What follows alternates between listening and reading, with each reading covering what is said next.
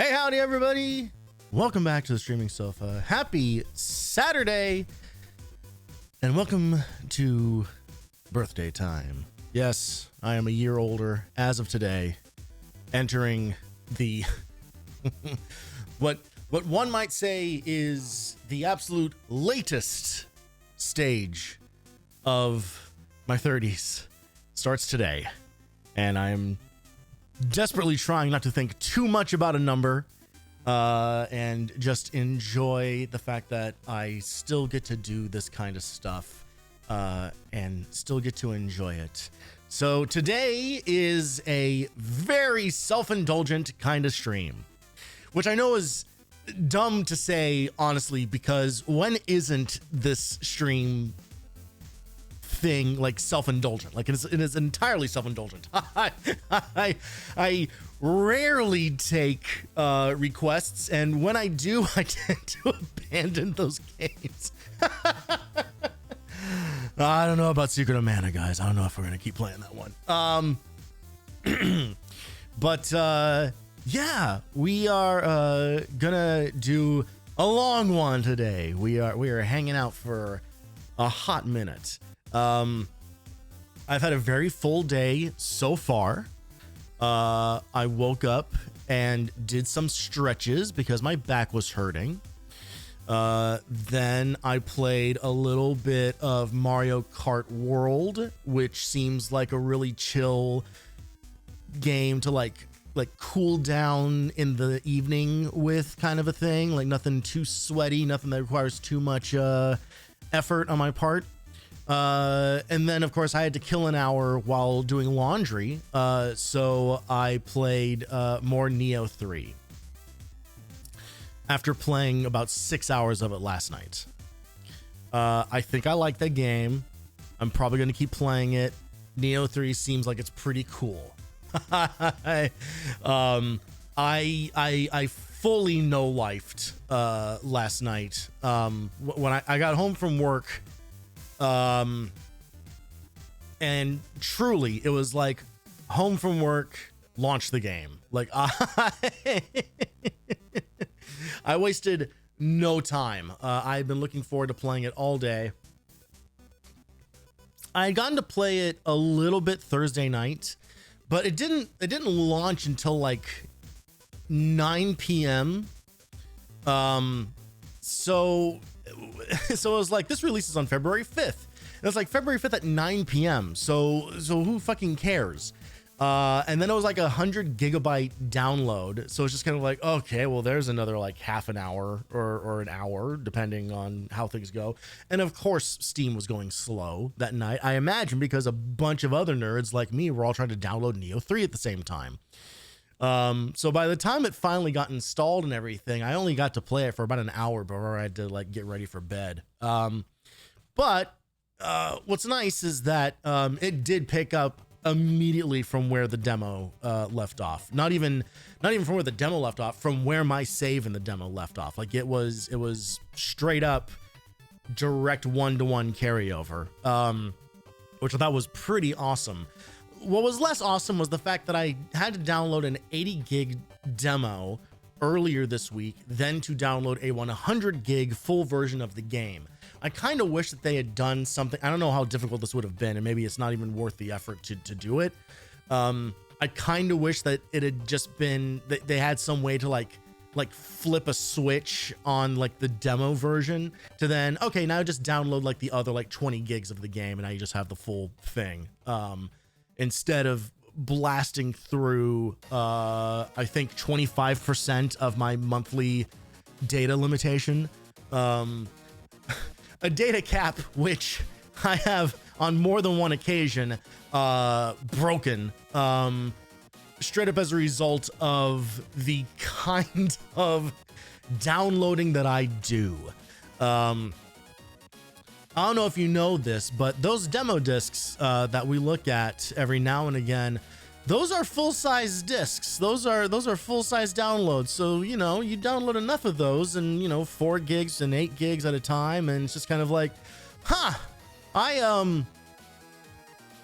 I may have gone overboard on the data this month and have been charged a goddamn premium because apparently there's a price on information. Hi, Viria. Thank you very much. Yeah. So now with having downloaded like 200 gigs of Neo 3 alone, I'm probably gonna get like some text message from Cox letting me know, hey, you've used up certain percent of your data. Be careful. Options are limited where I live. Very limited in terms of like service providers and stuff like that. And truly just not gonna be. Oh yeah. But well, so here's the thing is that my data cap is like a terabyte. So most people, I would say the vast majority of people are not ever going to cross that threshold. I will, because I have problems. So it's not, I can't really complain that much. I still think it's dumb, period, because I don't understand what they are charging for. It's not like water, where water has to come out of a thing. You know, it's just like they're feeding me data, goddammit. It's the same internet that everybody else uses. But I don't know, I guess I'm like a power user or whatever. Whatever the case may be. Yeah, I gotta be cautious about how everything else goes. It pays for the hamsters. Yeah, just push the corpse of the previous hamster over onto the pile of other hamster corpses. It's just kind of like, no, that Tony guy wants to download a third version of the Sonic the Hedgehog 2006 demo for Xbox 360. All right, bring out the next hamster. Truly, I'm a villain. I'm a villain. I don't even know it. I don't even know the impact I'm having on the environment. All in the name of selflessly just entertaining all of you. I mean, who's the real villain here? Gross character. Don't like him. But for science. Well, and speaking of science, we are going to get down to some science today. Like I said, today is going to be very self-indulgent. And as you know, if for anyone who has spent more than 3 seconds on this channel, I love the PS1. It is my favorite console. Vast majority of my gaming nostalgia is for that console. And today what we're going to do, to start with, is we're going to take a look at an issue of GamePro.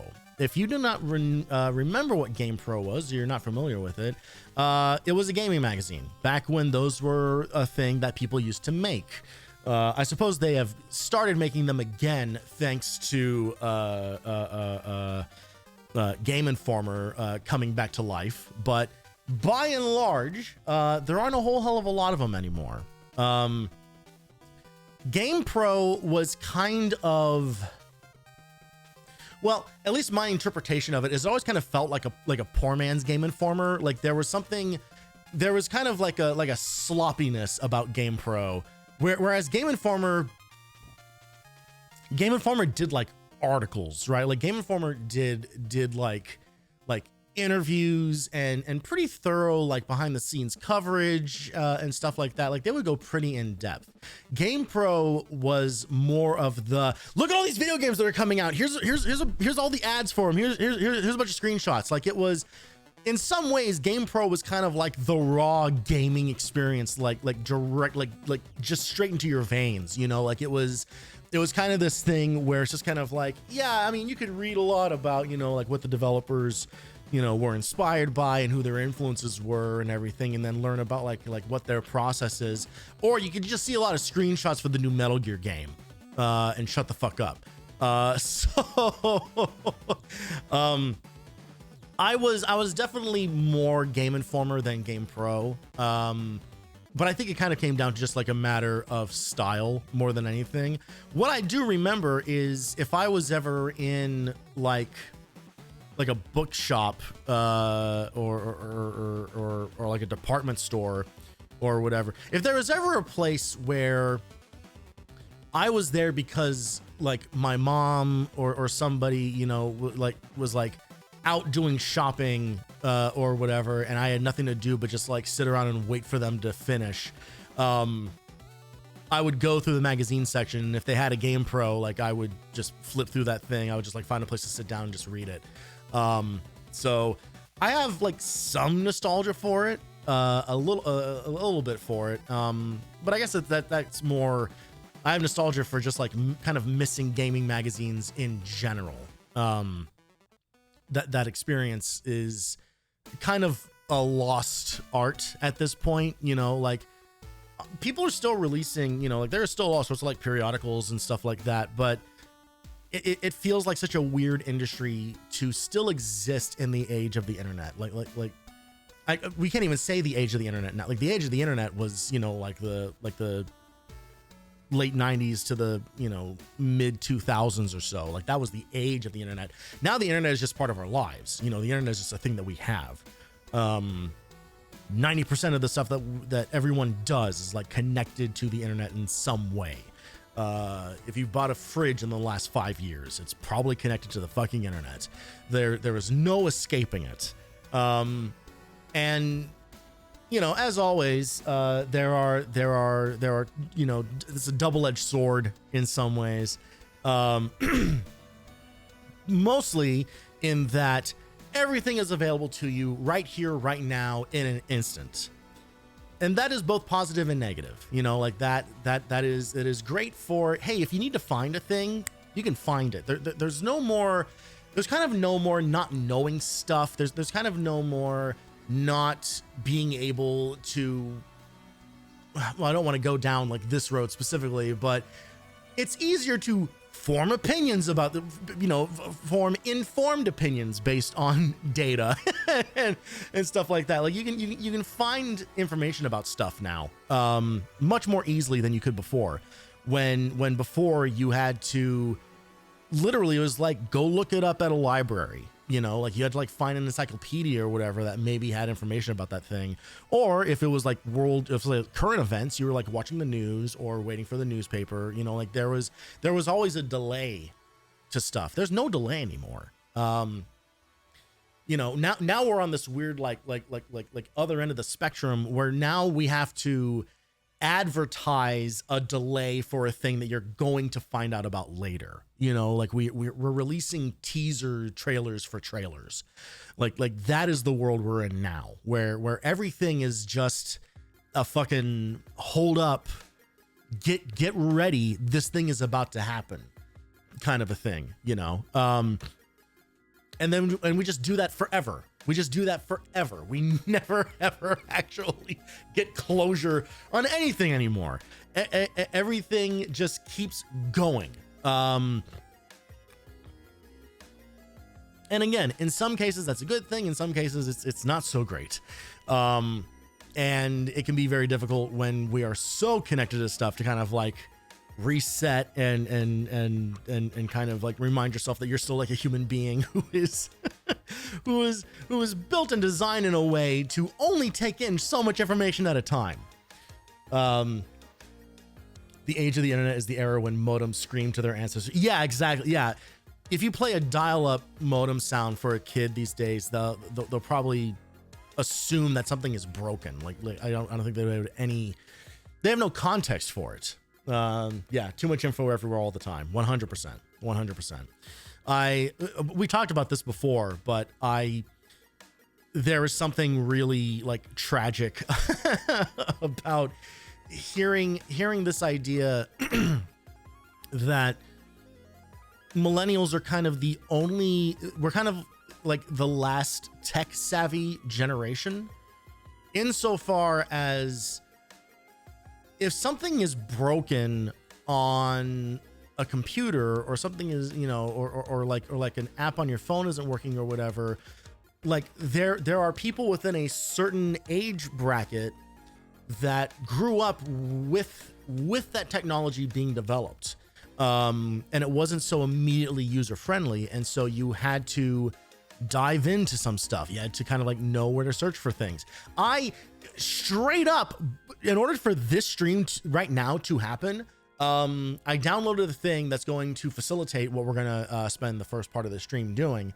It's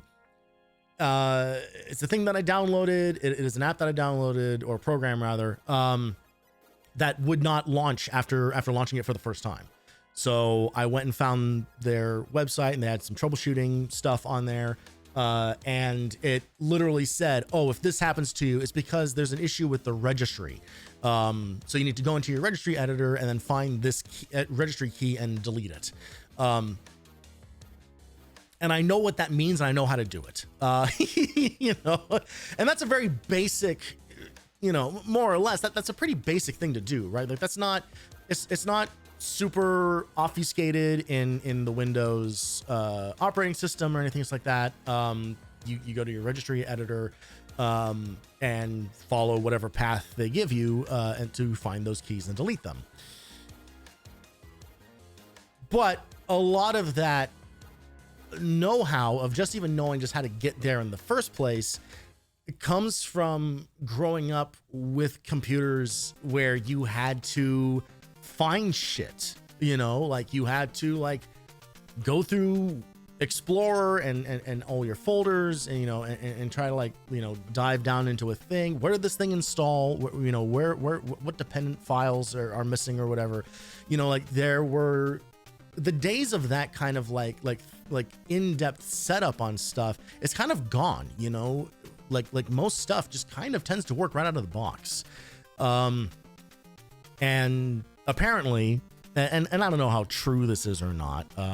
You know, I feel like this is a thing that more like remains to be seen, kind of thing, because I think people might be conflating some of it with just like the nature of like teenagers and stuff like that. But you know, the claim is that Gen Z and beyond like don't have the same level of understanding of how to like troubleshoot stuff, because they're from, you know, like an iPad world. Like they're from a generation where all of these rough edges have been smoothed out, you know, like all of the weird half steps to get to like mass adoption. You know, those of us who live through you know, like the Walkman and the Discman, and then Zunes, and then you know, fucking what was the side talking, the N-Gage, you know, like those of us who have like lived through like these kind of like iterative steps on technology, a lot of that stuff was trash. A lot of it was busted in certain ways. You know, we're not simple plug and play type things. If they were plug and play, you had to be careful about like specific orders in which you did things. I remember I had an iPod in college, and I didn't really understand what syncing meant. And I don't know what I did or how I did it, but the first time I ever plugged that thing, so I put a bunch of music onto that thing, manually, you know, like through like different computers and stuff like that. And then it was just like, oh, you know what? There actually are like a bunch of other songs on like the home Mac, that I want to put on there too, and put it on there and hit the sync button on it, and it wiped the iPod. it just deleted everything off of it. It's just kind of like, okay, cool. What the fuck is that? So how does that work? And then it, you know, it put the stuff that was specifically on the Mac onto the iPod, but everything else had gotten wiped off. Like, they really meant sync. They meant it like as literally as possible. Like there was like no protection, you know, maybe there was an option for it, but I didn't know about it. You know, like little moments like that, like little things like that kind of like teach you, okay, I need to actually kind of like look up like how to do this thing, right? And that's just not really a thing.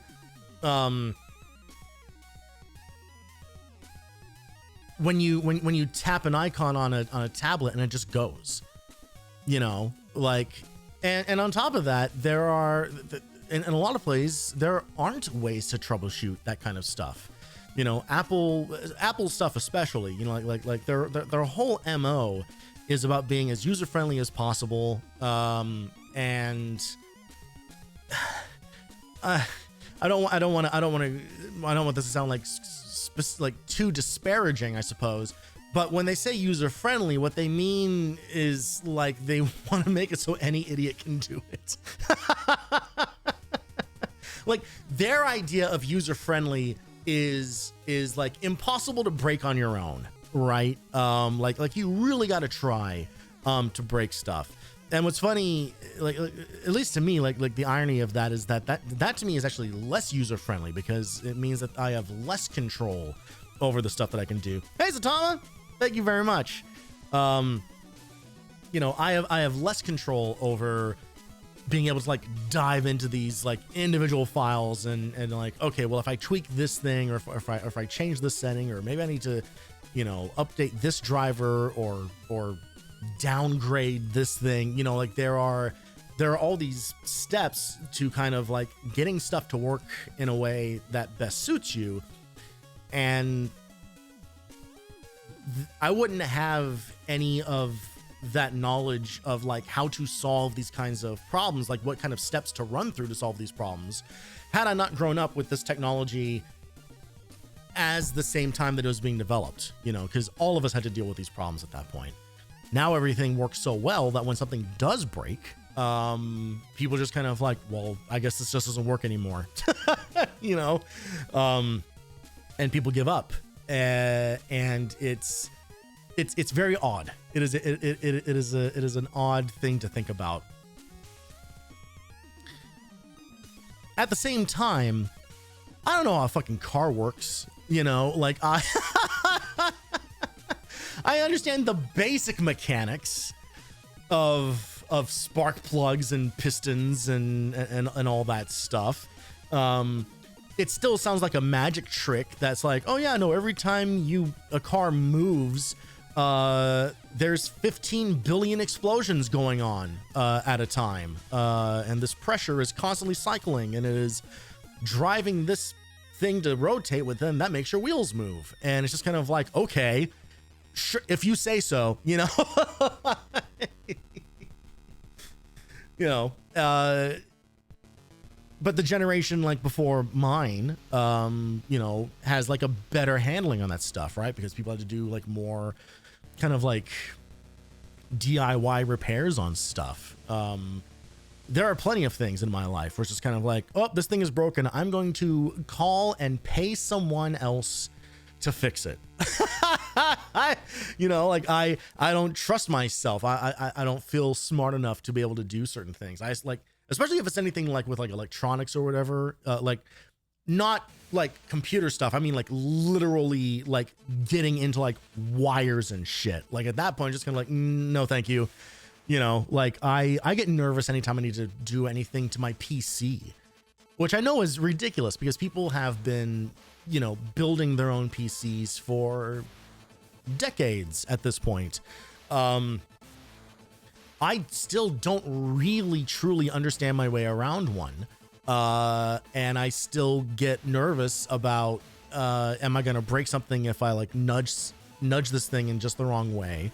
And I genuinely don't understand how these things work on like a fundamental level.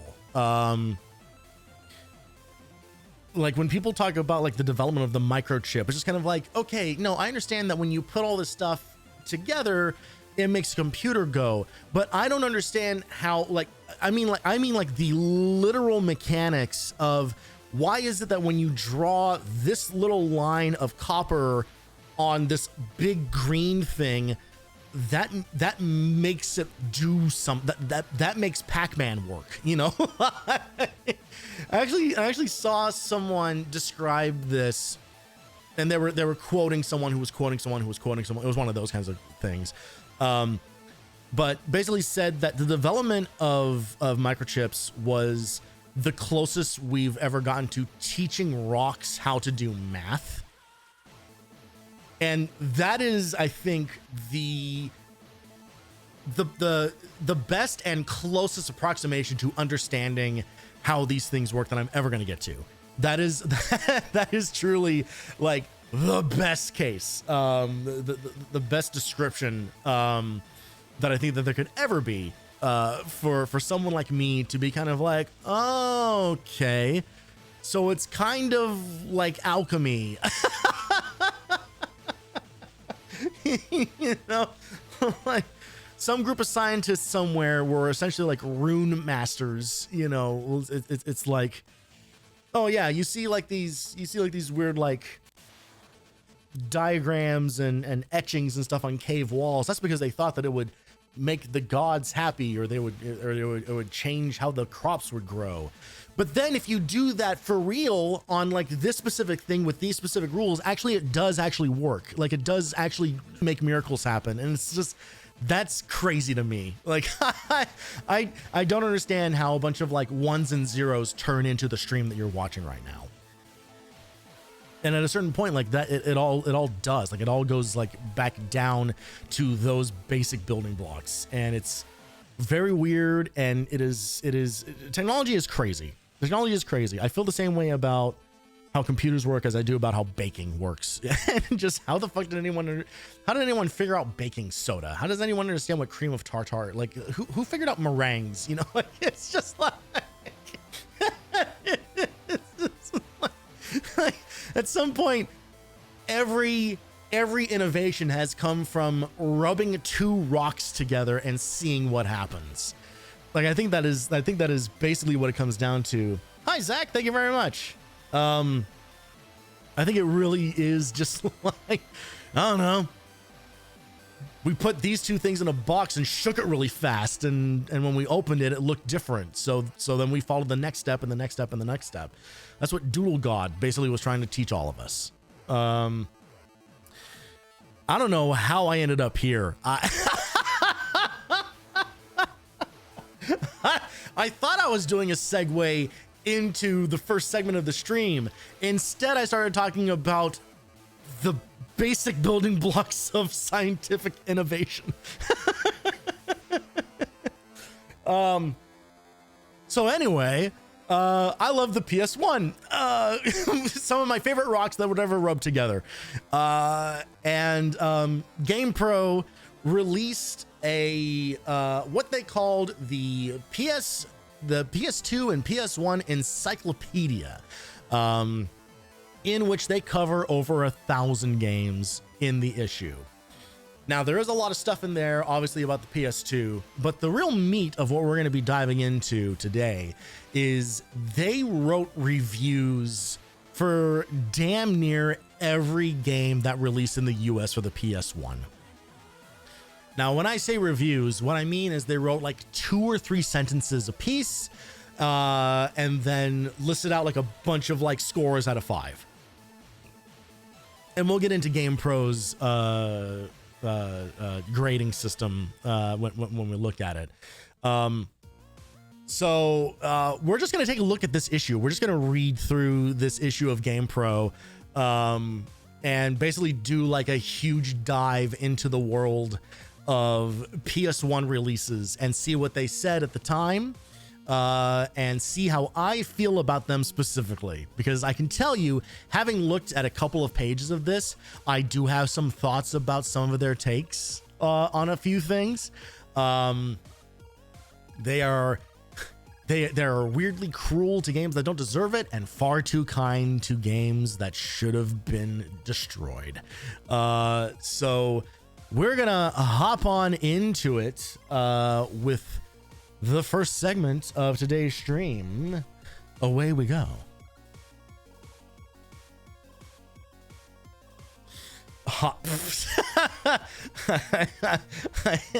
I said one of Bonopolis's trigger words.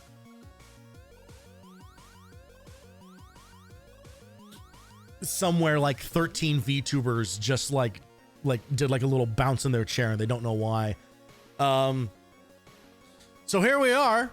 The PlayStation 2 and PlayStation Encyclopedia, the ultimate guide to every PlayStation game. Over 1,000 games. Someone very generously uploaded this onto Archive, and so I downloaded it locally so that we could look at it more in depth. You can see, whoops.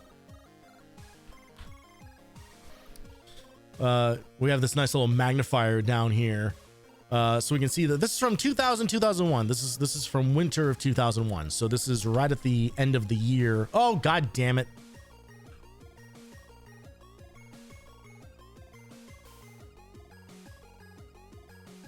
Please load with the same zoom. Okay.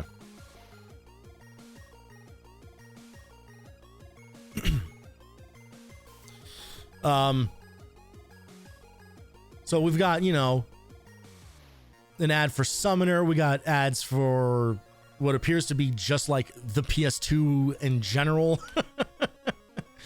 There's going to be a lot of that, as a matter of fact. It looks like this is probably like a pull-out ad, I imagine.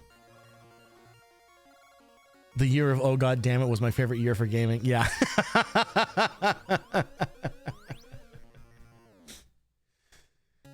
All right, so we're going to get a little context here.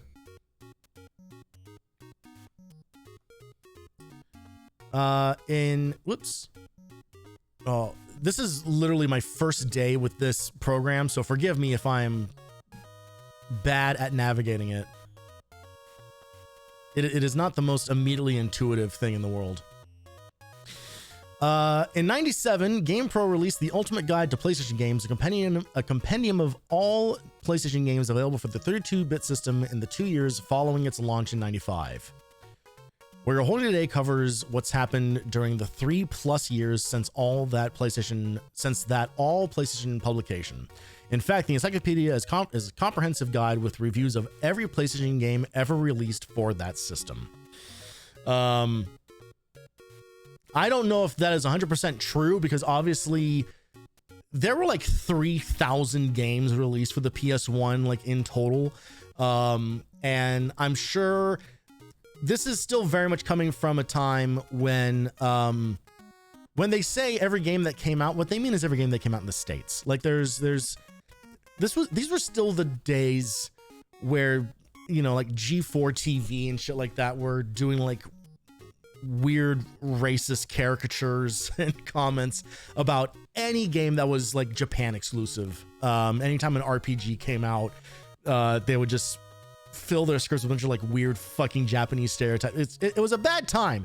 It was a bad time for cultural sensitivity, a thing that we're so much better about today. But you can see here we have they're not lying about like the size of this issue. Like this is like 90 pages of I guess closer to 80. There's like 80 pages of reviews in this. A truly insane amount of coverage in here, and you can see the oh god. Okay. What I don't like is that it doesn't like let go of the okay, okay, let's just do this instead for now on. Yeah, so they have like this guide of like all these games. I see Jumping Flash. See, see already I know that there's a problem in here because they have Jumping Flash 2 but not Jumping Flash 1. So again, they have failed in their mission immediately. We got, what letter is J? 12 or something? Like we got a third of the way through the alphabet and they've already blown it. So there will be gaps. I mean, to their credit, they do say later on in like that whole blurb that we were looking at, they do say like some stuff probably fell through the cracks or whatever. Most importantly, you know, we got coverage of Xena Warrior Princess in here. So, you know, they got the ones that do matter. By the way, you know, have to constantly remind people that mature games exist. ESRB ratings provide very clear-cut guidelines in regards to the appropriateness of game content for gamers under 17 years old. In short, anything rated mature is out of bounds for younger gamers. So we've compiled a list of all the mature rated PlayStation and PlayStation 2 games. You'll find the ESRB rating with the game itself. You and your parents can use it to make more informed decisions or more informed choices about game buying decisions. Sincerely, Wes Nehigh. Yeah, so here's a bunch of M-rated games. I'm pretty sure there are more than this. Yeah,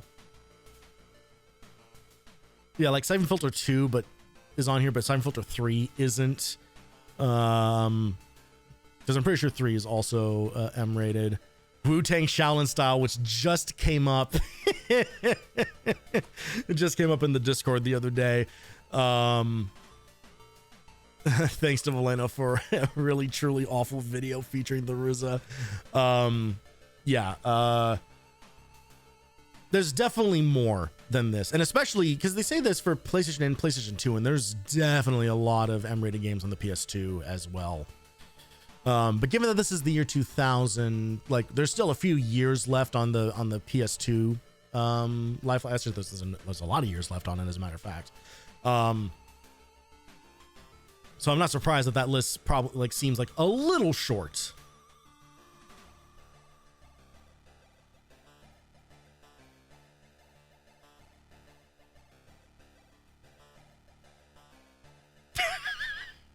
It's got some great faces.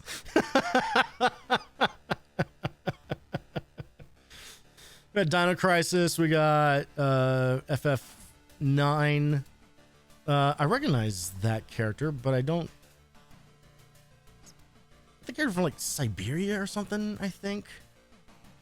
Or maybe from Crimson. No, Crimson Skies wouldn't be represented in a PlayStation focused. Well, maybe. I didn't even know it was Spyro hanging out down here. World's hottest new video games, the luxury of playing old movies and classic high definition DVD movies. Is there anything the PlayStation 2 can't do? Not really.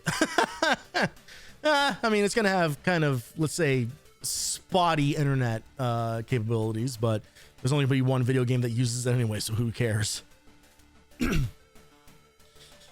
Oh, I caught this.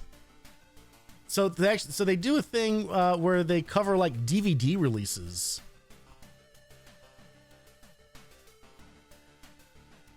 So we've got reviews for releases for The Matrix North by Northwest, which I guess had a DVD release this year. T2 Judgment Day, the Ultimate Edition. I have this, or someone in my family owns this. I don't know if I still have it. Maybe it's somebody else's house. Toy Story and Toy Story 2. I will say that this DVD, this Ultimate Edition DVD, kicks ass. It's so good. They don't lie. None of this is inaccurate. There is a ton of making of stuff in there. It is also I think the first time that the so-called special edition was released, where they put a number of deleted scenes back into the full release. Some are cool. Some, I would say most of the deleted scenes are pretty good. The movie totally still works without them. The only one that I think was kind of a bummer, didn't make it into the full movie, was the scene where they cut open the T-800's head to reset his learning chip. If you're not familiar, there's a deleted scene where when they're taking out bullets, it's after they've rescued Sarah Connor from from the psych ward. They're taking like bullets out of his back, and they ask him, you know, it's like, so can you like learn new stuff, or you know, like how do you figure out like how to do new things? The line that's in the movie, he says, I have a neural network processor. It's a learning computer. The more I see and do, the more I learn. This is more or less how the line works. So they kind of like very like quickly like explain away, how can a robot figure out new stuff? In the deleted scene, he actually says that they set the chip to read only. when they develop him, it needs to be manually set to write mode so that he can actually learn new stuff. Now that I say it out loud, it is kind of goofy and stupid. But what follows is a really cool surgery scene where they're drilling into his head and like pulling the chip out and switching it over and everything. But it's all happening in a mirror shot. So you're seeing his face in the mirror while they are straight up like driving a drill into his head. And there's a really cool explanation of how they made that scene and everything. It's really, really neat. Ultimately, it doesn't need to be in the movie. But if seek it out, like check out that scene and then check out how they like the explanation of how they made it. Because they use a couple of tricks in there that I was kind of like, oh shit, I wouldn't have actually guessed that that's what they did. And it's really cool. Preview for Onimusha. Preview for Metal Gear 2, baby. The only game that's gonna matter. That's not true. The PS2 has a ton of great games on it. But obviously this was the big one. And you'll notice very carefully only shots from the tanker mission. Only shots from the first couple of hours of the game.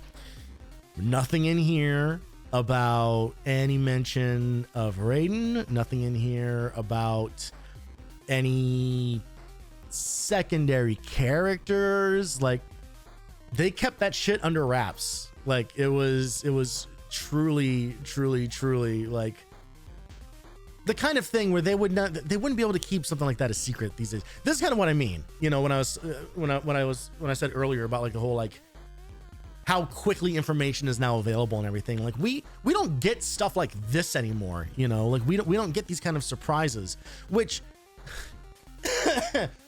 of course at the time people were fucking furious about Raiden. People were furious that you didn't play as Snake. I remember playing the game when it was very new, and I guess being a little disappointed, but I was so surprised by the fact that there was a second playable character that was just like, okay, well, I guess let's see what they're gonna do with this guy then. Because we had already spent like 6 hours running around that fucking ship as Snake, you know, like we this is not like a small amount of gameplay that you get to do at the beginning of that game. And so by the time it gets to like the second 2/3 of the game's runtime, it was just kind of like, okay, I guess we're doing this now. And Metal Gear Solid 2 is kind of the, I guess we're doing this now of the Metal Gear games, you know? Like what's so funny is like the initial reveal of Raiden is maybe the least crazy thing that game does. And then of course, as the series goes on, it just gets crazier and crazier and fucking crazier, until you get to Metal Gear Solid 5 and it eats itself. Previews for Unreal Tournament that you can play at home, and it's not going to be the way that you're going to want to play it. Hurdy-gurdy, which is like kind of like a puzzle platformer kind of lifestyle game. I've never actually played it. Win-Back Covert Operations, I don't think is a game that's good enough to warrant this kind of coverage.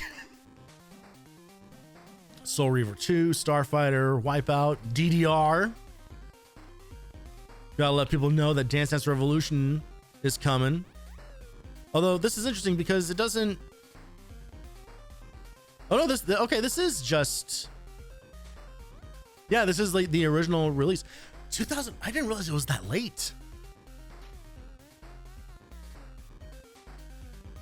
Because this released on PS1.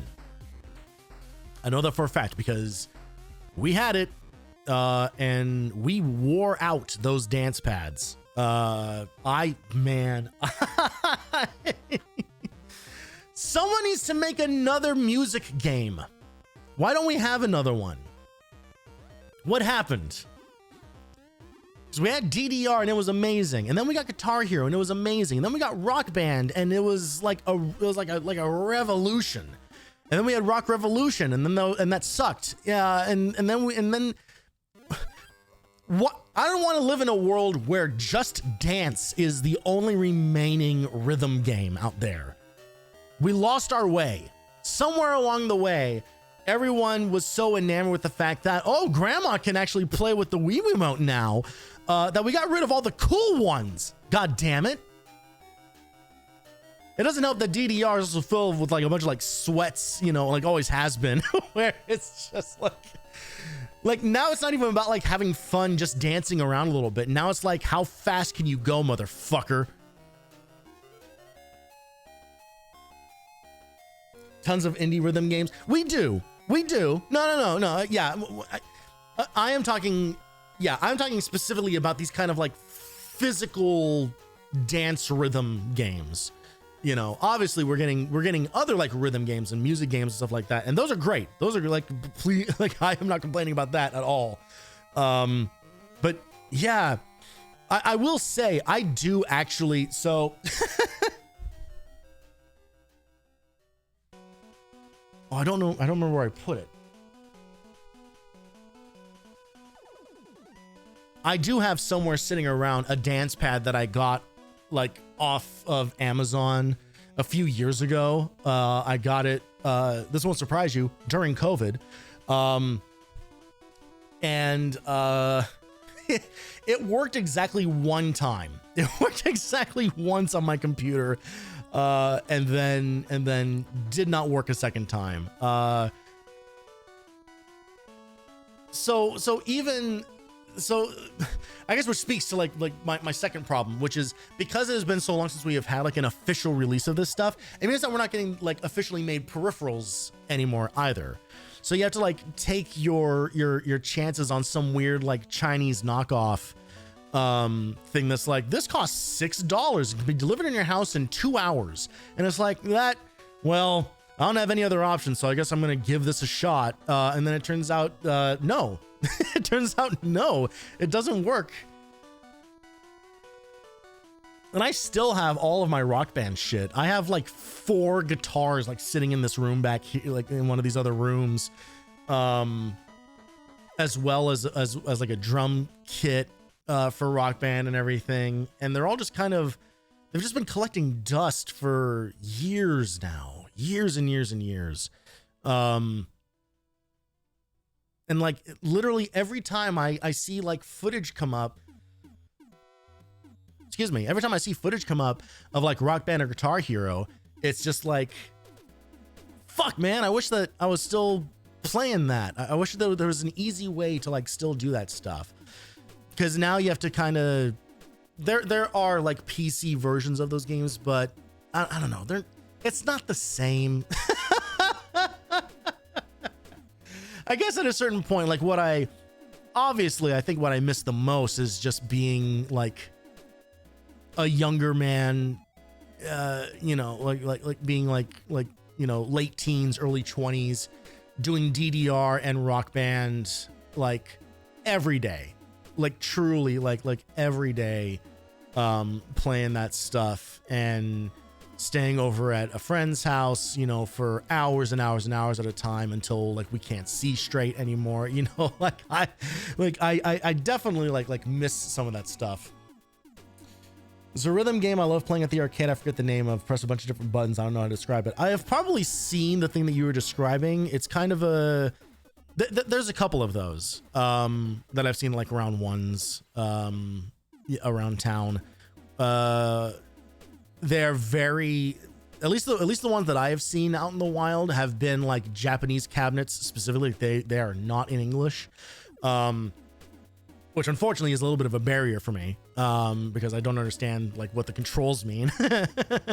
But they are kind of, yeah, these very like, look up and see if I can find the name. Yeah. We got some Ready to Rumble.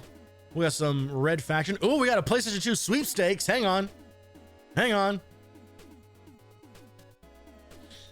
Enter GamePro's, look at, man, this font treatment. Enter GamePro's exclusive PlayStation 2 sweepstakes. 10 grand prizes. So they're giving out 10 PS2s, 5 PS2 game packs. I'm not sure what that means. 10 one-year subscriptions to the magazine and 10 t-shirts. So 10, 20, 30, 35 prizes. It's not, man. Just thinking about how many people probably subscribe to this. 35 prizes is very, very little. All these fucking rules and regulations. See right here though, place it PS2. Estimated retail value of $300. That's $300 in 2000 money. So much to people's chagrin, I think video games have always cost the same amount that they've always cost. When you start adjusting for inflation, we are certainly at a point where like video games are actually a lot cheaper than they ever were. Sound Voltex.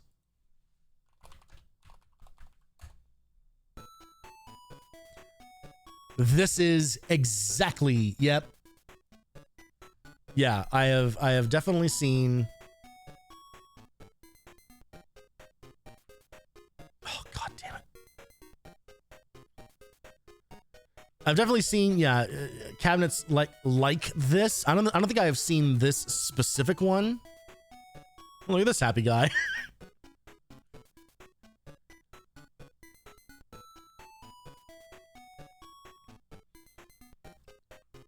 Yeah, so it's like, yeah, these buttons, yeah, and there's like knobs. So it's kind of like DJ Hero. AAA. I think this guy might be good at video games. 604 critical hits. Pretty good combo. Dude nailed it. Yeah, so I was literally going to ask, so how do I get one of these in my house? And then here is an eBay listing for literally a controller for your PC to be able to play it with. All right, well, maybe one day I'll get into Sound Voltex in a really crazy and unhealthy way. And we'll do a stream of that. I'll have to get a lot more RGB lighting in this house to make that worthwhile.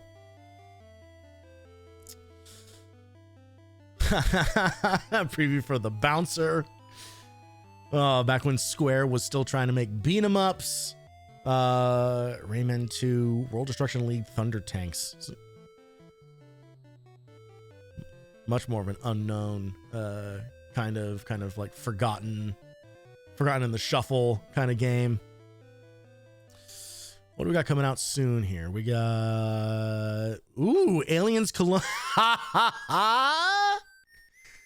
So one of the first release dates for Aliens Colonial Marines was the year 2001.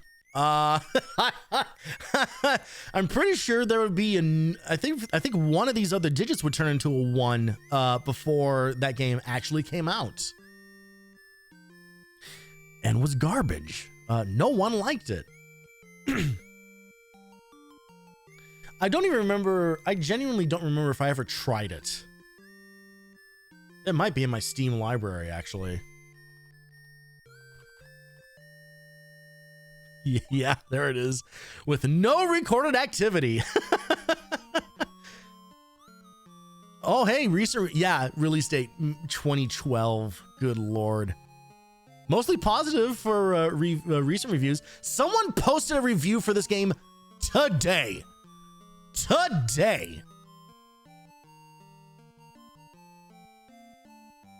And it's a full-length review. Man, fucking internet's fucking weird, man. Internet's too fucking weird.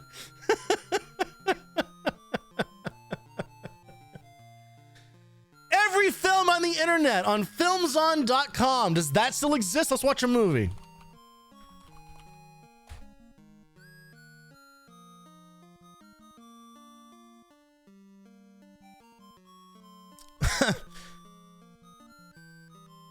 I think they ran out of movies. I think I think that site might be done. I think they might have lost it. Unfortunately, when you take out the colorization on this, it looks like the website is called filmsun.com. So that's not great. Anyway, what is this? Gauntlet Legend? What the fuck is this game? Is it even? Oh, Warriors of Might and Magic. Okay, I was close.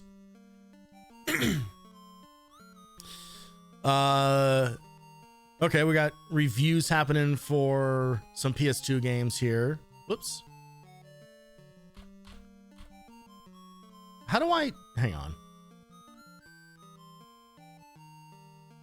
I did not take the time to learn like all of the key commands for this. Why is I can double click to move a page, but you would think that you could double click to move a page on the left side and that would do it. But no, just any double click just moves forward instead of backwards. And I don't know if there's a key command for moving back or a mouse command for moving backwards.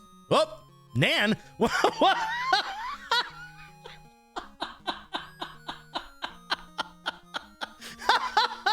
Okay, don't press that button on the mouse. It just randomly starts cycling through fucking images on my PC.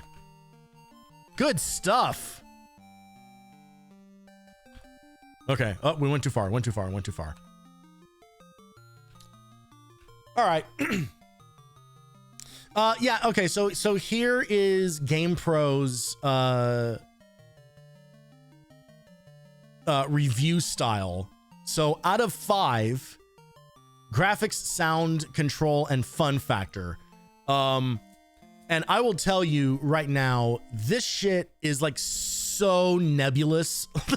Like it.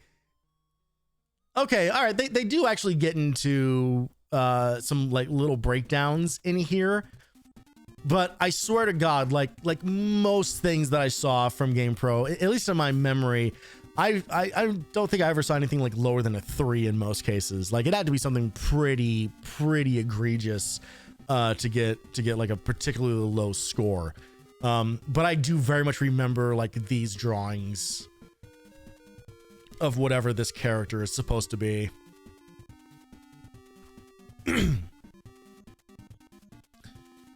So DOA getting a high score, Time Splitters 1 getting an almost perfect score in here, which I've actually never played the first Time Splitters. I played a lot of 2 and then a lot of 3. I played a lot of Future Perfect, both on the GameCube versions were the ones of those that we had. I remember liking them. More recently, I remember them not really holding up super great. They don't feel awesome to play. That's kind of the I think of all the games from like the PS2, GameCube, and original Xbox generation. I think first-person shooters may have aged the worst. Some of the stuff that has aged really well are things like obviously like Metal Gear stuff has aged really well. You know, some of the platformers, there's a lot of really bad platforms, but there are some good ones in there. Like the Ratchet and Clank games, I think hold up really well. Like there are a lot of games that were being more like experimental or a lot more like third person stuff and everything, I think holds up a lot better than just about any FPS from that era. Because honestly, FPSs, especially on a console, FPSs were still pretty new.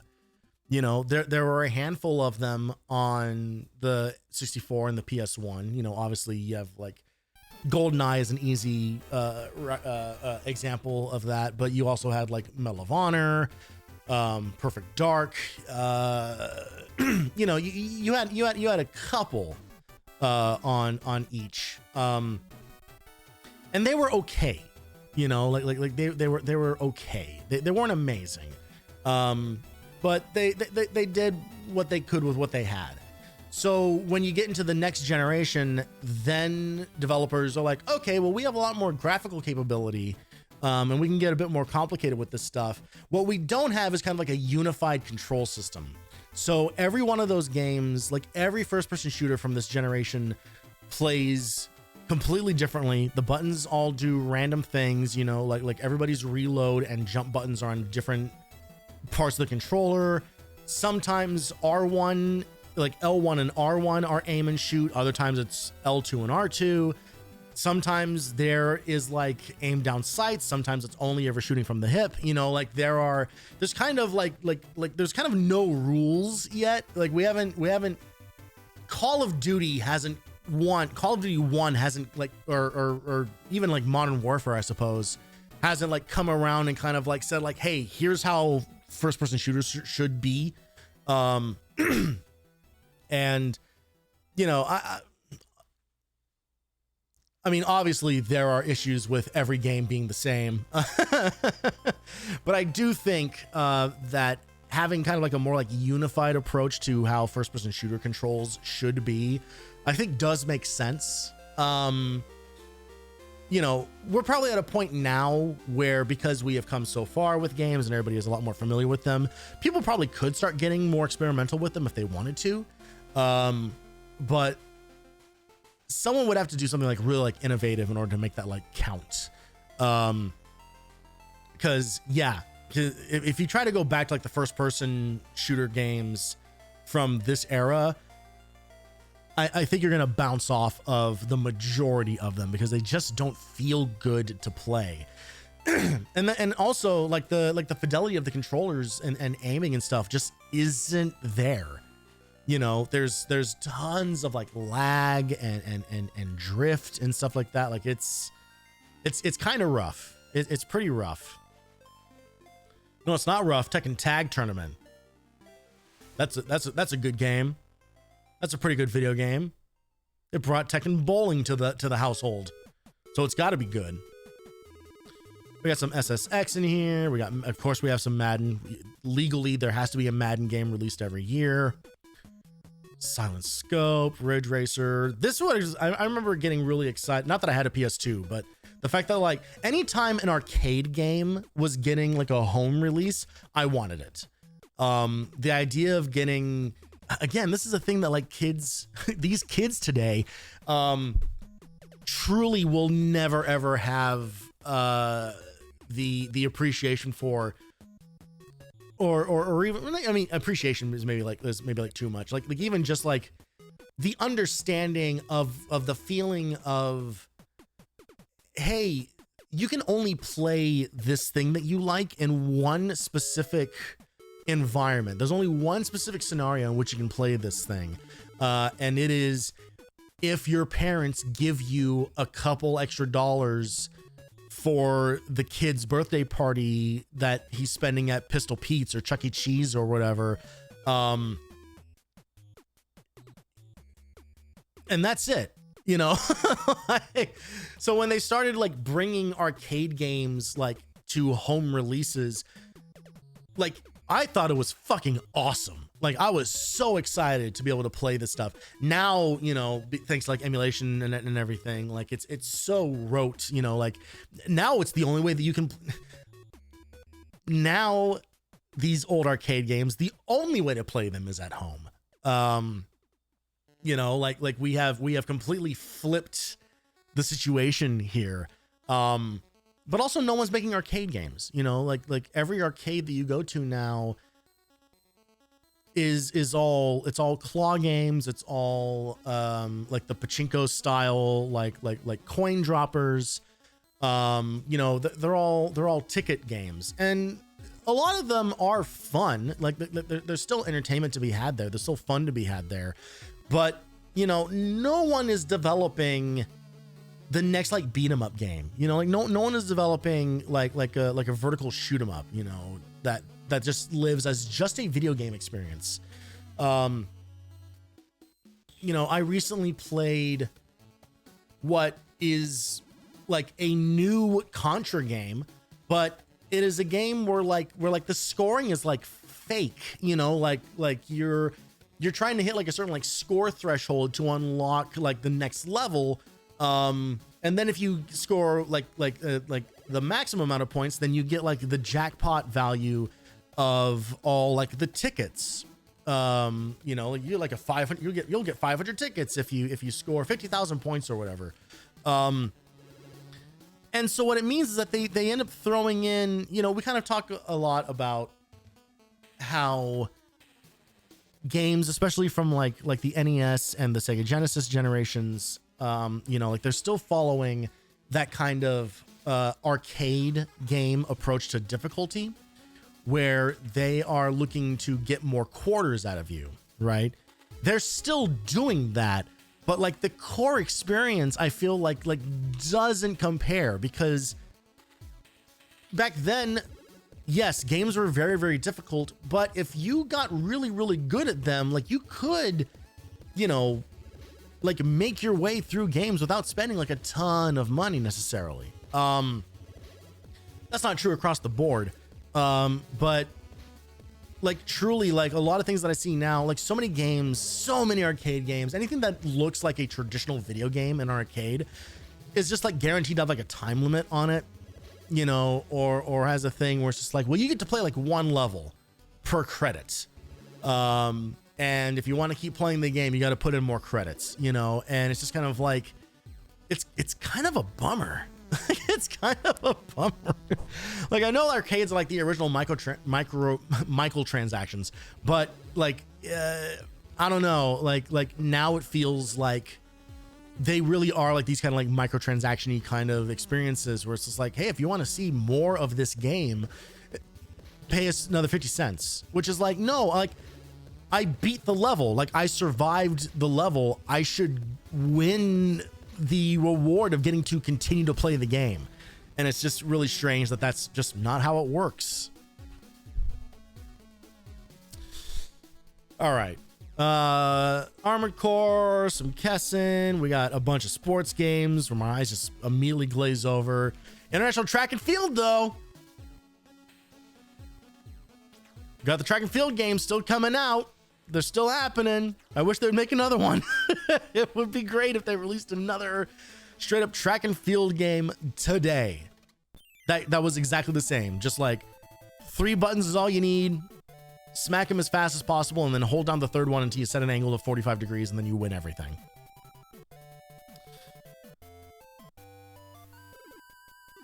Eternal Ring is like, it's kind of like a Kingsfield-ish kind of game. This is a game that I see pop up now on kind of like underrated PS2 games, or like PS2 games that time forgot kind of a thing.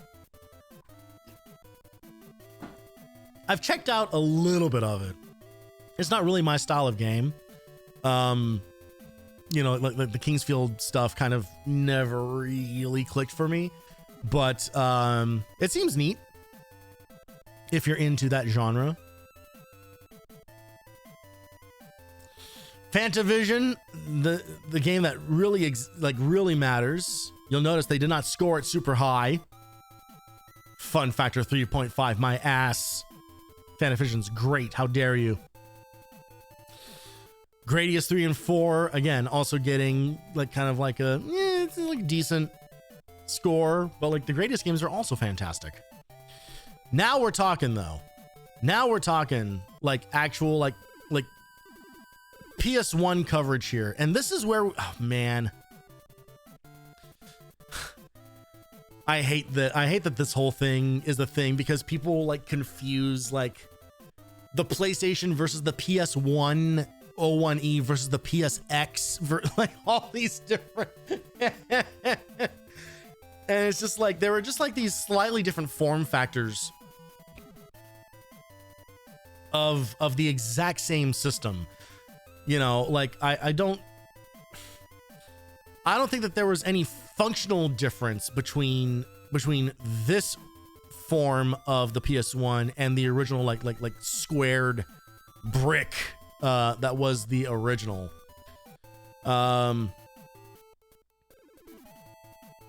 Yeah, they say that it offers portability, but it doesn't. You just have to plug it into a fucking TV and plug it into a wall and everything. Yeah, yeah. Still requires an AC power source. It won't run on batteries. So it's like, so it's a little, yeah. Gamers should note that this is a portable PlayStation, not a handheld PlayStation. So it's like, they do say they plan to release a 4-inch LCD screen. Oh yeah, okay, they got that watermarked in the back here. I don't think I knew anybody who ever had that thing. I know I never had one, but also we had the original PS1.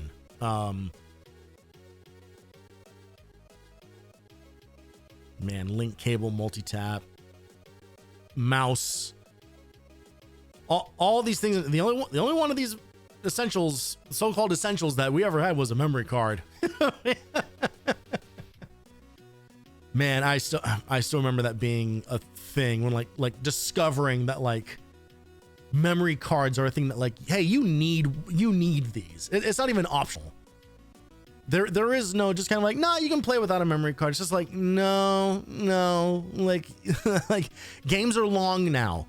Games are long. Games take multiple hours, sometimes double-digit amount of hours to complete. So the idea of like playing, like imagine playing like FF7 in a single sitting, like impossible. Like you'd be fucking nuts trying to do that as a kid. Yeah, and I remember because we used to I talked before, like we used to like rent games. Like we would rent PS1 games all the time. And even then, even just renting games, you know, for like a couple of days over the weekend was like, we need a memory card. We need to be able to like hold on to our progress like in between play sessions, because we just keep starting over from the beginning. And I remember that being kind of a thing, like having to like explain to our parents like the notion of like saving your progress in a game, because my parents, you know, they were NES people, they were arcade kids, or arcade teenagers more like, you know, so starting over from the beginning is what you did in games, you know. So having to explain is just kind of like, no, you don't understand, like these games are like way longer now, or like this is Tekken, you know, like you unlock other characters to play as by playing through the game. And if you don't have a memory card, you lose those characters and you have to unlock them all over again. You know, like it's like, what a wild thing for all of us to just kind of like, oh yeah, no, you actually need more stuff in order to like get like the full experience out of your PlayStation. So I guess point for the N64, you know, like those are still cartridges, so they had like on cart save capabilities. You know, the only real like expansion, whatever things that you needed for the N64 were if you wanted the Rumble Pack, you could get the Rumble Pack, but obviously that's not required. And then you had to get like the RAM expander thing, specifically if you wanted to play Donkey Kong 64. I don't think there was a single other game that required that thing. Was there? I'm gonna look that up. N64 RAM expansion games.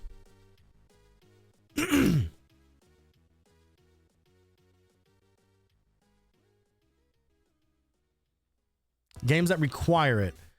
Donkey Kong 64. Oh, Majora's Mask required it. Okay. Perfect Dark and and Dinosaur Planet. Which of course would later become Star Fox Adventures. It probably just should have died. It should have died as Dinosaur Planet, but Miyamoto liked the look of the game too much. So there are a bunch of games that I guess do get like so-called enhanced graphics from the RAM expansion. So you can get like higher resolution, which is so funny. Like thinking about like high res graphics on what would have been like a CRT television is kind of wild. Just kind of like, I guess it looks better. Would you really know? Would you really be able to tell? Kind of looking through, it seems like most of them were just like resolution. I'm looking for I'm seeing the opposite of what I'm looking for, which is like some games, when you had the expansion pack, the resolution would be better, but the performance would be worse. That seems like a bad trade-off.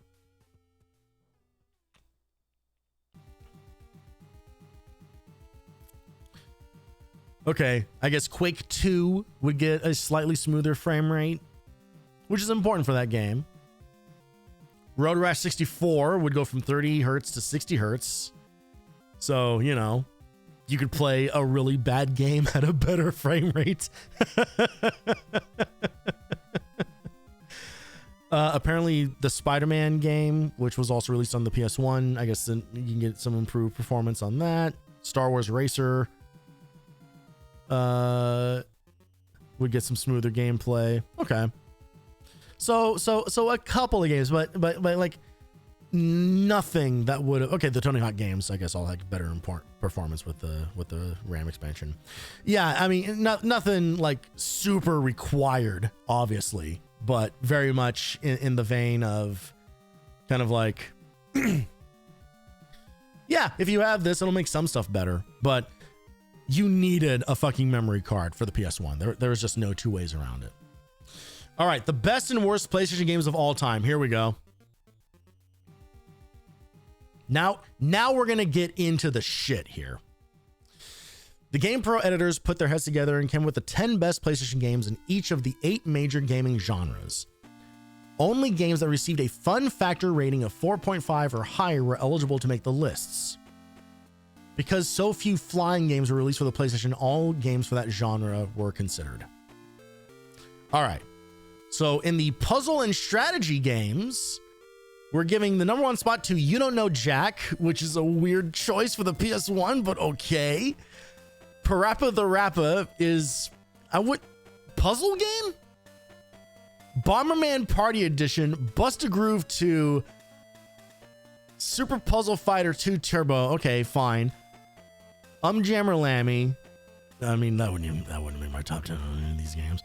Poi Poi, Bust-A-Groove. They gave Bust-A-Groove 2 and Bust-A-Groove places. They had no idea what the fuck they were doing on this one, man.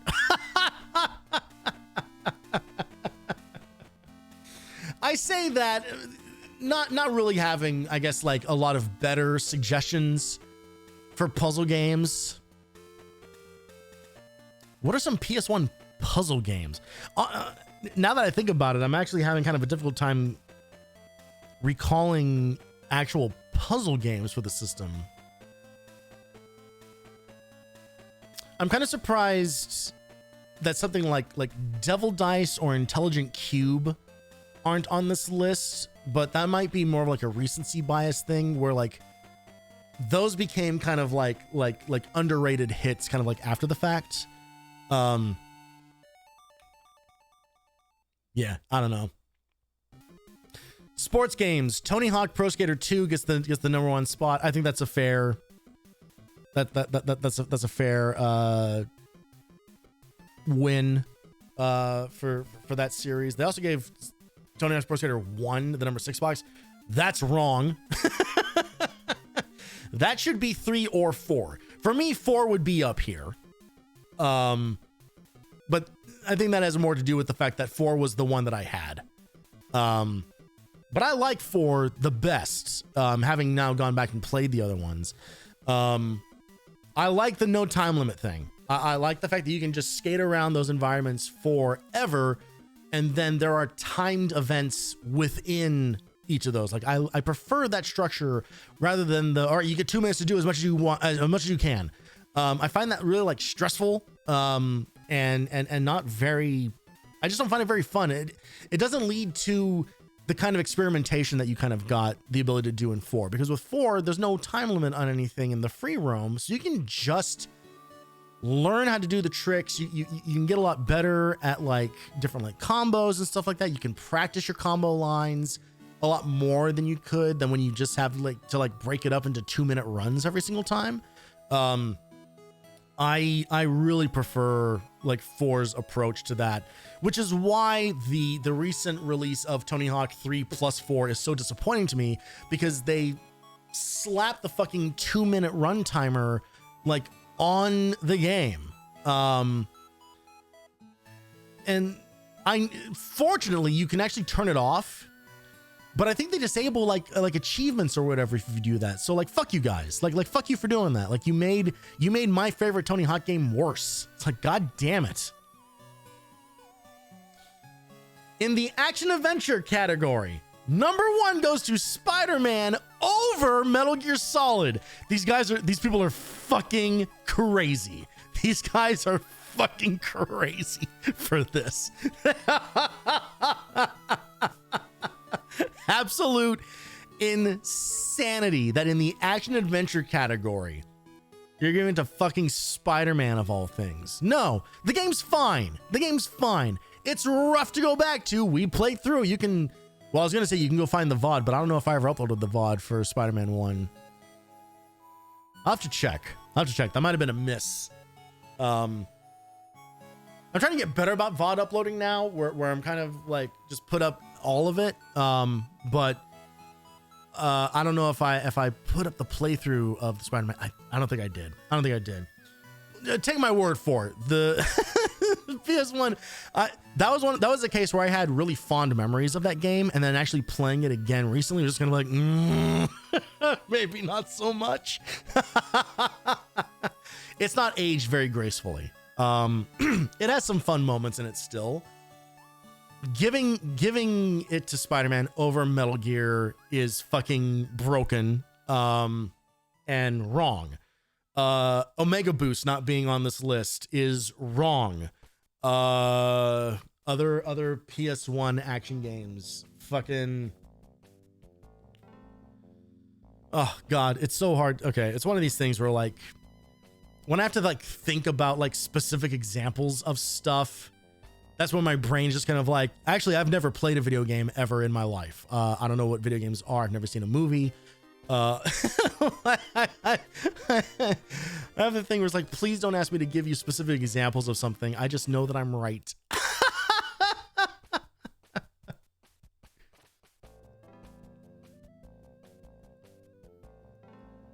I'm pulling up my collection here on the side. And just looking at the ones that I've just like listed as like favorites. Castlevania Symphony of the Night, not on this list for action adventure. Do they have platform?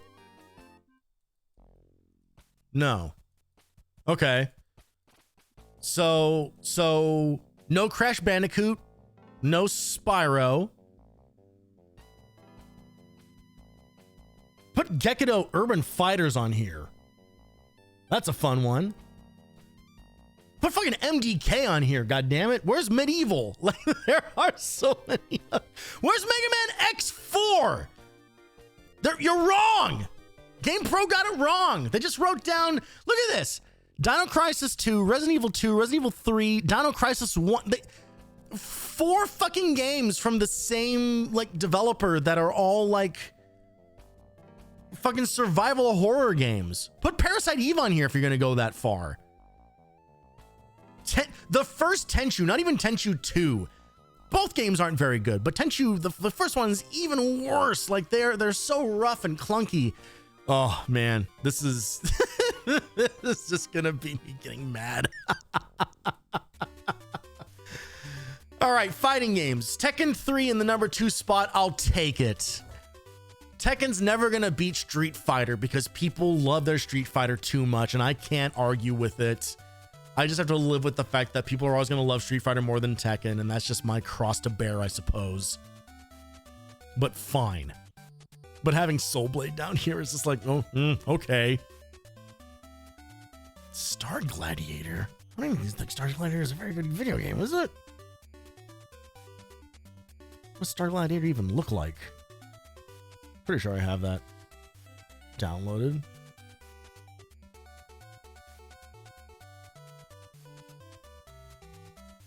Oh, it is a Capcom developed. Nah, it's probably fine. I don't know. The fact that any WWF, any wrestling game on this list is, again, wrong. Role playing. All right. Okay. Well, okay. So they put Parasite Eve here. Okay. That's fine. Final Fantasy VII, of course. Parasite Eve. Final Fantasy VIII, though, getting the number 3 spot. Chrono Cross, Vagrant Story, Deception being under role playing. Okay. I guess it doesn't really fit anywhere else. Wow. There's a Persona game in here. I didn't think anybody actually played the Persona games until like years and years later. It wasn't until 3 until anybody really cared about it, and then 4 is the one that like really put it on the map for like normal people. Legend of Dragoon, Final Fantasy. Yeah, again, 1, 2, 3, 4 spots going to Final Fantasy games. Honestly, even though I was a little like middling on it, I would have put Kadelka on this list for top 10. Because even though Kadelka has problems, Kadelka has a lot of problems, it still does a lot of interesting stuff. It does a lot of interesting stuff. All of that, like motion capture and like all like the cutscene direction and everything. Like even if I found like the characters all kind of grating, and the fact that they kind of like no character in that game really has an arc. I did start getting pretty annoyed with it, and the combat is paper thin in its depth. It still has a really like unique personality. It has a really unique style to it. The kind of like mixed approach of like survival horror presentation, but traditional JRPG combat, I think is a really interesting idea. And like, I don't regret playing Kadelka. Not at all. The fact that you get the good ending by losing to the final boss, I think is enough to like warrant putting it on this list. Cause it's a very interesting experiment. Give me 1 second here.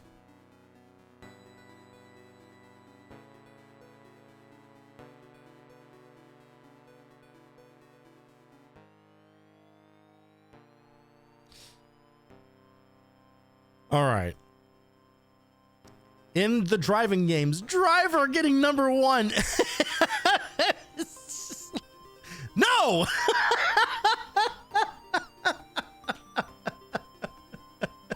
I don't think I would even give it to Driver 2. Whatever. There aren't that many driving games on the PS1, really. Need for Speed, Crash Team Racing, Twisted Metal 2 being on here as a driving game is hilarious. Ridge Racer. Yeah, I guess this list is fine. But the thought of giving the number 1 spot to the game that the game with the infamous opening tutorial that is basically impossible is really fucking funny. All right, flying games. Nuclear Strike winning over Ace Combat 2 is insane. Ace Combat 2 being above Ace Combat 3 is insane. These guys are broken. Oh man, fucking the Top Gun game. Top Gun game is fine, I suppose. But on shooting and not flying, here we go. Colony Wars Vengeance, Medal of Honor, Time Crisis, Medal of Honor Underground, Doom, Quake 2, Colony Wars 1, Einhander, Final Doom, Alien Trilogy. Hey, you know what? Your really fucked up idea of what the shooting category is, I love this list. I'm fine with that. I love seeing the 2 good Colony Wars, like 2 of my favorite games ever getting on this list. Sure, I'll take it. I would personally put 1 over Vengeance in this, but again, I think that comes down to Vengeance moves a little faster. Vengeance is kind of, it's a little snappier. It does have like it still has like the smooth frame rate and everything that the first one does. I just like 1 a little better because something about like the feeling and movement of 2 of Vengeance, it kind of loses kind of like some of the weight. You know, like there is a slowness. Not that Colony Wars is like a very slow game, but there is like a methodicalness about its movement. There is a slowness to the movement, and there's a bassiness to its sound design that makes things feel very big. You know, like makes things feel very just kind of like, whoa, we're blowing up spaceships in space, man. You know, like it's that kind of thing. Vengeance, like from a gameplay standpoint, Vengeance is a lot snappier and probably you could say improves on the flying combat in it. However, I think it loses in the sound design category. The sound design, the sounds in the game are like weirdly like tinny. It's like a lot of the bass is like removed, and I think it's because a lot of the sound effects sound extremely compressed in Vengeance. They sound really, really low res, you know, or low fidelity, for sound effects, especially compared to 1. And for me, sound design is such a huge part of the appeal of the first game that it not being as impactful in the second game hurts it for me personally. It's still a great game, and we'll probably do a playthrough of Vengeance at some point, you know, when I get around to that, just to kind of like show off another game from it's just a really fucking, it's still like a good fucking video game. Looking at a thing on Discord because I got pinged from somebody. Okay. And now we get into what they are calling the 10 worst PlayStation games ever. For a game to be considered on the worst list, it had to receive a fun factor rating of 2 or lower. So Jimmy Johnson's VR Football 98. Eggs of Steel, which is it's a light gun game. Resident Evil Survivor, which is also a light gun game. Spawn the Eternal, which is hilarious given if you were here for some of those early demo dives back in September that we did. Spawn got a lot of play. Spawn got a lot of spotlights. There were like 3 issues in a row of PlayStation Underground that had like behind the scenes and demos and trailers and stuff for Spawn, including an interview with Todd McFarlane himself.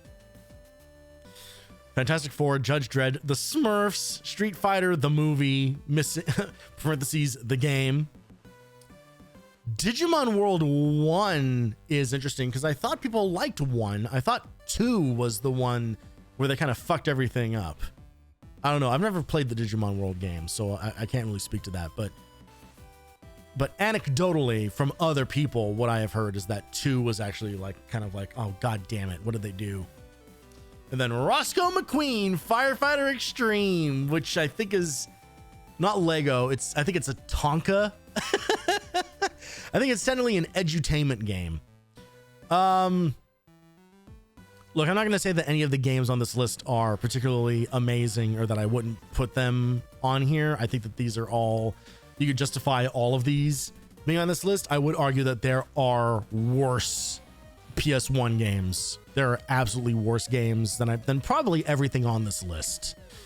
The fact that I haven't even played any of these, I think probably speaks to that a little bit. Because looking at this list is kind of like, you know, there's probably some fun stuff in there. There's probably some goofy fun to be had with it. Like the Spawn game did not look good. That's for fucking sure. But it didn't necessarily look like completely unplayable. It almost seemed like it was kind of doing like the Tobal #1 type thing of kind of like the dungeon crawl that then turns into a fighting game. kind of situation, but obviously without the controls of Tobal, so it's probably not great. I don't know. I put fucking Mr. Domino on this list. That's for fucking sure. Yeah. Plenty of bad games on the system. I won't sugarcoat it. The All 5.0 Club. Oh, okay. So they do have some of like the heavier hitters.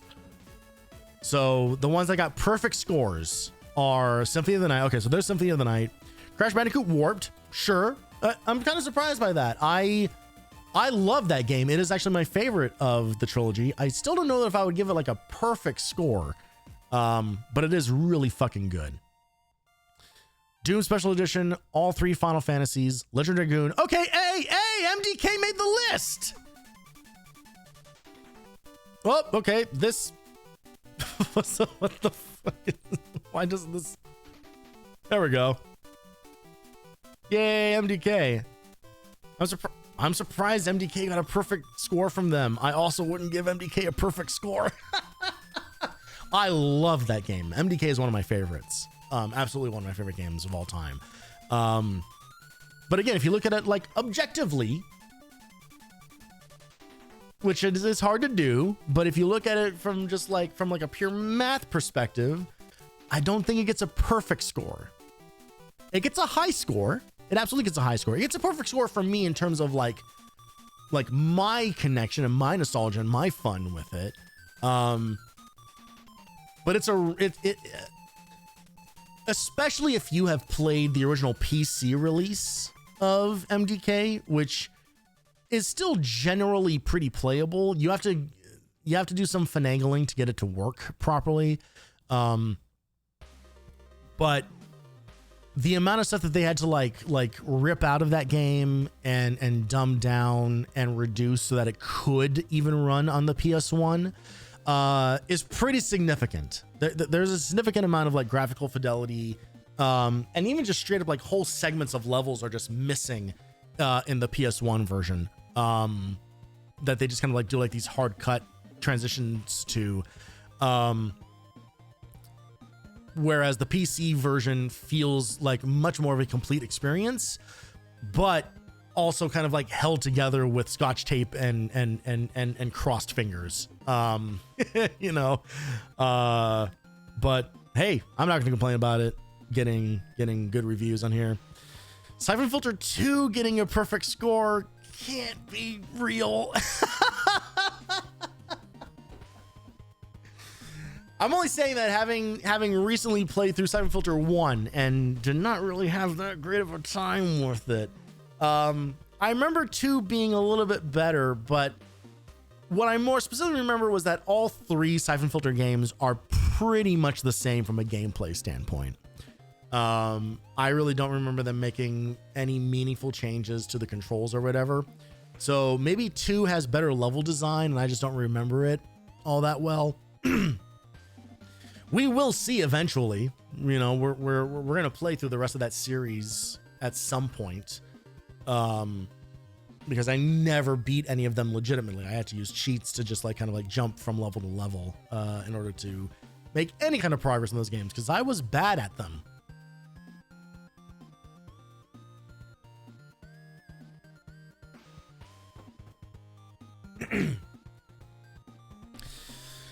Now this is kind of fucked because Tekken 2 and 3 got perfect scores, but in terms of the best fighting games of all time, they gave it to Street Fighter Alpha 3, which did not make the perfect score list. Hello? Do you guys know how these things work? I sound like every other dumbass who complains about reviews on the internet.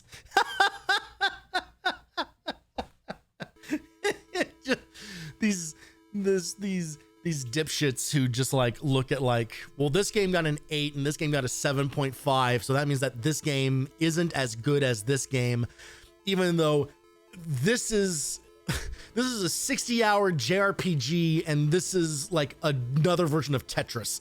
It's like comparing just like the weirdest fucking thing. God, people are dumb.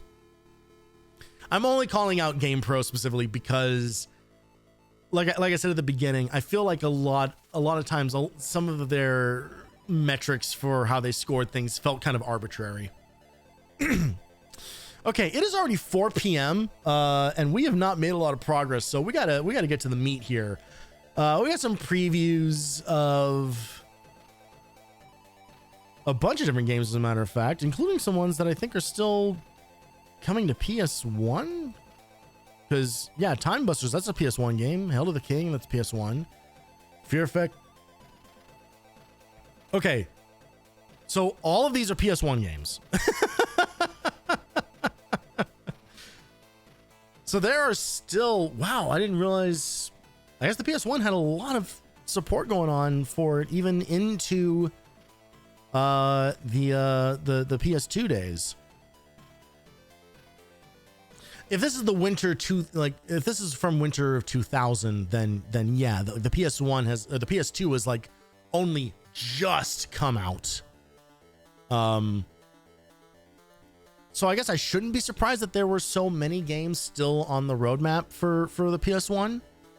I mean, I do see that a lot of them are like licensed game, Planet of the Apes, Muppets, The Mummy, Golden Glory, and then The Grinch was one of one of the last releases for the PS1, I think. The Grinch was the last PS1 game that was covered in PlayStation Underground, at least while it was still called PlayStation Underground. Which was very disappointing for that demo dive. Let's see, 007 Racing on the backlog, Driver 2, I think I put that on the backlog. Star Wars Demolition as a driving game. It's so weird how they would define some of these things. Simpsons Wrestling was also one of the last releases for the PS1. Absolute trash. Total trash. Jeopardy 2nd edition. Goddamn good. It's a good version of Jeopardy.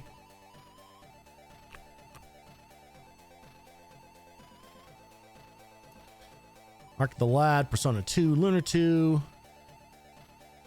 Some other shooting games. Nothing too crazy going on here.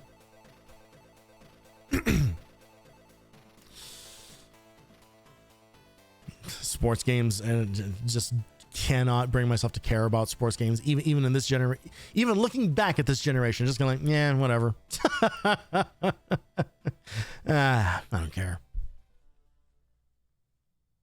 All right, and yeah, so decent amount of games that were still kind of on the horizon, including such hits as Elmo in Grouchland and Goofy's Funhouse. And Blue's Clues, man, just so many licensed games on this list. Mega Man X5 is coming out in January 2001. Well, that's probably gonna be the worst thing that happens that year. Oh, nope, spoke too soon. VIP would come out in March. Yeah, 2001 was a bad year, specifically for video games, I guess. GamePro.com. Actually, does GamePro still exist in some format? Okay, GamePro auto redirected to PCWorld.com, so I guess not. I guess they are technically not still around. Unfortunate.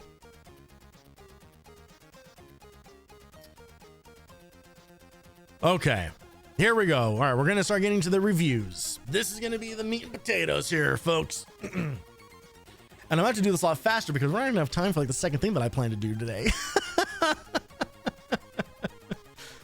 Okay, we can't spend basically more than an hour on this because we got to get to the next thing, otherwise we're not going to finish it. All right, so the way that their ratings work, GamePro magazine rates every game and reviews in 4 distinct categories: graphics, sound control, and fun factor. Ratings range from 5.0, the ultimate, to 0.5, the worst, in half-point increments. So graphics, sound control, fun factor. I do appreciate that fun factor is kind of this hey, yeah, the graphics, sound, and control, those are these kind of very obvious things that you can judge on a pretty objective level. And then fun factor is just kind of like, yeah, but even in spite of maybe not having like great sound, or maybe the graphics are kind of like, meh, like the game is still like really fun to play, you know, which is kind of how I defend my position on most PS1 games. All right, here we go. You can see here, they did fucking a lot.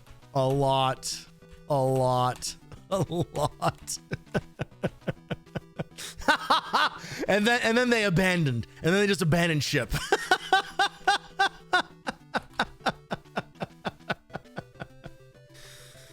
So let's dive in.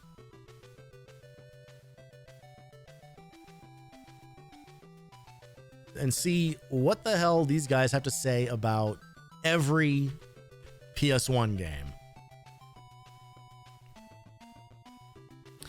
And yeah, obviously I'm not going to sit here and like read every single one of these. Like we will hit mostly like the highlights on stuff, but I am curious. Obviously we're starting off with 3 big hits in the action adventure. We got 40 Wings, Activision Classics, and Akuja the Heartless. Activision, again, this is like from an era where getting like a bunch of like ports from like Atari 2600 and stuff like that was like kind of cool. I'm assuming it is covered in here. Okay, well, so they have the Midway Collection 2. So we had the Midway Collection 1. So that included, or was it the Atari Collection? No, I think it was Midway. Who developed Centipede and...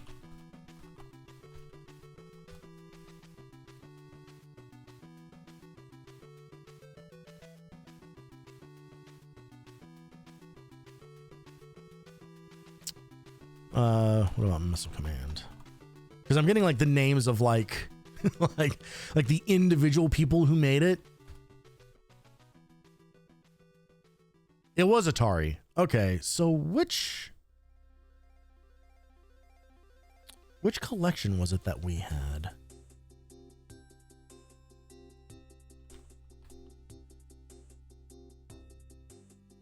Oh no, okay. Oh, I think maybe it was presented by Midway. It was Arcade's great. Okay, so it was Arcade's greatest hits. We had we had the Atari Collection 1. I see. Okay, there was the Atari Collection, and then there was the Midway Collection. So it was kind of based on like publisher. Yeah, but that had Battlezone and Tempest on it. Yeah, so the Atari Collection of the Arcade's greatest hits was my first time playing a lot of those games in like their original format. You know, my parents had an Atari 7800. So I grew up I played a lot of Joust. Oh my God, I played a lot of fucking Joust. The 7800 version of Joust, the 7800 version of Asteroids, which are actually kind of like my preferred versions of the games. I actually kind of like them more than I like the arcade versions of them. In some cases, Galaga was another one that oh my God, I played so much fucking Galaga. And I think part of the reason I like them is they are slightly easier than their arcade counterparts. But they're really, really good versions of them, because calling them ports is kind of a misnomer, because obviously they're more like remakes, you know, like they are basically remaking those games to run on these different systems. If you played the 2600 version of arcade games, they're fucking dog shit. I will be the first one to say, like, the 2600 doesn't fucking hold up. Like there are a couple of games from the 2600 itself that are like still fun, very basic. It's fine. Like, yeah, they name drop River Raid. River Raid, that's a fun game. You know, it's very simple. It's very basic, you know, but it is a fun one. But I would argue that the 7800 is actually where it is at, because at that point they start actually looking like video games. You know, like the 2600 has such basic graphics that a lot of it is just really just like woof. You know, there are a few exceptions because they were games that took advantage of what limitations the 2600 had. So like Yar's Revenge, I would say, is my favorite 2600 game. Yar's Revenge kicks ass. Yar's Revenge is awesome. But in terms of if you wanted to play like arcade game, like home versions of arcade games, you wanted to be at least at the 7800 or better. You know, the 7800, even like ColecoVision would be like a better option for some of that stuff. Intellivision, which did not sell very well, it was like your better option. Commodore, like the VIC-20 would be really good for even closer versions of arcade games, like the Donkey Kong like the VIC-20 version of Donkey Kong. I remember being really, really good.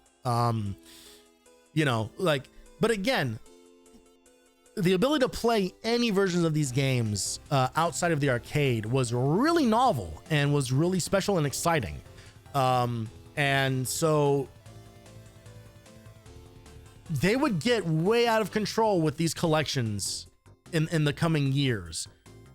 And now we've gotten out of control where now we just release like full ass plug and play systems, you know, that have like, there's 30 PS1 games on this or whatever. It's none of the good ones, but you can have them now, you know. I have one of the Atari flashback systems that, you know, I didn't buy it. It was given to me as a gift. Because I wouldn't have bought it on my own. You know, it's just one of these things where it's like, now it's gotten like so out of hand. Which is again why I'm like, I defend like emulation. It's like, no, fucking just get them on an emulator. like stop buying the same like handful of games because they're not even the ones that are the most interesting to look at. This is crazy to me here. Giving Ape Escape like lower scores on control and fun factor over graphics and sound, fucking nuts. This is one of the most fun games on the system. Like we just recently played through the entire second half of that game back in December and had a blast with it. You know, it's not perfect. There are some weirdnesses about it. But goddamn, like that game was like known for having really fun controls. It made the DualShock matter. Which is so funny because, okay, let's just read. Ape hurdles you through time on a quest to trap the super intelligent monkey henchman of Spectre, who plans to use the simians to take over the world. Despite a confusing double analog interface, Escape's extra features like unlockable minigames put it above the average 32-bit platform offering. Now look, I know that they're doing like bite-sized versions of these reviews and everything. This is really underselling like the amount of work they did on that analog stick work. Like really just labeling it as confusing out of the gate is wild to me.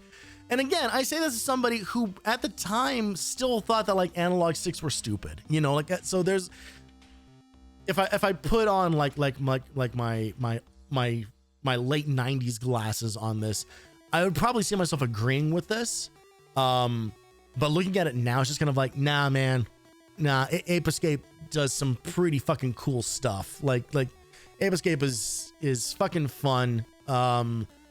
And made it so that the DualShock made sense in some ways. Army Men 3D, this is a game that I owned. This is on the backlog because it's really fucking hard. The game that started it all, Army Men 3D, features plastic soldiers battling in mission-based stages.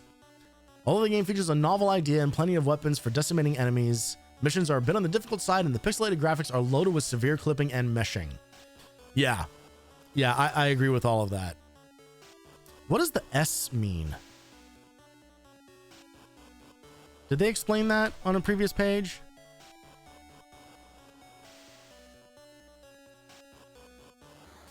Throughout the PlayStation Reviews section, you'll find S icons near basic game information. That icon is a gameplay tip, cheat, or code that appears in the SWAT. Oh, okay. They're letting you know that they...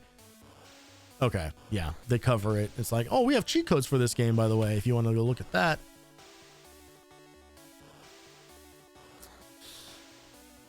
Sarge's Heroes, World War, also getting kind of like middling scores. Yeah, this is all totally fair. The Armament games, like I liked the Armament games growing up, but I think that was more the result of like they were the games that we had, so you kind of like them by default. They are rough. They are rough, and unfortunately, they are all on the backlog. Oh, Batman and Robin getting a 1.5 on Control. Unsurprising there. This motherfucker. Fucking Blasto. From Hell's Heart, I stab at thee. Blasto is good old action platform game where you basically seek to zap a bizarre alien army before they zap you. Although Blasto moves at a deliberate pace, the blasting keeps you on your toes. Master controls, and Blasto materializes as a lengthy, thumb-numbing adventure game that should kick your asteroid. Fuck you. Fuck you. Fuck you, GamePro. 4.0 in the fun factor on Blasto. You guys are on the fucking hook. Who paid you, Who paid you, GamePro? Was it the people at Blasto who were demanded that got put on every fucking release of PlayStation Underground? Literally every one of them. There's fucking Blasto mentioned. Disney's A Bug's Life had this game on the backlog. We'll eventually see this. It is, yeah. Clunky camera, antsy controls. They're not wrong. The camera in this game is not great. And like a lot of these like Disney licensed games from the time, just gets brutally difficult by the end of it. Castlevania Symphony of the Night, unsurprisingly getting a perfect score. One of the earlier games to the PlayStation, Castlevania Symphony of the Night, still one of the best. Playing as Alucard, Dracula's son, you trek through a gigantic castle in a mission of patricide. CSOTN has the elements that made the Castlevania series a classic and is one of the best games in the series. Interesting that they don't really call out the whole like map and progression system in it, because it kind of like pioneered that. If your name isn't Metroid, it kind of pioneered that. You know, it's the first game in the series that put that like Super Metroid style progression into it. So I'm kind of surprised that they don't mention that here, but obviously everyone knew about fucking Symphony of the Night, so don't really need to explain much more than that. The 3D revamp of Centipede getting a not great score here. I don't blame them on that one. Centipede is rough. See, this is weird. Like they don't have they have Crash 2 and 3, but they don't have Crash 1 in here. Like just put them all in here. Covert Ops Nuclear Dawn getting a very middling score. I think that's right on the money. I think that they nailed that one. The thing that is missing from this, I'd probably take like a fun factor point away from it, would be the fact that if you do not manage your ammo, the game becomes unwinnable, like truly unwinnable. Like ammo is such a limited resource that in a game with mandatory boss fights and no melee attack options, impossible to play if you do not do a good enough job. Crash 2 getting near perfect, and then Warp getting near perfect. And I'm not gonna argue with those. I love these games. They're very, very good. Like I said before, this to me is maybe like a closer score. Like I don't know if I would give Warped like perfect scores across the board, but I'm also thinking of it from like a 100% completion approach. If you play it just very, very casually and you're just playing through normal, and you're just trying to get all the crystals, and that's it, then sure. Then yeah, I could see you thinking like this is a perfect platformer. If you then go for all the gems, and then more importantly, if you go for all of the time trial relics, Warp becomes a little more of a slog. It becomes a little more frustrating. It becomes a little more of a process, let's say. and it starts to lose a little bit of its shine. That said, I have 100%ed Crash Bandicoot Warped multiple times, so clearly it's doing something correct. Crash Bash does not deserve 4s.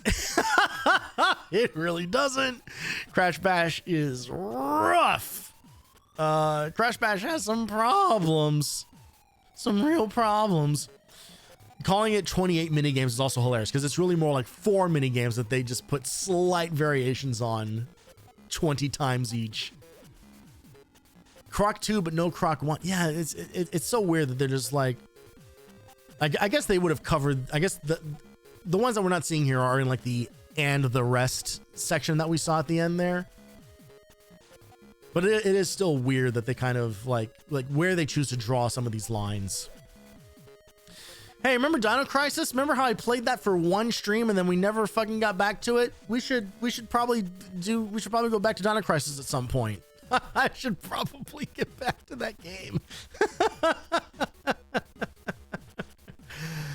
I would if I hadn't gotten sick. God damn it. Stupid body getting in the way of me playing old video games on the internet for people. Echo Knight getting a pretty high score here is pretty interesting. Echo Knight delivers the spookiest suspense adventure game since The Seventh Guest. What a weird... That is an odd comparison point, considering that The Seventh Guest was a PC only game that most people who had a PS1 probably didn't even know existed. That said, I think Echo Knight is really cool. Echo Knight is very neat. FromSoft. That is a FromSoft horror adventure game. Eggs of Steel, which I like that they put Eggs of Steel as one of the worst PlayStation games ever, but they still gave it like a featured spot in this thing here. Oh, it's a platformer. Oh, what am I thinking of? That's a light gun game. There's like 3 of them. I don't remember the names of them right now. It's like Quick Shot or something. There is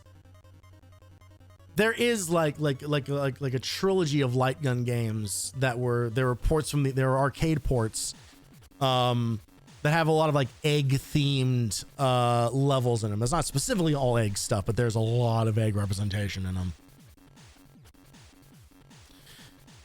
Fear Effect getting really high scores here. Again, I don't know if I completely agree with that. It's pretty rough to go back to nowadays, but I will say that it is graphics getting a perfect score. Hard agree. Fully agree with that. Fear Effect looks amazing. It's crazy how good that game looks. Even today. I have not looked at the remaster that they released about a month or 2 ago on Steam, but I imagine they do a good job on that.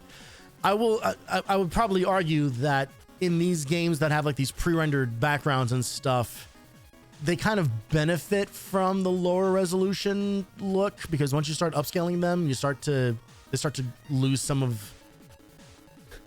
When they become too clear, then you start seeing more of the flaws. This is the low resolution fuzz of of plausible deniability. Got the Fighting Force games in there. We got Frogger 2, Future Cop LAPD getting really high scores. This is a cool game. Future Cop LAPD is a pretty cool game. It is a game that unfortunately I don't feel great about playing on stream anytime soon, but it is. But I will not deny that removed from any other, cultural whatever, it's pretty cool. Okay, what is happening with my scroll wheel here? Oh my god. Okay, there we go. We got some stuff for, let's see, Gex, Galarians. Oh, Glover, great. Wow, look at how low these scores for original Grand Theft Auto are. cool music is the game's only saving grace.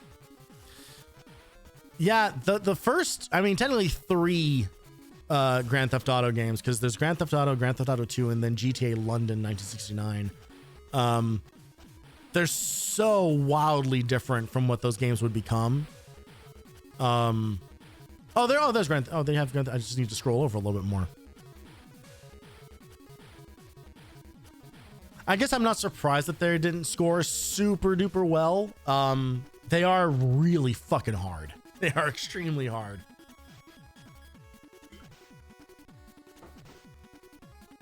Heart of Darkness getting some high scores in here, which is kind of surprising. I would have assumed that a game that was like this difficult and fucking weird would not score very high, but they actually gave it really high marks. Heart of Darkness is fucking wild. It's on the backlog, even though I have seen the entirety of that game. It's still on the backlog because I have not beaten it myself. We'll probably play that one before too long. It keeps coming up randomly as of late, and when that happens, it tends to end up like on like my short list of games to try to beat this year. And I think we'll probably see this before too long, because it's pretty short. I think that you actually, if you get good enough at the game, you probably could beat it in a single sitting. I don't think it actually lasts that long. Where the length of that game comes in is just by how fucking hard it is. It is extremely difficult. It's kind of an Abe's Odyssey type of game where there is like every screen is a puzzle. It is not, if you play it like a traditional platformer, you will have a bad time. You have to play it like a puzzle game where you are doing very specific movements for every single screen in order to actually survive that stuff, and hopefully not see any of the genuinely horrifying death sequences that they enact upon what I believe is a 10-year-old child. It's crazy how violent that game is. No blood, no, but harrowing death animations. Incredible Crisis. I would give Incredible Crisis maybe a bump up in the sound just for the soundtrack alone. But I do agree that the control and fun factor, yeah. Incredible Crisis is great for a while. The longer you play Incredible Crisis, the more it becomes kind of a chore. The fact that they have the worst of all those mini games in there 3 times is the thing that really like puts a bullet in Incredible Crisis for me. The whole dumping water out of a sinking ship game is bad. Intellivision Collection. I like some games on the Intellivision.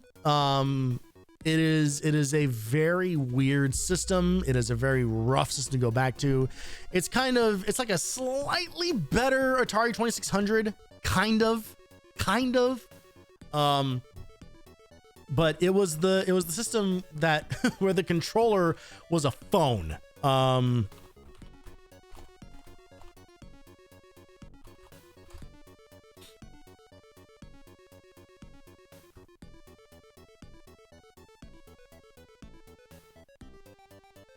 That's the Intellivision. So these are the controllers. So you have like this weird disc that is just a D-pad, by the way. It spins around like a disc. It does not give you any kind of like analog control stuff whatsoever.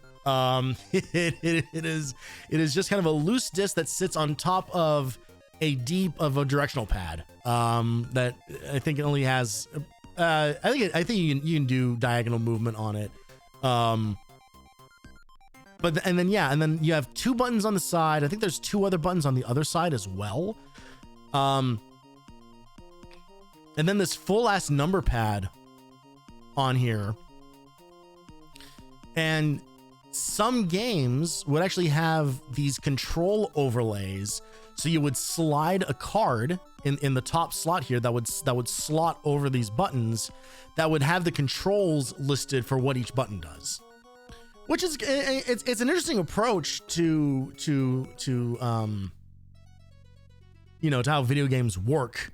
The problem is that this controller sucks to hold because you're doing like this, you know, you're just like holding onto this thing like from this like hand over hand. It feels very unnatural, and you had to like really like push. I remember needing to like push the buttons down to get them to like activate, as it were. Yeah. Still though, there are some cool games on it. There are a couple of Tron games on it that I really enjoy. The Tron Deadly Discs is on it.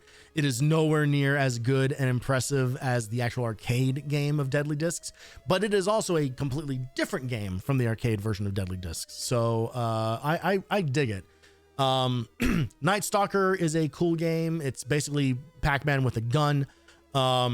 And Microsurgeon is very interesting. It's not very good from like a gameplay standpoint, but it is basically you play as like a little teeny tiny ship that's been shrunken down to go inside of a human body, and you're shooting medicine at like viruses and cigarette smoke caught in the lungs and stuff like that. It sounds super lame, but there are cool things about it, and because the level is basically one big vertical screen that you scroll up and down on. That's kind of like it's like a vertical slice of a human body, and you can travel faster by moving through arteries or veins to get to like the major organs and stuff like that. It's a neat game. We'll check it out. We should check that out on stream sometime, because it's very unique, and I don't think anyone has ever tried to make a game like that since then. And I think it's a cool idea that could probably be done even better today. Okay, we're giving Legacy of Kain, Soul Reaver, almost a perfect score here, and I very much disagree.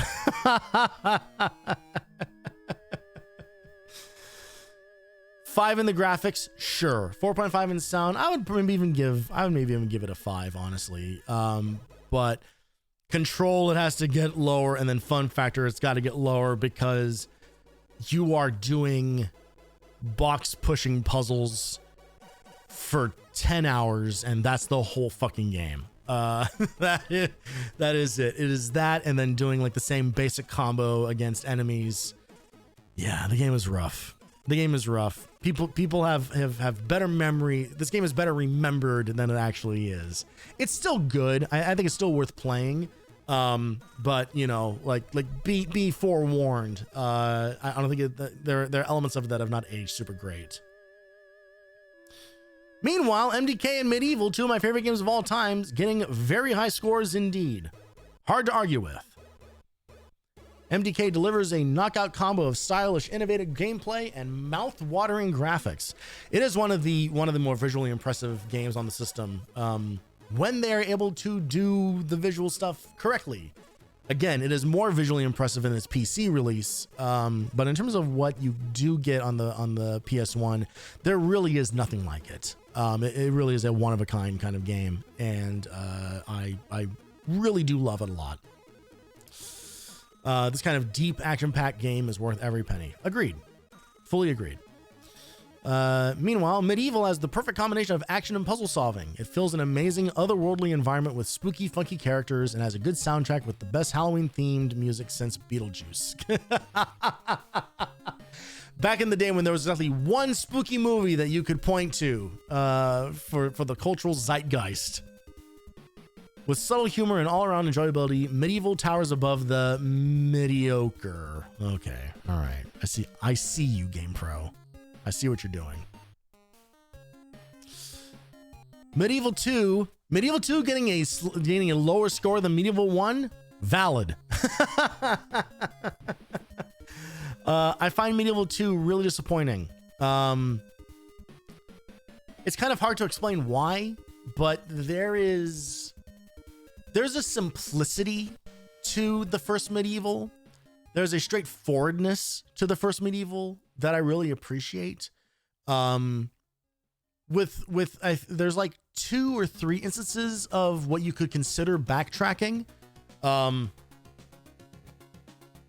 In that you need to get items from certain levels to then progress in other levels that you may have gone to previously. But if you know the path ahead of time, you can actually avoid, I think, all but 1 instance of backtracking in that game. I'm pretty sure you can get through the entire game only having to revisit and like play through a majority of a level a second time once. There is one level that you have to go back to in order to get to another hidden level within it. But you don't have to. Oh no, you do have to. Yeah, you do have to, like, because it's the Witch's Cauldron in one of the Pumpkin Gorge levels. So you have to, like, I think you have to defeat a certain amount. Oh no. I think you just need the Witch's Talisman and she just teleports you there. I don't remember specifics of it, but there's definitely a couple instances like that, but it's whatever. Medieval 2, as I recall, I don't remember too much of it because I didn't play through it until only a couple years ago. I never owned it. And I always wanted to play it, and it wasn't until a few years ago that I did actually play through it. And I just didn't have a very good time with it. They kind of focus a lot more on combat, even though the first Medieval game is a very combat forward game. It's kind of a combat puzzler. It's kind of a combat platform puzzler. Medieval 2 feels like even more combat focused. And they try to like build up like the scale of everything. But in a way where they just can't really like nail it, you know, like in trying to make things like more complicated and more involved, but without actually addressing maybe some of the shortcomings of like the actual like gameplay style and engine itself. It just can't live up to the potential of it. So you end up with a game that feels like it's trying to do more and failing when the first game tried to do less and succeeded. That's my hot take on Medieval 2. Mega Man 8, pretty high score, fine by me.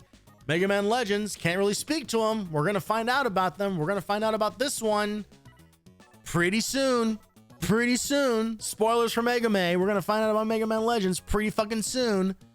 After we do a bunch of other Game Boy shit, we're gonna find out about this one pretty soon. Mega Man X4 getting anything other than a perfect score is a crime against humanity. Hard disagree. It's fine. I mean, giving sound a 4.5. Listen, whatever. It's fine. It's only the best music ever, and the most fun Mega Man game ever. But fine, if you want to give it a slightly less than perfect score, fine. X4 is amazing. X4 is definitively, now that I have done the science, my favorite Mega Man game. I can say that with a certain amount of certainty that none of the Mega Man Game Boy games or the Legends games are going to dethrone X4 as my favorite Mega Man game. I don't think that's going to happen. Metal Gear Solid, again, really high scores here. I'm surprised it didn't get a perfect.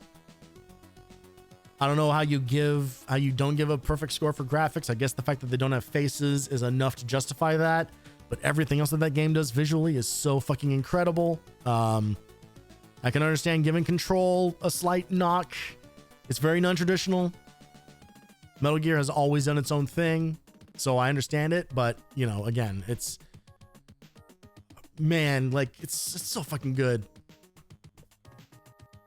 Meanwhile, VR missions is getting kind of a knock. Oh, hello, hiccups. Hang on.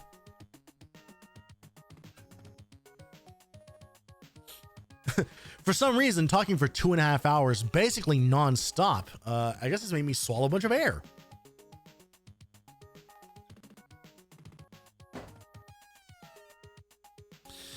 Metal Gear Solid VR Missions delivers 300 challenging training goals. It's a finely crafted game, but unfortunately there's no story running through the missions, which ultimately makes them a lot less compelling. Metal Gear fanatics will find the training worth their while, but VR missions don't stand up on its own. I mean, complaining about a lack of story is weird because that's kind of the point of the game. But I do think the concession here that I agree with this final statement is like, you will only like VR missions if you really like Metal Gear Solid, specifically the gameplay, right? If you like those controls, if you like the way that the game feels to play, then you will enjoy VR missions. If the only thing you like about Metal Gear Solid is the story and the presentation, then yeah, VR missions is going to be a miss for you for sure.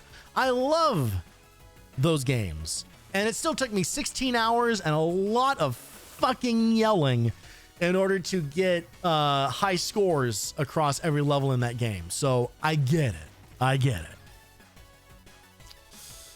Mission Impossible game, getting extremely low scores. I don't think I even knew that this existed. Just when the movie to game adaptations were getting a foothold in the quality department, along comes Mission Impossible, a shoddy action adventure title that looks like it was rushed past the testing stage and onto store shelves. Had the potential to be a strong title, but poor technical aspects sink its mission. Game unlikable. No, I mean, not surprised that, you know, a licensed title did not get very high scores. Meanwhile, Mortal Kombat Mythology Sub-Zero getting 4s and 4.5s. What the fuck are you talking about? No one likes this game. This game's total trash. This game getting anything higher than 1s in any of these is crazy to me. Okay, well, here comes Special Forces to make up for it. I think Special Forces is a better game than Sub-Zero Mythologies. I have no problem saying that. Special Forces, I played a bit of Special Forces, I don't know, 4 or 5 years ago. I did not play through the whole thing. I'm not going to sit here and say that it's an underrated classic and people are missing the point or whatever. I think it's fine. It's not gonna make anybody happy. But you could do worse. I think the thing that hurts Special Forces is the Mortal Kombat name. Genuinely, I think if it wasn't a Mortal Kombat game, if it was anything else, people might have been kinder to it. But Mortal Kombat has like such a, you know, so-called pedigree, you know, to its name, that anybody doing anything different with it ever was never going to succeed. You know, like people were going to like look at it more harshly. Which, like, good thing, like when Shaolin Monks came around on the PS2, it's just kind of like, oh, actually this Mortal Kombat is fun as a side-scrolling beat 'em up. Even though this is top down, but whatever. Yeah, again, it's not great, but I think people were pretty harsh on Special Forces, kind of by and large. The Namco museums are great. There are 5 of them in total. They're terrific. I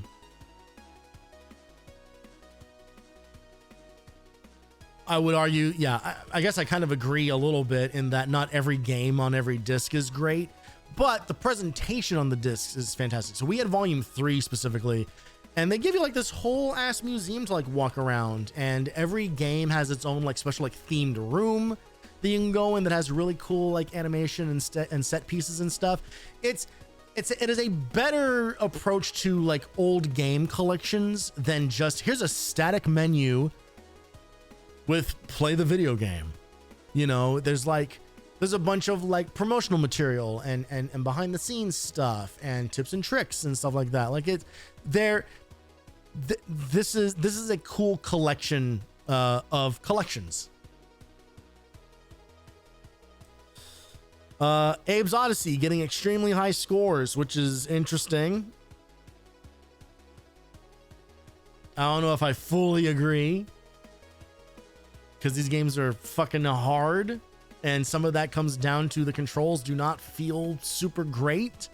And especially if you're trying, I mean, God help you if you're trying to do a 100% completion run. Like, I have made my peace with knowing I will never save all the Madokans. That's never going to happen.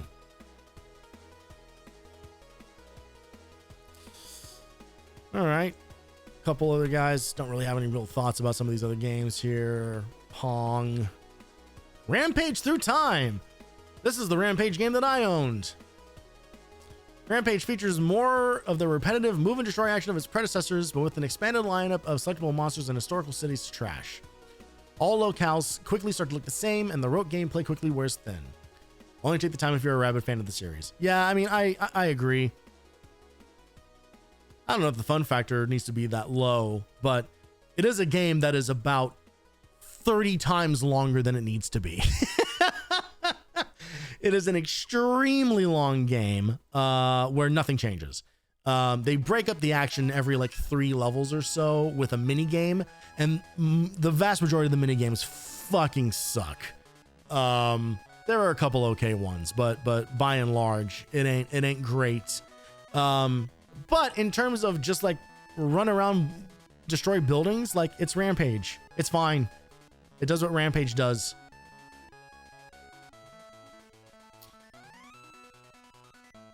Now, this is interesting. The director's cut DualShock version of Resident Evil is getting kind of rough scores here. Oh, that's right. Yeah, because the music, yeah, they replaced the music with some real trash. Analog controls are frustrating to master. That's so, man. Reading contemporary reviews about analog controls is really interesting, because going back to them now is just kind of like, oh, I kind of wish some of these games had like better analog control on them. Not worth playing at all. Hey, Honorai, thank you very much. Thank you for taking a break from Neo 3 to hop in for a moment. Not to call you out or blow up your spot, but I see your Steam. I see your Steam status. Yeah, I played it for another maybe like half an hour this morning. I did it specifically just waiting for my laundry to get done so that I could then go out and grab a haircut real quick.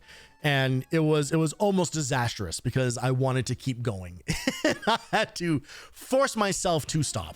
Yeah, Neo 3 is pretty fucking good. I'm still making my way through the first open world set, whatever the fuck it is. What I like about it, it's interesting because I won't spoil anything for you, obviously, but it is like, it has like the look of an open world game, but really what it is it's kind of just like a bunch of like interconnected levels is really what it is. It's like a bunch of interconnected levels that then you can just fast travel to any of the checkpoints in any of them, you know, and you can go off the beaten path every now and again, but by and large, there's kind of like one main path to go at any given time. So I'm kind of surprised by that. Honestly, it actually is like more linear. How to phrase this?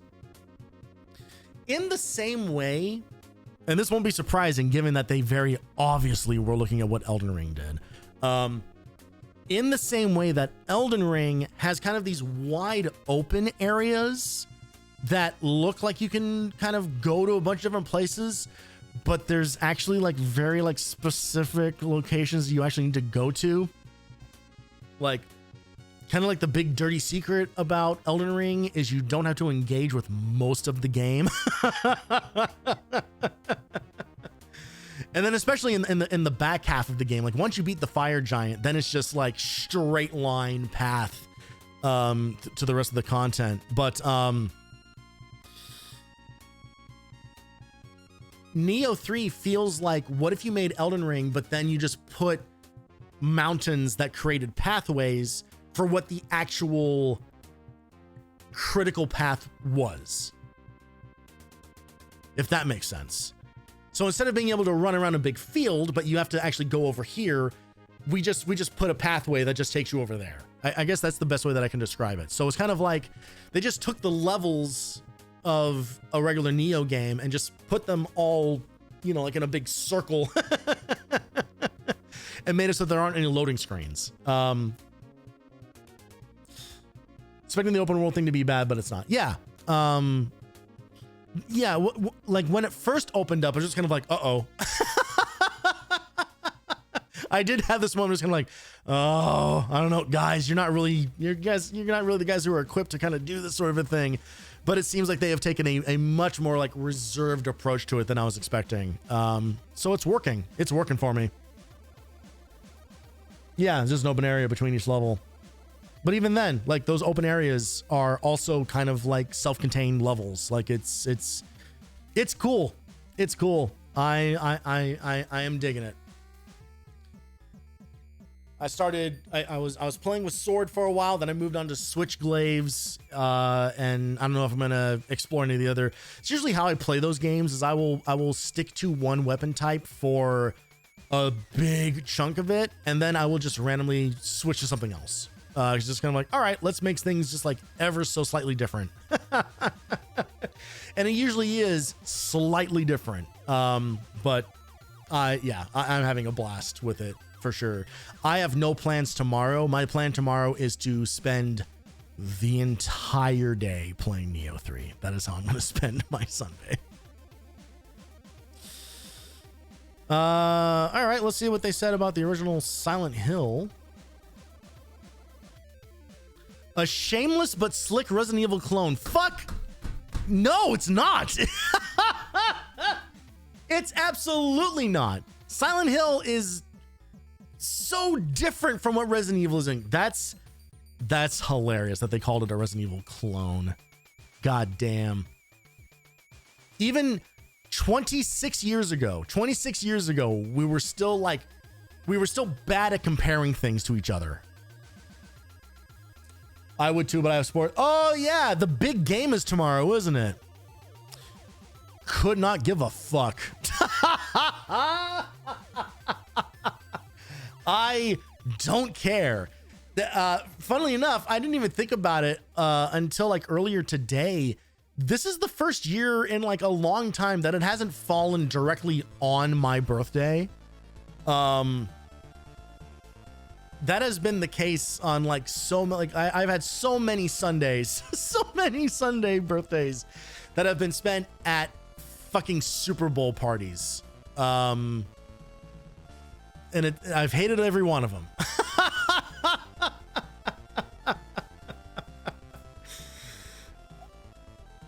Yeah, completely free of it this time. And I've heard nothing from nobody about watching it. Which is fine by me. I am not offended. I'm sure that there are people somewhere in my life that I probably share DNA with who are probably getting together and doing something. If I do not hear from those people, that is fine by me. Boy, I don't care. And not to get in it, but I will say, for me personally, doesn't feel like a great time to engage in a thing that is kind of like, look at how exciting the United States is. That is about as sugar-coated of an opinion as I can give about how I feel about it. That's not a knock on anybody who wants to watch it. It's fine. It is what it is. We all have to live here, but just engaging, like putting on like a happy face on it is just kind of like, I'm good.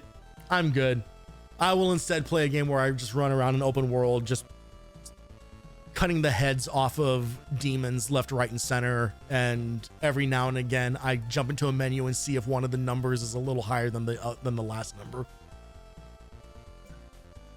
Which is that all that different from football, really? I don't think so. Skull Monkeys, Small Soldiers, better game than you think it might be.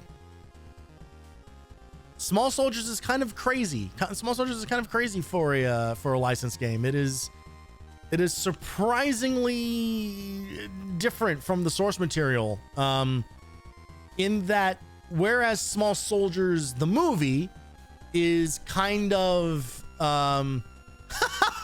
appropriately enough, Small Soldiers the movie is kind of a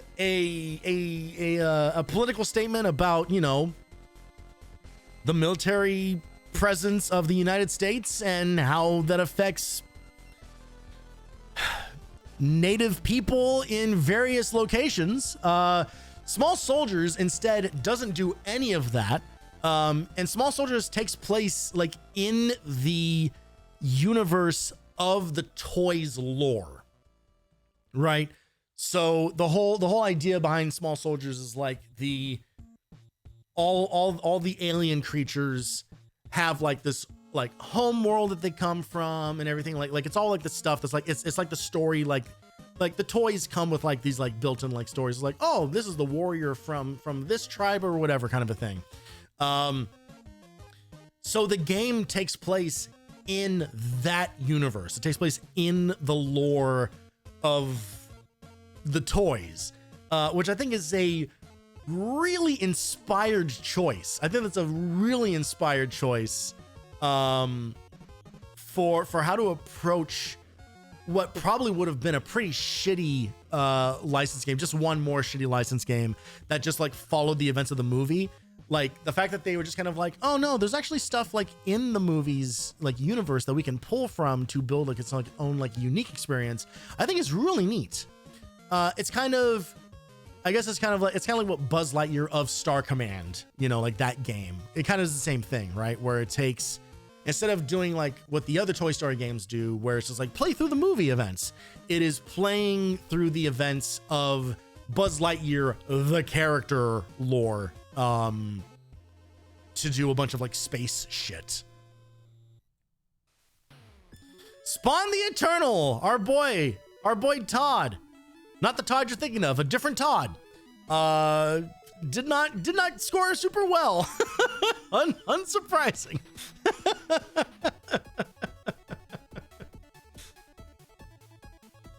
I'm surprised seeing Soul of the Samurai in here. This is another one of these games that like never ever heard of, and now Soul of the Samurai comes up constantly in like underrated PS1 games, like games that no one ever played or whatever. Seeing Soul of the Samurai in here is just kind of like pretty front and center, you know, like pretty, even a pretty big, block here. Surprising because no one I knew about this game. Spawn needs to stick to Soul Calibur. Yeah, the best Spawn game is Soul Calibur, which is funny because that's also the worst version of that specific Soul Calibur. The best Soul Calibur 2, of course, is the one on GameCube.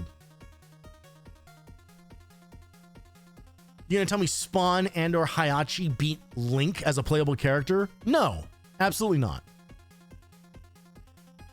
Link in that game has a basic grab attack or basic throw attack that just knocks people off the map. It is an immediate ring out button. It's amazing.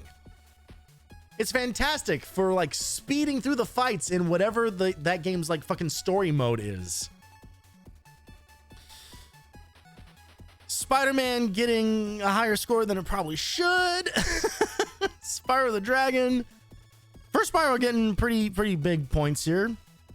A 5 in Control for original Spyro. I don't know that I agree with that. Still good. I mean, the original Spyro, all the Spyro games are great. But also, appropriately enough, the Spyro games do get like better scores as they go. Spyro Year of the Dragon is my favorite of the three. Just like Crash Warped, like I love the third in the Spyro trilogy the most. Even when they could have really fucked this up by having a bunch of other playable characters, all the other playable characters are fun to play as. I guess with the exception of Bentley, like by the time you unlock Bentley, the Yeti, it's gotten a little long in the tooth, and Bentley does not have an interesting moveset. Fortunately, when you unlock whatever, I don't remember what the monkey's name is, but when you unlock him, he at least has like a completely different gameplay style. Like he turns that game becomes a third-person shooter with that character. I think his name is like Agent 5 or something. He doesn't even have like an actual like name. But also some of his side missions are like straight up like on rails shooters. Like they just turn into like light gun games, which is it is a fun like change of pace for that game for sure. Yeah, I love Year of the Dragon a lot. Now check out how fucking highly they scored the goddamn Phantom Menace. Look at this. Look at this. Wrong. This game sucks. This game is so bad. This game is fucking terrible. Fun factor, my ass. The only reason they give it the sound high score is because it has the fucking Star Wars music in it. That's why. Why don't you judge this game's sound based on the voice acting? Hey, there's a lot of it, and I will admit, again, credit where it's due. There are things that are impressive about the game in all of its dialogue, all of its, like how it kind of approaches like its quest, for lack of a better term, like its quest building kind of a thing, lots of Jar Jar voice. There is an unfortunate amount of Jar Jar in that game. Excuse me. But man, oh man. Even though there's an impressive amount of voice acting in it, a lot of it is really dull. There's a lot of people I don't think any of it is the original cast except maybe the Jar Jar guy, because he fucking loves playing that character so much. I think they may have actually gotten the real Jar Jar for that.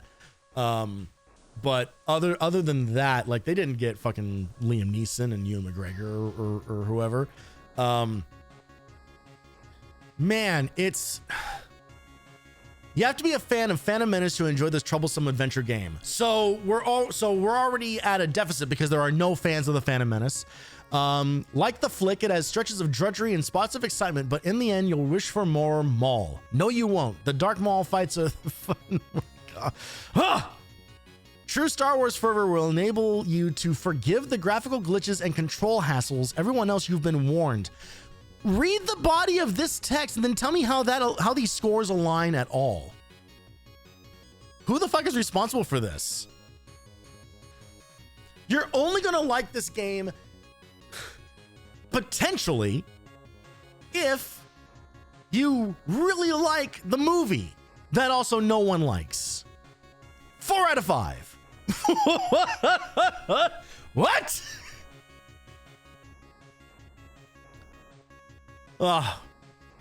We gotta move. It's getting late. We gotta move. I got a whole second thing that I want to do, and it's gonna be like a proper like playthrough too. And it's gonna take some time. And we haven't even gotten out of the action adventure section yet. God damn.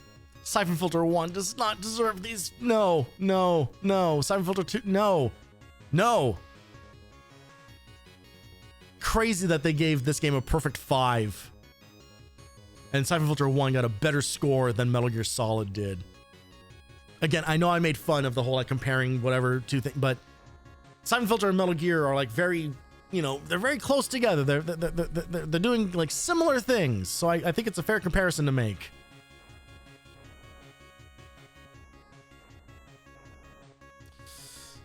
Tiny Tank, Tomba, Tomb Raider. Fucking gotta look at the Tomb Raider games getting higher scores than they ever fucking deserve. I don't understand how people like these fucking games, and all of them are on the backlog because of course they are. I know that Henya just played through either 1 or 2. I don't remember specifically which one she played through, and it seemed like she had a good enough time with them. I didn't really watch the streams themselves. I was mostly I mostly just like spotted that she was playing them, but those games are fucking chores, man. Absolute chores. To this day, I don't understand. I don't understand like what made people love these games so much. Like I don't want to believe that the answer is tits, right? Like I don't want to.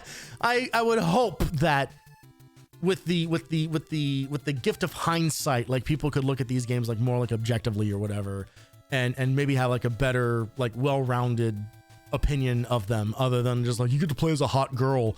But man, like, oh god damn it, the Tomb Raider games fucking so annoying. Ugh. You want a game with the proper proper heroine? Xena Warrior Princess. That's a good video game. That's a good fucking game. It's not, but I love it.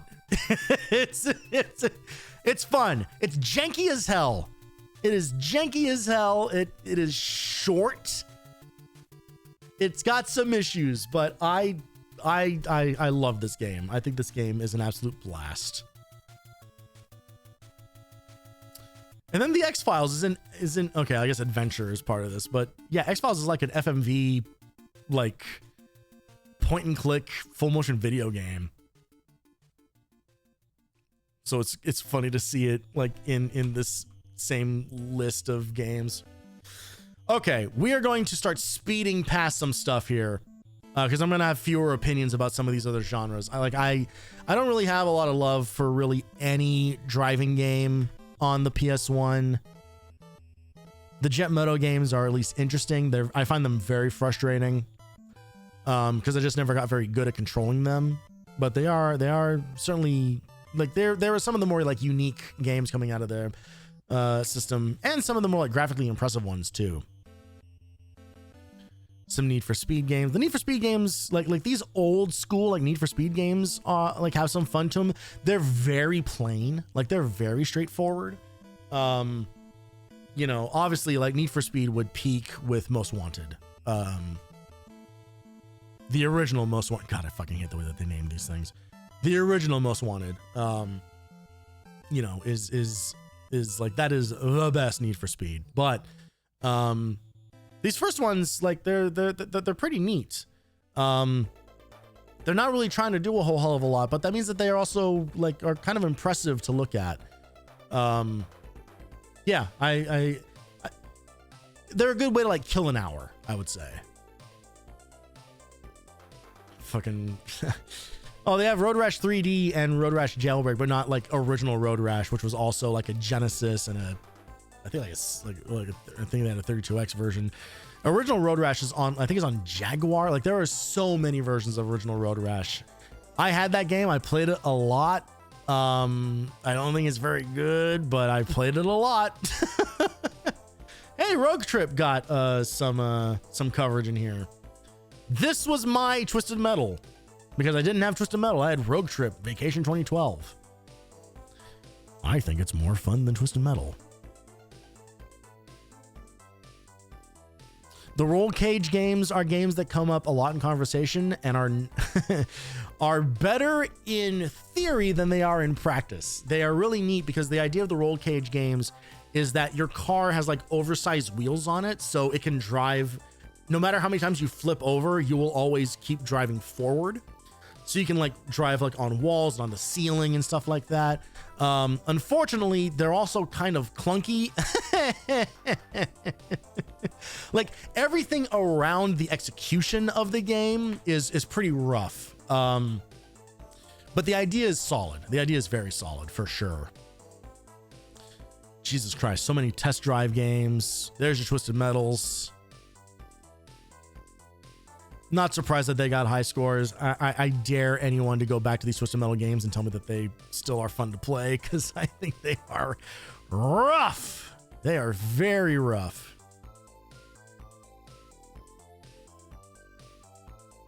Wrecking Crew, I haven't even heard of. I know Wrecking Crew, like the old arcade game. that also like the forgotten Mario game, Wrecking Crew. I don't know if I've ever even heard of this one. Wipeout 3 going into perfect score. I never really played a lot of any of the Wipeout games. They always looked really cool. I think the one I played the most of would have been whichever one was on PS3. Pretty sure there was a Wipeout on PS3. And even that one I did not play like that much of. But it's the closest I really got to being kind of like into Wipeout. Otherwise, they were kind of like Wipeout always felt like the game that was like on like the demo console at a Toys R Us. All right, fighting games. Again, I'm not gonna have like a ton of stuff to say in this one. Gekido Urban Fighters getting very low scores here. Suck. No, fuck these guys. No, they're straight up wrong about this. Gekido tries to resurrect the old school arcade beat 'em up. Sadly, the only thing this game raises is your aggravation level. Gekido has very little story with choppy character animation, awful collision, and annoying grunts for sound effects that cover up the tunes by Fatboy Slim in Apartment 26. Skip this one. Wrong! This game is cool. This game is fucking cool, man. I will agree. It ain't perfect. It ain't perfect. It is what it is. It's kind of a low budget sort of a thing. Also, you need to like play through it like 6 times in order to actually get all the content or whatever, you know, like it has some issues, but it's a fun beat 'em up. It is a really fun beat 'em up. I dig it. I'm getting fucking okay. Chiptune Thriller is now playing. Marvel vs. Capcom, Pocket Fighter.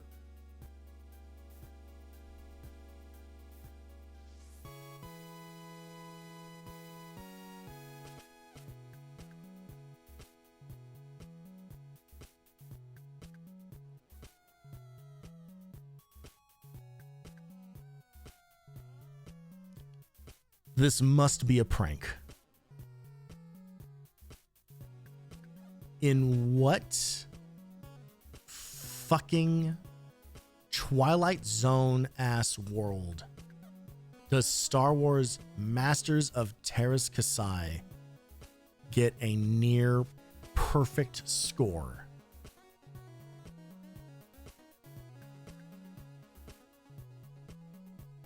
I beg your goddamn pardon? I showed you this game. I played this game on this channel. This game is known far and wide as being absolute dog shit.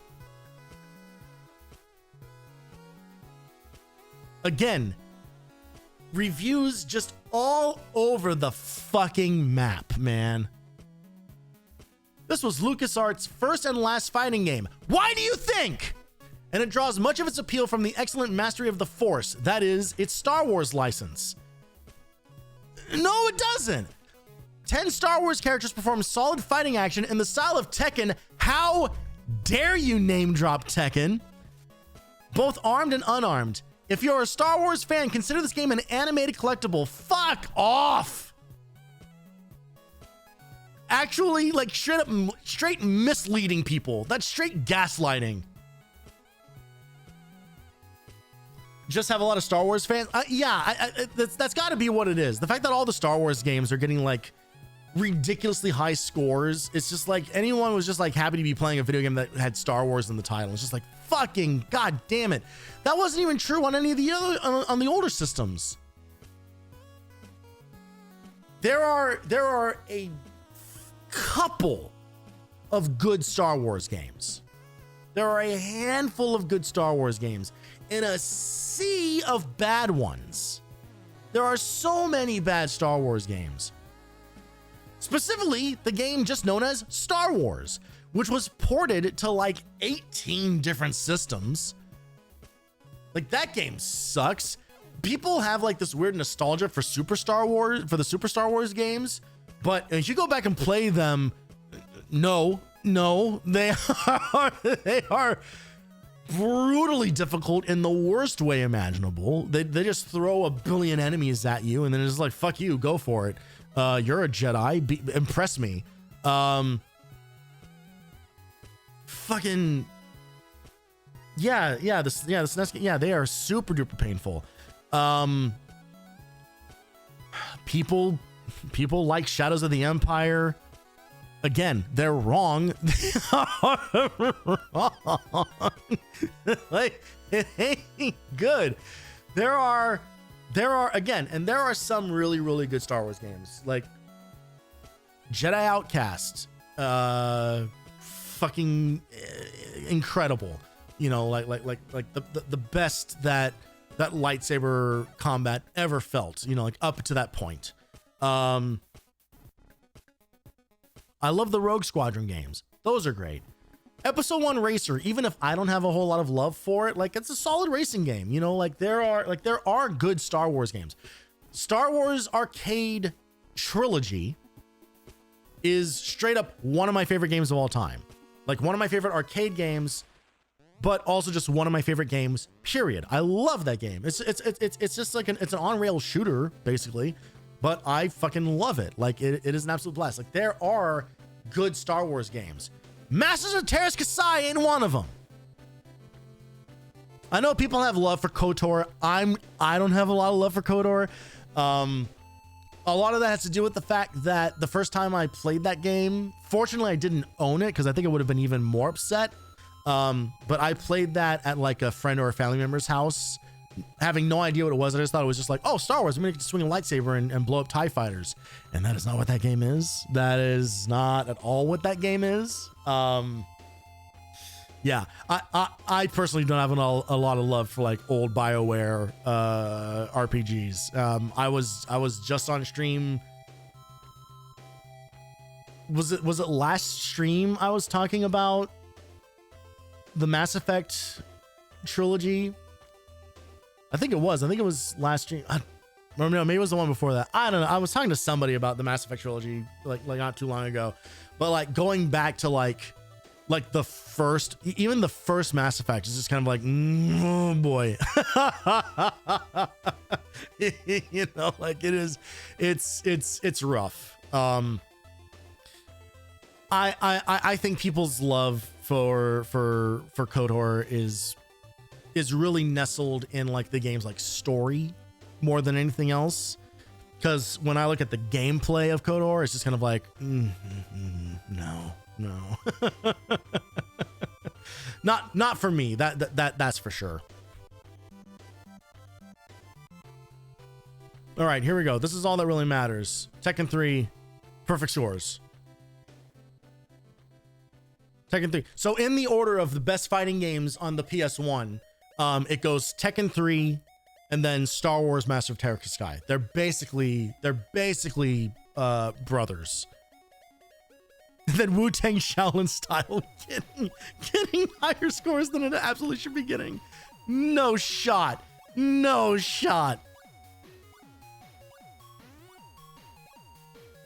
This is a bad game with admittedly some pretty cool fatalities.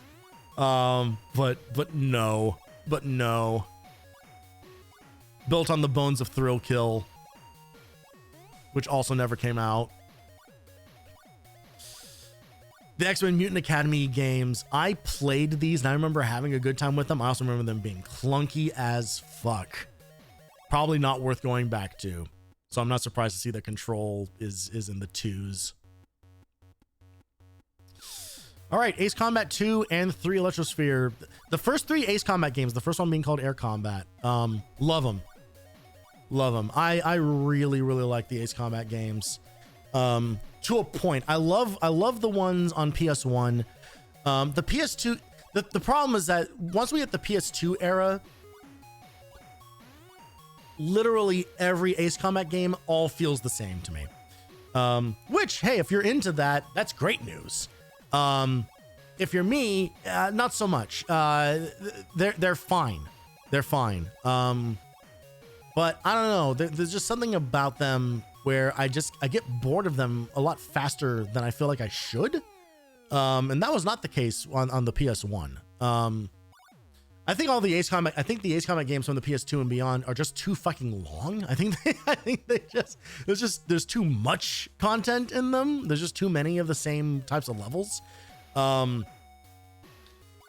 I think my favorite is 3, because 3 leans really hard into the, look at all these fucked up planes that don't exist in the real world. You know, like there's a level in Ace Combat 3 where you should have go into space. Like you're shooting laser guns. Like it's wild. And they never really get back there.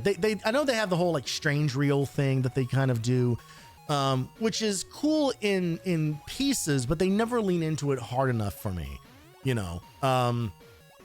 7 comes close. 7 comes close in a couple of areas. But you know, the best thing about 7 is JPEG Dog. So, you know, play until you get to that cutscene and then stop, because it's never going to get better than that.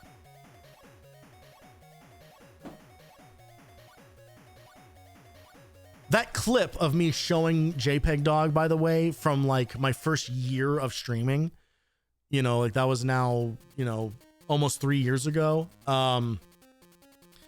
That clip to this day, still getting likes, still getting like reposts, like still getting like, specifically the TikTok upload of it, like every single day, every day it'll get a handful of views, a handful of favorites, and at least 1 repost. It's the staying power of that fucking clip is so weird. like I'm desperate for any of like my more like my newer clips that I've done, like even like better editing and stuff on, like begging for any of those to get any traction. No, nah, people just want to see JPEG Dog. So I guess it is what it is. Give the people what they want, I suppose. I just start putting JPEG Dog in just all of my other fucking clips just as an Easter egg.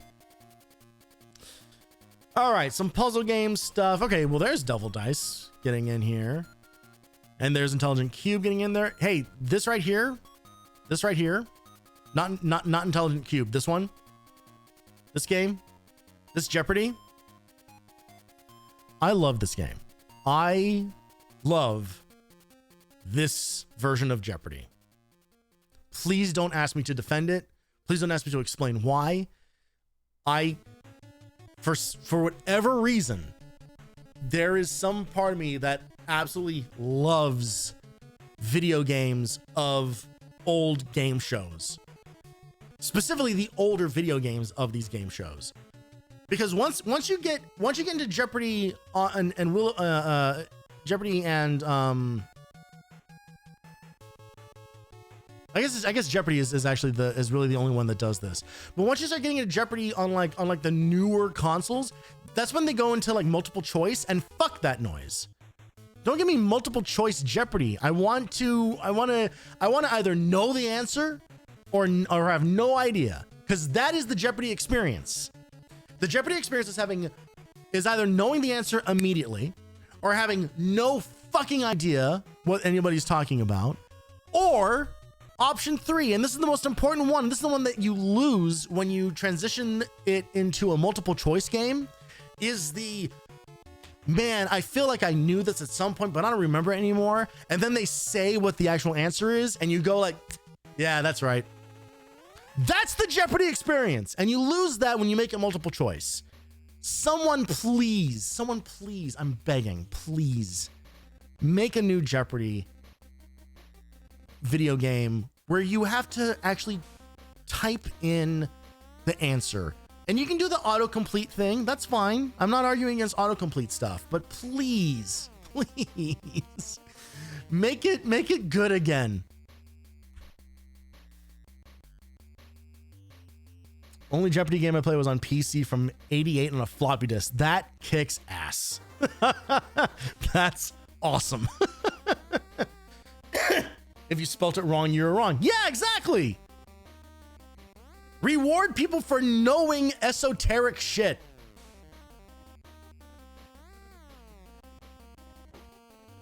We are in a world now that constantly rewards people for having like shitty actually moments and being pedantic about everything. So give us the game that made that the whole fucking thing in the first place. Jeopardy was always for the hyper nerds who knew too much and were boring to be around at parties. And now those people are more successful than ever, racking up all the engagement clicks on every social media platform, just being snarky dickheads to anybody who might get information slightly wrong. Give us a game that celebrates it.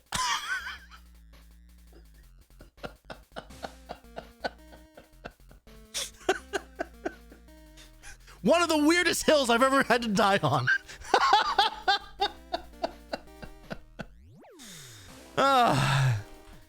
Anyway, these dickheads gave No One Can Stop Mr. Domino basically a perfect 4, so we can't trust them ever.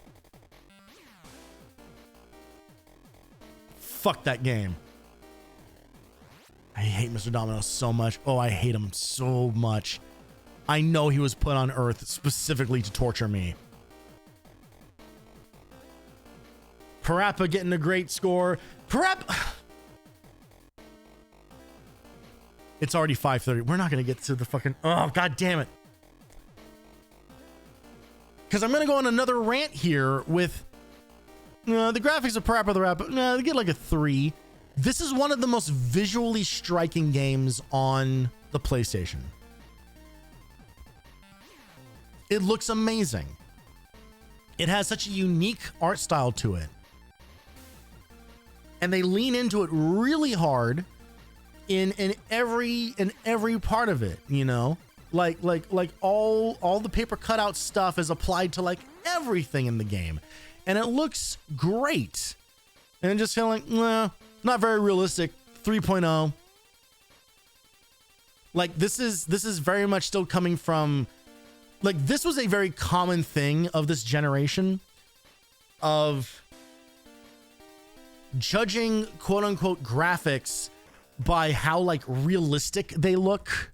You know, like it's just like, well, what's like the graphical like fidelity? Like what's like the photorealism of it? You know, it's just like, so when you have a game that like looks like this unique and special, people come out of the woodwork to be kind of like, this doesn't look very good. It's not very real. It's just kind of like fucking Parappa the Rapper now, hilariously, compared to this score, is now one of the games that holds up a lot better visually because it has such a unique art style. Like art over realism, always. That will always be the rule, forever, ad infinitum. Like we will never ever not have that be the case, because realism fades and realism ages. Art is forever. You don't need amazing graphics when you have a great art style. Exactly. Yes. Even something like Riven. So here's the thing, like they give Riven like a 4.0, right? Here's where I will make the argument, right? Is that Riven does have very realistic graphics for the world that it takes place in. You know, like that's the thing, is like Riven, I mean, obviously Riven also has the benefit of its like pre-rendered backgrounds and everything, right? But again, there is art direction here that is controlling part of that experience. You know, like it is driving how interesting it is to look at. It is not as simple as, look at how good the rocks look. Look at how good this bridge looks. Look at how good like this big golden dome crazy thing looks. It is, what the hell is inside that big crazy golden dome? How do I get there? What is, like, that is the thing, like draws your attention to it, right? Like you look at like the world, like the world map of Riven, it's just kind of like, fucking, this place looks crazy. You know, it is not just, oh, the lighting's really good. There is still an art style to it. There is an art direction that is happening to it. Like it matters. Every screen of this game needed to be rendered in a way that draws the player's eye to where to go next, right? You know, like there needs to be like, so the way that they shape the caves and stuff like that have to like kind of like naturally draw your attention to places. It is not just, it looks really realistic. It looks really realistic in a way that serves the overall experience. Like that is the importance of having an art style that consistently drives your universe home. And that is true of Parappa the Rapper and Riven, I'm saying, are the same game. That's the conclusion.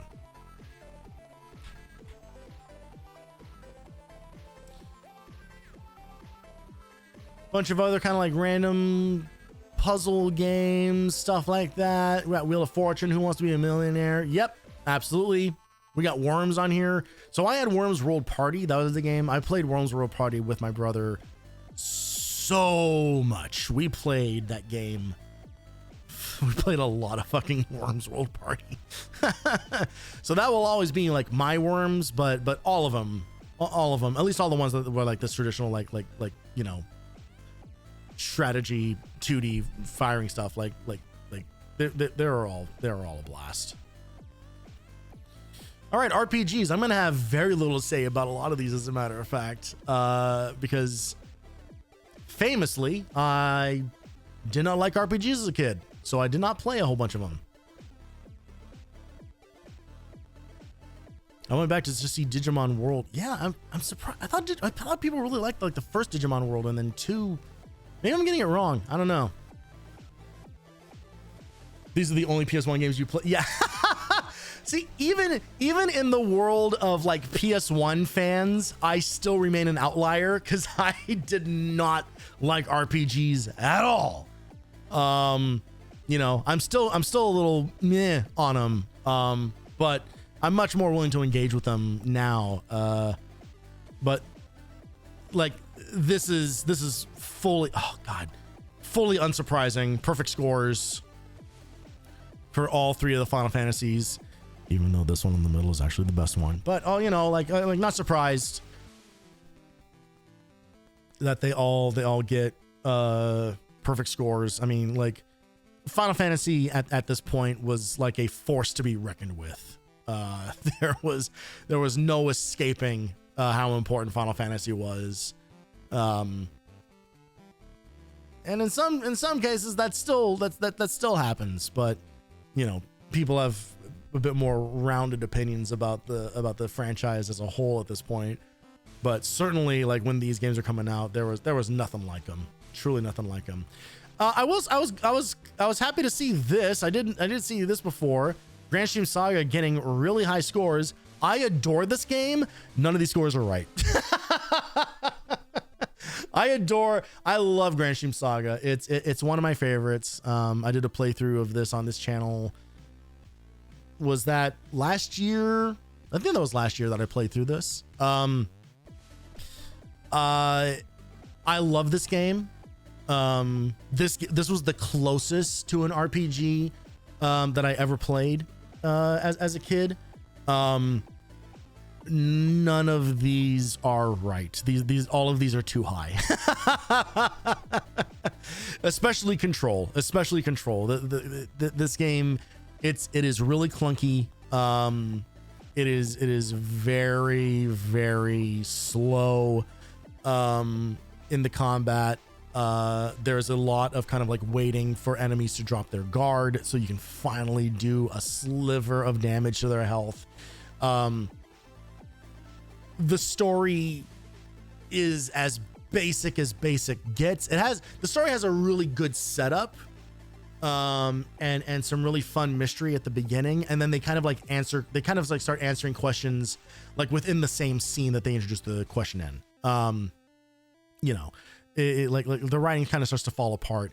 They also do that thing that a lot of RPGs do, where we beat the bad guy. Oh, but wait, there's actually this other super bad guy that no one has ever mentioned up until this point now. So go kill him instead. He's the actual bad guy. You know, it does that thing. So the ending kind of falls flat a little bit. If it weren't for them kind of saving it with having to choose between your 2 companions, Arcia and Laramie, in the very end. I'm sitting here spoiling the end of Grand Stream Saga, but this game is 100 years old, so you know, whatever. But they make you choose basically which of your companions that you've had with you for the entire game, which one of them is going to die, which one of them is going to sacrifice themselves so that you have enough power to actually take on the final boss, which of course doesn't have any gameplay mechanic change to it. It is entirely like a story justification. But I will say, like, as a kid playing through that game, it was kind of like a, oh shit, what do you mean I have to choose moment. And I remember actually kind of like running around like the world map and stuff like that, trying to find, like, is there something that I missed? Is there something where it's just kind of like, well, maybe I can, there's like a workaround, maybe there's a third option where I can save both of them. And it's like, no, it's like, it is a binary choice. Again, you look at that moment now in the context of like the rest of the story and everything, and it's just kind of, okay, well, they needed one more big like melodramatic soap opera thing to happen. But I think they handle the moment really well. Like they give it enough weight to matter. And they kind of, and maybe you could maybe argue that this is a weakness or a strength, you know, kind of depending on your perspective on it. But neither one of those two, none of the characters, other than Eon, who has to make the choice, none of the characters do the thing where they like reject the call, right? Because at that point they already have like there have been moments of like doubt and everything, you know, across the rest of the story. By the time they get here, everyone is so resolute that this is what must happen in order for us to defeat this evil, that it lands better than you might expect it to. And the writing, again, I'm probably overselling this a little bit, but for what could have been a real kind of like clunky throwaway moment, I feel like they do a good job with what they have. And then the endings that you get, depending on which choice you make, then do a good job like reflecting kind of the you know, like that kind of like the weight of that choice, you know, and ultimately they do give what could be considered like a happy ending for all involved, kind of no matter which one you choose. One you could argue is a little happier than the other, but again, by and large, they do a good job of handling that moment, I feel. And which I can't say for the ending of Final Fantasy VIII, you know?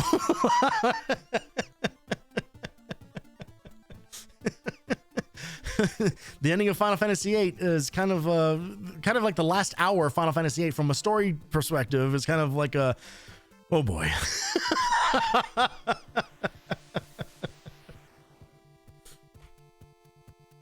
Much as I love that game, I will also be the first one to be kind of like, but you know, it's got some problems. Seeing Kadelka in here, getting a decent score. Kind of like I mentioned before, you know, like, yeah, the pre-rendered background stuff, the cutscenes, like all that stuff, pretty like rules, honestly. There's some really great stuff about this game.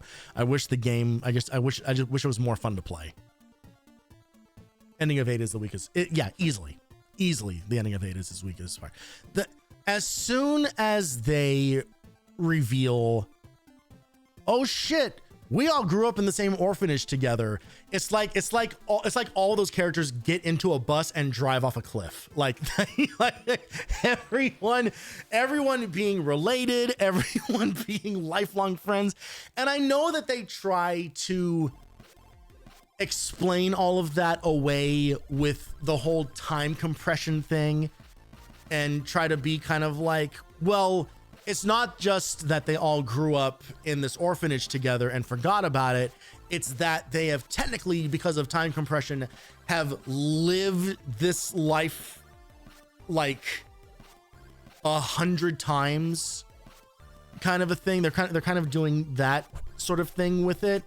It still doesn't work. It still doesn't work because for us experiencing the story now for the first time, it's just dumb. It's just dumb that all these characters know each other, and like everyone, the fact that everybody snaps out of their amnesia at the same time it just reads as really, really shitty writing. It's really bad. It's honestly, it's some like Rise of Skywalker shit where it's just kind of like, wait a minute, this dagger is pointing directly to the thing. Oh, but wait a minute. Also, there's an inscription on this dagger that no one looked at because we never bothered to turn it over that actually says, hey, if you can't reach the ship, you can do this thing instead. Like it's like, it really is like that kind of like eye pulling sort of just like, what the fuck are you doing? Sub to track Kadelka says I love Shadow Hearts 2. I know it won't hold up in comparison. Yeah. I have not played the Shadow Hearts games yet. I do plan to play them. But I will say, having not played them, Kadelka won't hold up.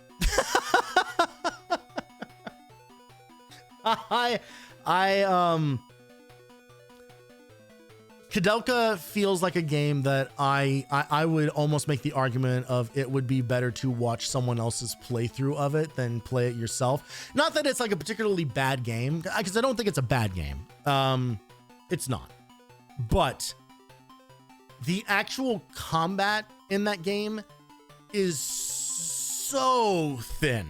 Like there is so little going on in that combat, and it literally takes a long time for every fight. Like there are huge gaps of just like what you could call silence between animations happening.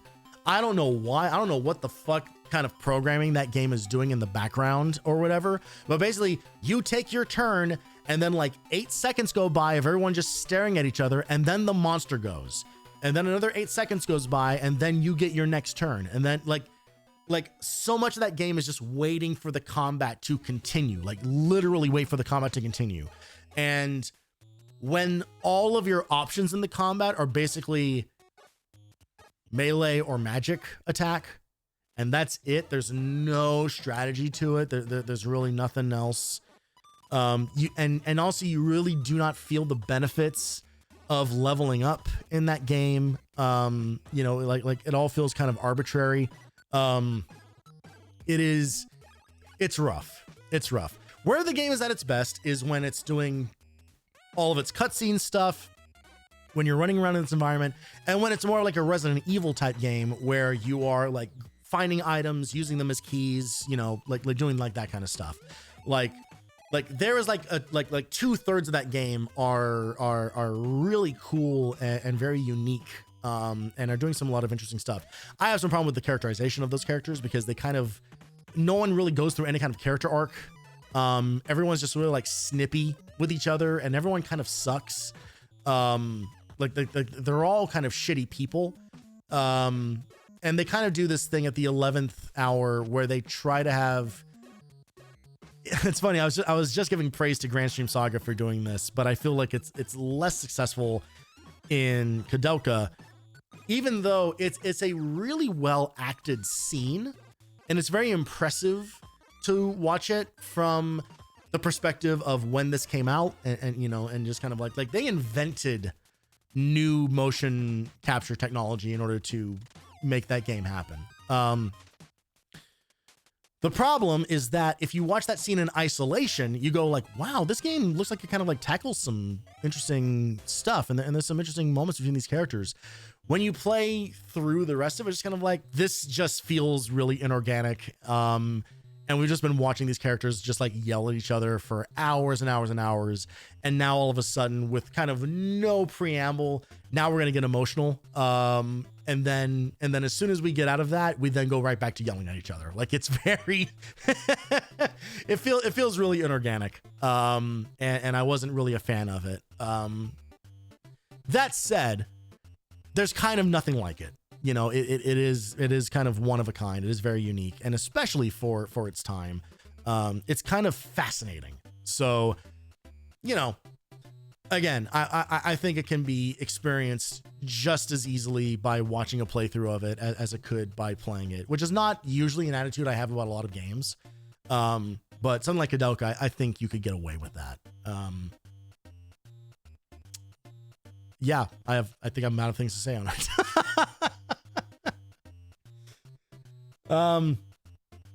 Legend of Dragoon getting a perfect score here, also interesting because for whatever, I don't know why this happened, but recently, I started seeing like posts and stuff like that. Oh, because I was looking up like Secret of Mana stuff, and then somehow Legend of Dragoon stuff was coming in as part of that. And there seems to be kind of a collection of people who really do not like this game and do not think it is anything special. I still do want to play it, and I've heard really good things about it from other people. But it makes me nervous because it reminds me of some of the stuff that I was seeing from people who are just kind of like, I don't know why anybody likes Secret of Mana. There's some real problems with it. It's really clunky and really slow. People have like weird memories of it. And I am now finding myself like having played that game in 2 sessions, or for 2 sessions, kind of being kind of like, I don't know about this game. I don't know why people like this. This is really clunky. It makes me nervous that Legend of Dragoon might have similar issues, but I don't know. I guess that's for future Tony to worry about. Parasite Eve getting really high scores here. I really liked this first game. It also has some problems. The story is garbage. The story makes no fucking sense at all. At all. They just make up technobabble whenever they need to explain something else away. And there's a bummer of a situation with the final boss in this game. But other than that, Parasite Eve is really fucking cool. We'll have to play through 2 before too long. Maybe we'll do this like for the end of the year playthrough. I almost did this last year, but then obviously it was supposed to be Dino Crisis, and that didn't really happen. But maybe this year we'll take a look at the sequel, which I know is more action oriented than the first one. I think they kind of do away with like the turn-based style, and it's more well, because this was Parasite Eve is basically doing like the active time battle thing that Final Fantasy does. I think Parasite Eve even does away with that. But I don't know. We'll find out. Story was super dumb, but boy, teenage Onurai was really into it. I mean, yeah, that was a thing. 37-year-old Tony was into it, you know? It was like, I super dug it. I loved playing the game. It was just anytime the character started trying to explain anything, it was just like, what the fuck is anyone talking about?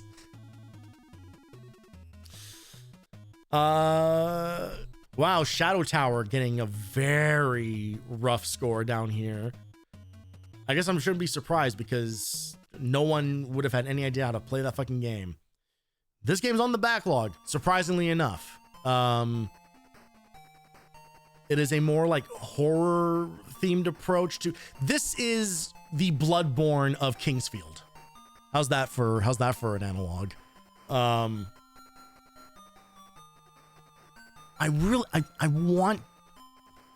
nervous about when we get to the playthrough of this because I don't think it's going to go super great, but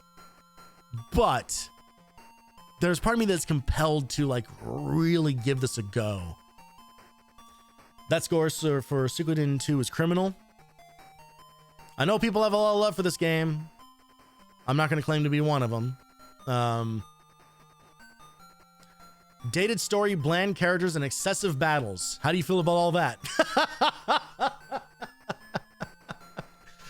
Bland characters seems crazy because aren't there like 70 recruitable party members or something in this game? Is this the game that does this? Is Suikoden 2 the one that has like 1 billion people that you can bring into your party?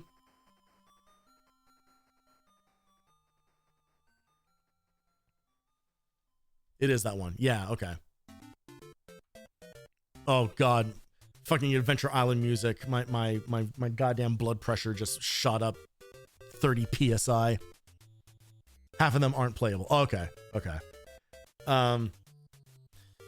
All I know about this game is that it's really, really fucking expensive if you want to get an actual physical copy of it now. That is the most I know about it. Tale of the Sun being in it for role-playing is crazy because it's more of a puzzle game than a role-playing game. Tale of the Sun's really fucking weird. Extremely fucking weird. There's no instructions. There's no instructions to it. Well, I think there is an instruction manual, but I think even that, I think a lot of like how things work are kind of obfuscated. You just have to like experiment with shit, and it's crazy.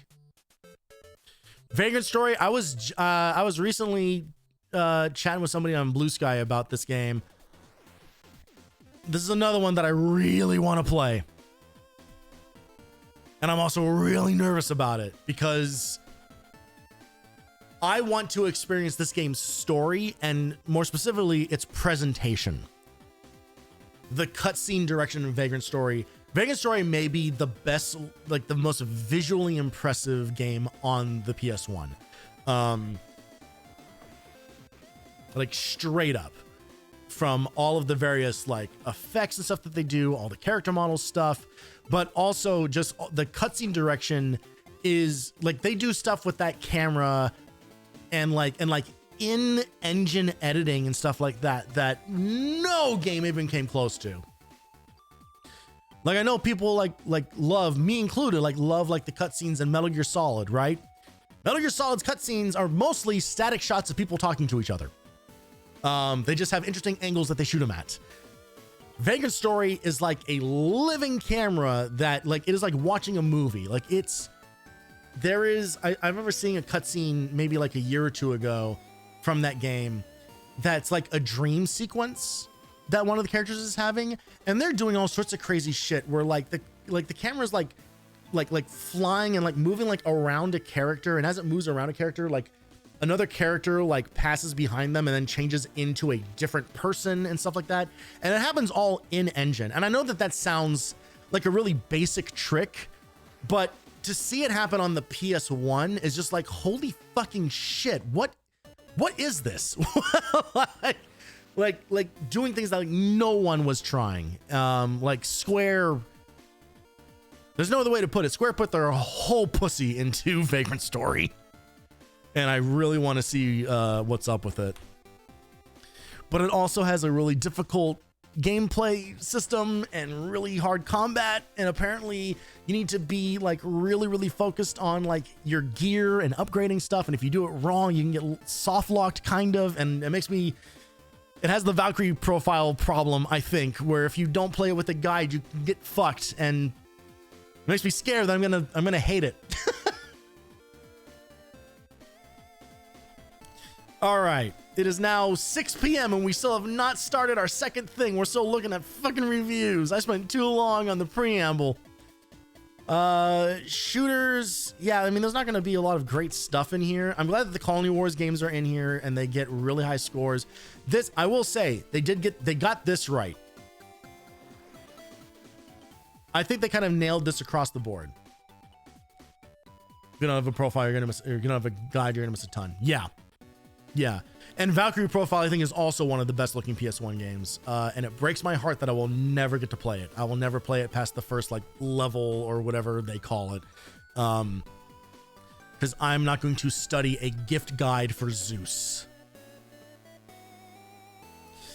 Colony Wars is one of my favorite games of all time. Absolute fucking banger.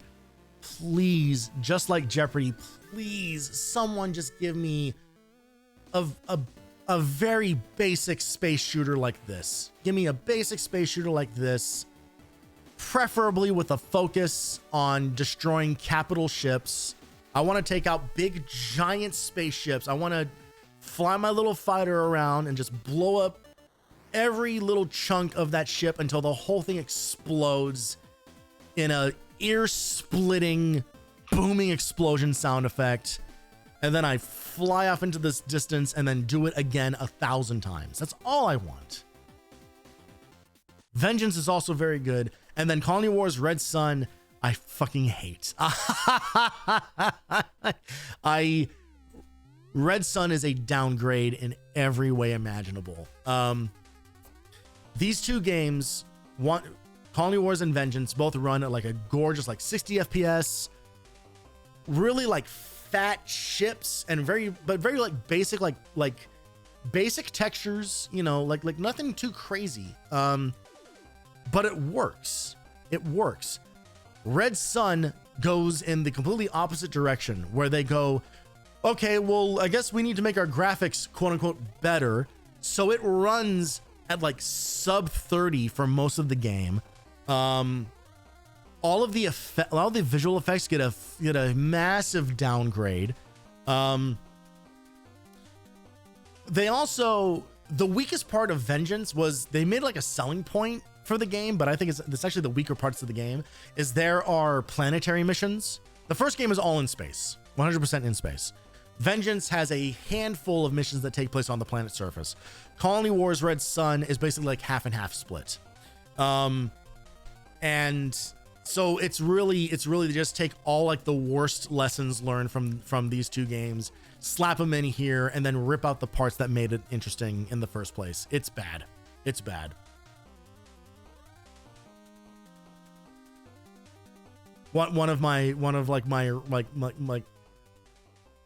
a very like visceral like moment of disappointment was when this game came out and I got it like very quickly after its release and then did not want to play it. The PlayStation version of Doom getting a perfect score seems crazy. I don't know if anyone really talked about the PS1 version of Doom. I guess.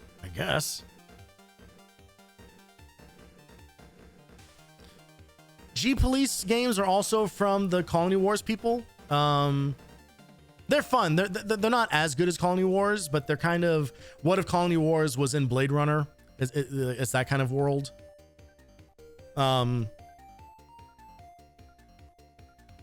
Yeah, they're neat. I don't think they have the same staying power as like Colony Wars does. For that reason, they're both on the backlog because I never finished either of them.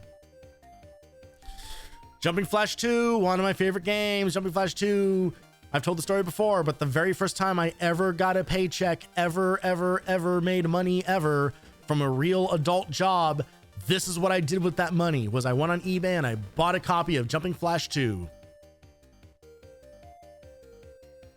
Original Medal of Honor getting a perfect score. You know what? Sure. Original Medal of Honor is a fucking banger. This game's crazy good. I also don't think it probably holds up super well because it is a first-person shooter on the PS1. But man, at the time, I remember my brother and I played the hell out of this game. It's really, I think it's still pretty impressive to this day. It was the first game, even though I know that there were games before it that did this. It was the first game that I ever saw where enemies had like hit location damage. So if you hit a guy in the arm or the leg or the chest or the head, there were different animations that would play that reflected that. And then depending on what gun you use, there were maybe like slight variations of that as well. Just a really, really solid World War II adventure. Omega Boost getting anything other than a 5 in fun factor is a fucking crime. This should be a perfect score. Mega Boost kicks ass. Love that game. Never, ever got the love it deserves. This is one of these games. Omega Boost is kind of like Rocket Knight for me in that it's one of those games where I'm making it like my life's mission to tell as many people as possible about its existence. Like it is absolutely one of those where it's just kind of like, hey, if you're looking for a game on the PS1 that you have not heard of, you may have missed it or whatever, you've got to check out Omega Boost. There's nothing like it. It is fucking amazing. It's very short. You can beat it in like an hour. It's one of the most chaotic and insane things that ever was released. It was made by the people who made Gran Turismo when they were allowed to do anything else with their lives. So go check that out because it will rock your cock off. It's amazing.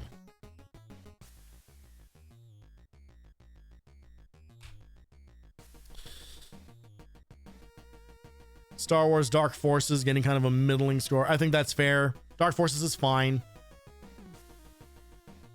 Again, like even like where this becomes like a quote unquote good Star Wars game is that it's a Doom clone.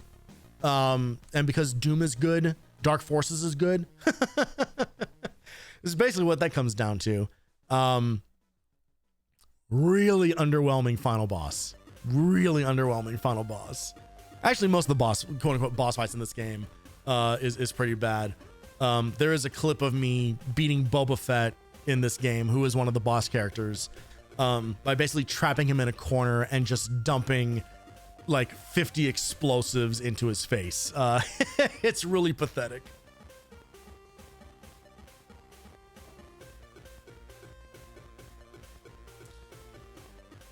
We got the arcade port of Time Crisis. I had this. We also had a light gun that didn't work. So that sucks.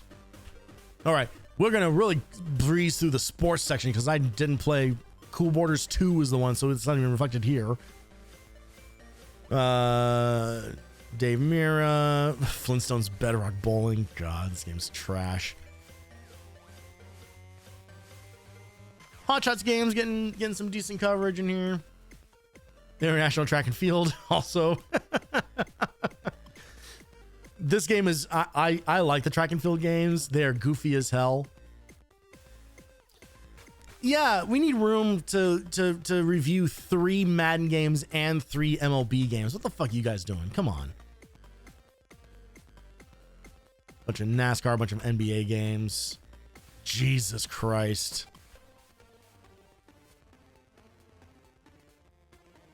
Look, if you like sports games, then like sports games. It's fine. Do you need this? Did anyone need this? Did anyone need a new NFL game day every fucking year? A new Madden every fucking year? A new NHL? Do the rosters matter that much? From a person who doesn't give a flying fuck about sports, does having slightly different names on the backs of the jerseys actually matter that much? I saw once somebody point to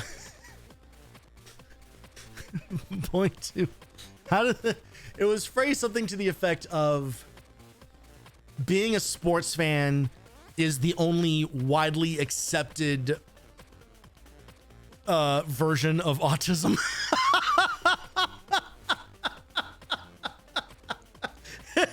Because it's people with a hyperfixation. It's people who are able to hold a lot of information about a very specific type of subject, like very specific numbers, very specific details, all categorized, able to speak very eloquently about it, but not really a lot of other subjects. Very passionate about like a sense of like rules and fairness, you know. It's just kind of like and I wonder if that plays a part in just how many, just like the yearly release of different sports games is just, we're still doing it, and it's so weird to me. It's so weird to me. Because nothing meaningful changes from game to game. There's such tiny little improvements or whatever. Because there's literally not enough time to develop new stuff. Not much different than other nerds and their hobbies. I don't see much difference between a football guy and a Warhammer guy. Yes, exactly. Yes, precisely. That is precisely the point that I saw this person making. Was like, you replace any. Listen to two like big like dudes at a bar argue with each other about football stats, and then replace all the proper nouns with the names of Star Wars characters, and there will not be a difference. Like there is no difference in the conversation. It's the exact same thing, just with a different set of proper nouns. That's all it is. That's all it is. Okay, and we've made it to the rest. All the other games that they didn't have time to put, or didn't have time or space to put into the full review stuff. So Elmo's Letter Adventure and Elmo's Number Journey each get 3.0s. So that's good. You know, the really important stuff getting coverage. Okay, and then here's your yeah, so anything that had like the little S icon on it then is like here's cheats or whatever, like for these games. God, remember when games had cheats? Remember when games had like passwords and didn't charge you for the privilege of having fun with your game?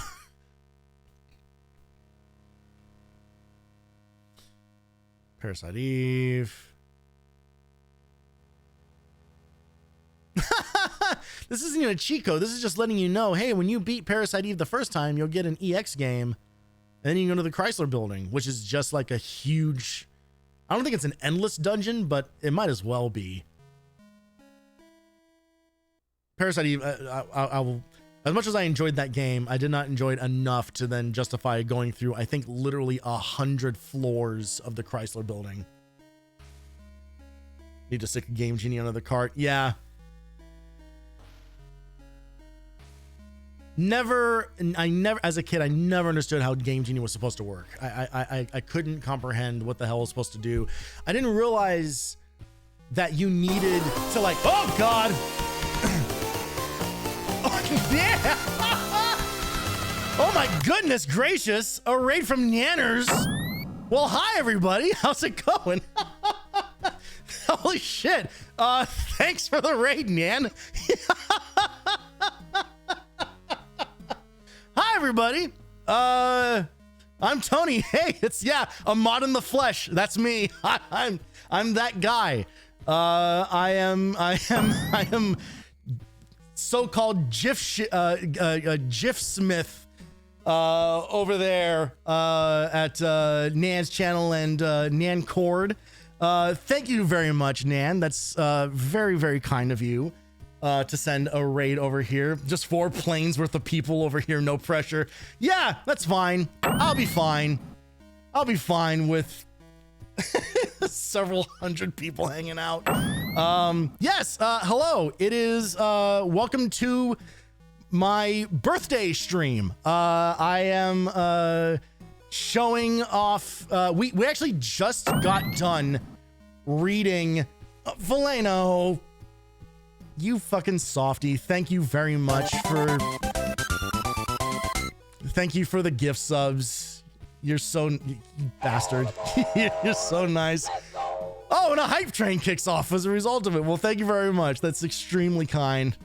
I'll fight you. Don't call me that again. You got it. Yeah. Yeah, Valeno have a standing agreement that we do not compliment each other in public. It sets a bad precedent. Valeno and I have done a lot of streaming together. We do a lot of Retro Navigator playthroughs with each other. Hey, I'm gonna return the favor because fuck you. If you're following me, go follow Valeno as well. Go send him some love too. He's also a mod over. He's one of the he's one of the cooler mods that Nan has, and yeah, he and I do a lot of stuff together. Coming up in just a couple months, we're gonna be doing Mega Man. We're gonna be seeing a lot of Mega Man stuff. Every May I play through a bunch of Mega Man. Speaking of Mega Man, speaking of, burn to the ground, burn to the ground.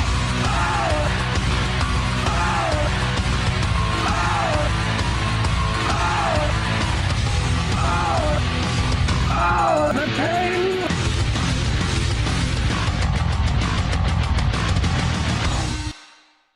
The best thing to come out of playing Mega Man games is that animation.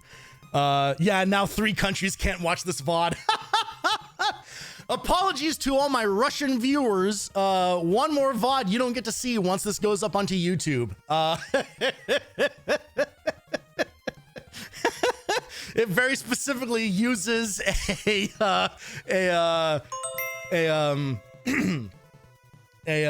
oh fuck you, Malice. Are you fucking kidding me? God damn it. Okay. We'll get to that in a second. How dare you? Shit, I just lost my train of thought. What the hell was I gonna say? Oh yeah, so we played through all of like the Mega Man X games last year. and Mega Man X7. If you have not played Mega Man X7, here's my advice. Don't play Mega Man X7. Do not. But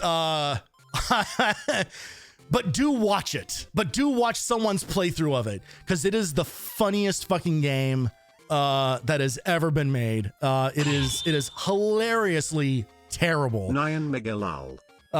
Hey J-Dub, thank you for the resub. It's crazy. That game's fucking ridiculous.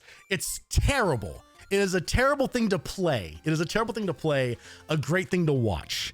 So I do recommend Rage Bait Terrible or Funny Terrible. Funny Terrible. Funny Terrible. Rage Bait Terrible in the sense that the gameplay is all rage bait. Like, the gameplay is absolute dog shit.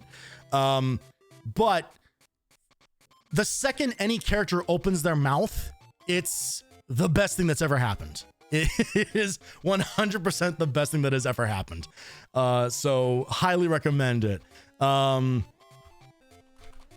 As a matter of fact, if you want, hey, let's do some shameless self-promotion.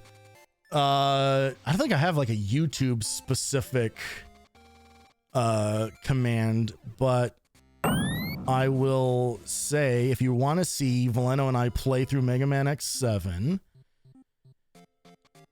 you can start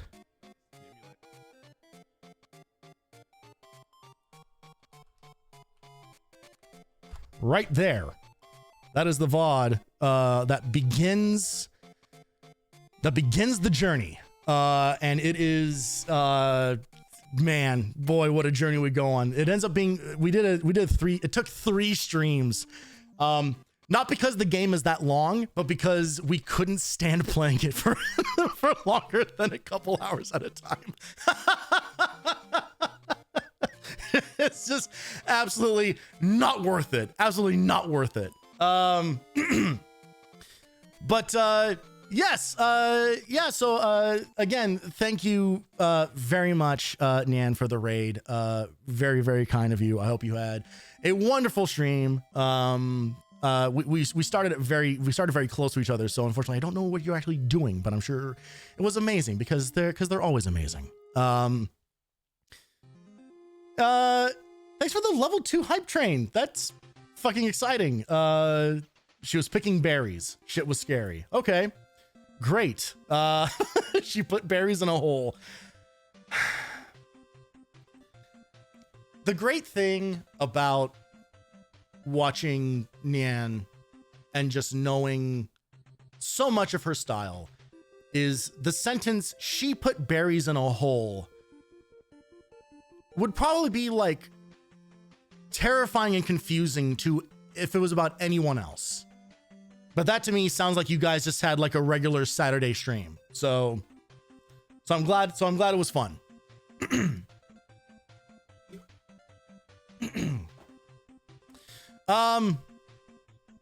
So yes, today she also motion sicked herself. Okay. had to hit the eject button. I get it. Well, yes. So yeah, today is it's my birthday today.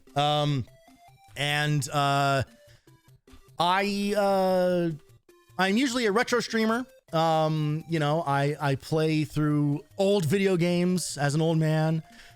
Specifically playing through my lifelong backlog. Whoop, that is not how you spell that word. Which you can find right there. There's 500 something games that I have never finished. I have played at some point in my life, but never got around to finishing. So that is the hook for my channel. So if you're into retro stuff, if you're into watching old shit, or if you're just into like the twisted mind of who ends up on, you know, Nanners' mod team, I'm your guy. Welcome. So today, in celebration of my being my birthday and loving the PS1, the PS1 is my favorite console. So much of my nostalgia for video games is built around the PS1 specifically. I absolutely love it. We are looking at this old GamePro. the GamePro PlayStation 2 and PS1 Encyclopedia. And we literally, I mean, genuinely seconds before you guys got here via raid, we just went through all of these pages where in this edition of the magazine, they did a mini review of every game that was released for the PS1 in the US. Every single one of them. Fear Effect, GTA, Medieval, Abe's Exodus, all that. We just went through all of these. So so if you want to see all of that, we whined like, I don't know, 3 hours. We learned that they aren't very good at this. The scores are all over the place.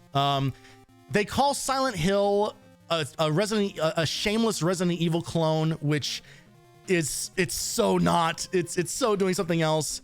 But the most egregious thing that they do here, the worst thing that they do here, is this.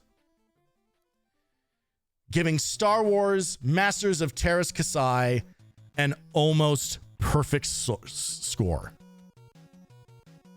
An actual crime against humanity made worse by villains at a gaming publication who do not deserve their station. What do they say about Soul Blade? Soul Blade is one of the classiest 3D fighting games around. Still stands as one of the best weapons fighting games out there. You can swing real deal gear from authentic martial arts styles and earn new weapons as you go. Toss in excellent visuals, and Blade even outclasses Namco's great Tekken 2. They just, yeah. Yeah, those guys they really loved horror.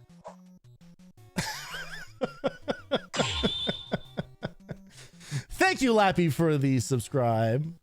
Very kind of you. Almost Perfect is crazy. Kind of neat, maybe. Soul Blade was fantastic. Did they grade Unholy War? Probably. Is Unholy War... You'll have to... Is Unholy War... Is it a fighting game? Is it an RPG? I'm not familiar. What is Unholy War?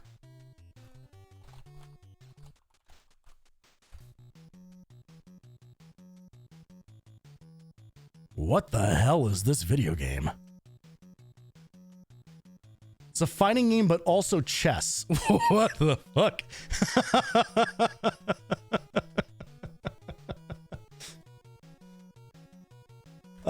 Then maybe that ended up in... So there is a point where they kind of like run out of room for things. Oh, there you go. The Unholy War right there.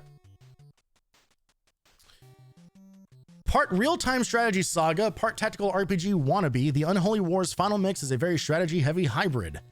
Playing on a hexagonal map, you gather magic, amass troops, and attack bases in real-time sequences. The production value is low, but the challenge is interesting if you're into this sort of thing. And maybe the worst screenshot I've ever seen of a video game. I have no idea what the fuck I'm looking at. What is? This will sell some copies of this game, I bet. I don't know. Show some fucking stop signs and what looks like 2 gross spiders. The only words you can read are the volcano. This game has hexagons. Yeah. Jurassic Park Warpath was also sick. Yeah, Jurassic Park, man thinks to stop sign. Oh, fuck off. God damn it. Give me a break, man.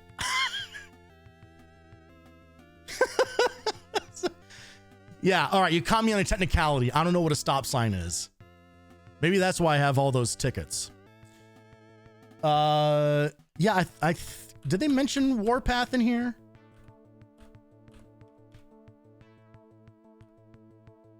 No. So yeah, so unfortunately they obviously they don't have room to review 1,500 games. So they do get to a part back here. Don't have room to do Jurassic Park Warpath. We need to talk about all the NFL game days that they released for 16 years in a row. So they have this section, the rest.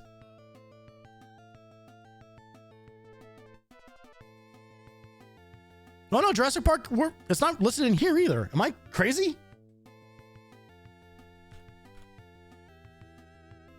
Is it, maybe it's just under Warpath? No? Maybe they missed it. They might have missed it. Hexagon's one of your favorite DOS games. We got to play that next. Do we? Is it it's not the Jurassic Park. Even the movie wasn't called The Jurassic Park. Welcome to The Jurassic Park. Yeah, so we just read through a bunch of these. And unfortunately you guys are missing it. So I do have a second thing that we're going to do tonight. So actually the timing is actually pretty good, especially if you guys are fans of Zelda games. So let's get that set up in just a second here. In a moment. That's your cue to leave. Yeah. Volano does not. Volano famously not a big fan of Zelda. Okay. So Malice redeemed a thing that's gonna really put me on the fucking spot here. He redeemed a karaoke time. But I have a get out of jail free card that I'm going to use in order to make this less embarrassing for myself. And it is one that, you know, folks are here via Nyan, so they will appreciate the connection here. I have done this for karaoke before.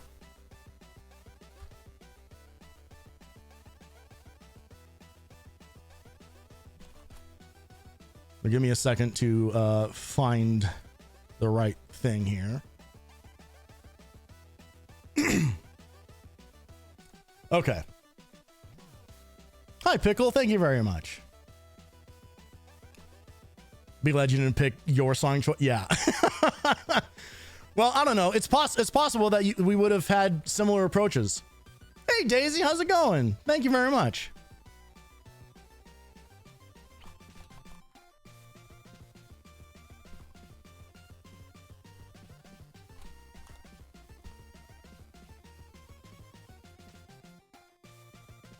Pick Dragula after 3 hours of talk. Yeah.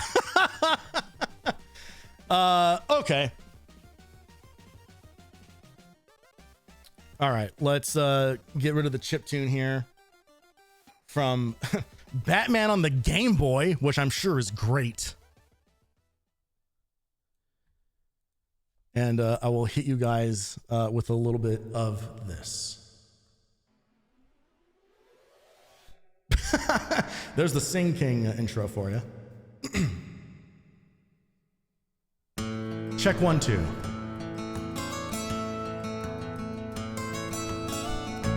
Almost cock time, gonna pound it in ya. Big boy ball sacks make big come just like river. All right. Dick is big here, bigger than the trees, thicker than the mountains, and it brings me to my knees. Country loads, won't you take my loads on your face, down your throat? I'm a pounded in ya. Won't you mount me, Papa, and take my loads, my country loads. All my daddies coming in me, I drink their gravy with strangers in my bottom. Sweet and creamy, painting on my guys, salty taste of cum shots, fat balls in my eyes. Country loads, take me home to the hole.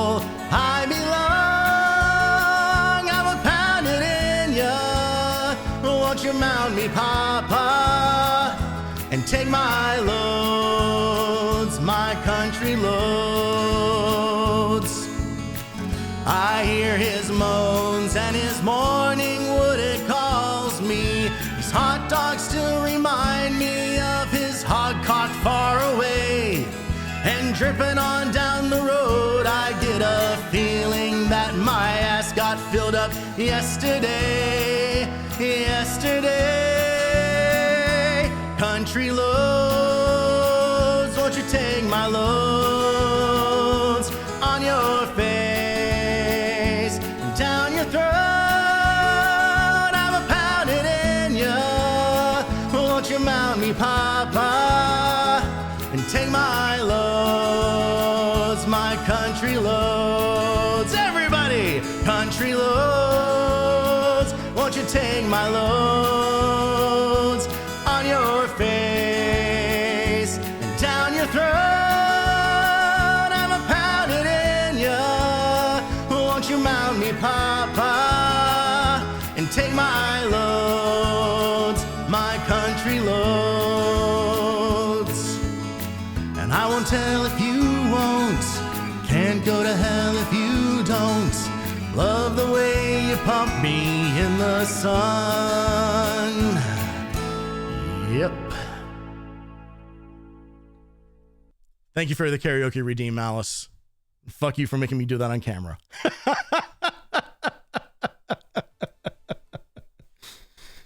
Oh, God. So weird.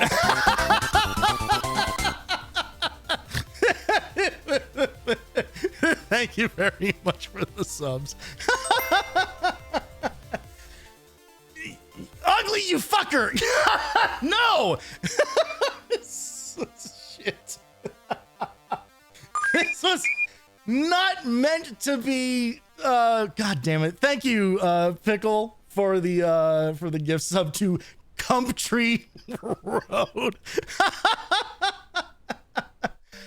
Oh, God damn it! Another karaoke. I have been talking genuinely nonstop, like straight nonstop, for 4 hours. So making me sing is an actual villain arc.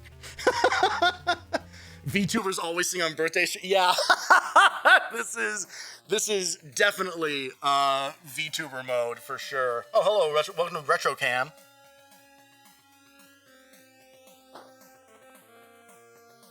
Oh, you know what?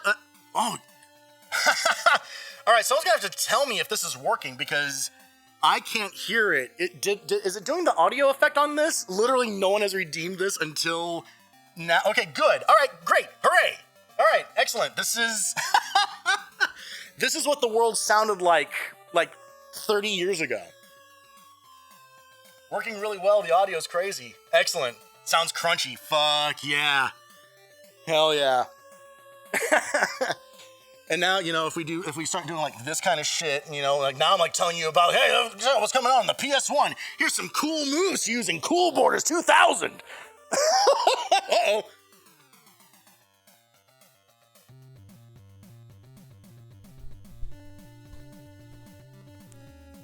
Jesus Christ.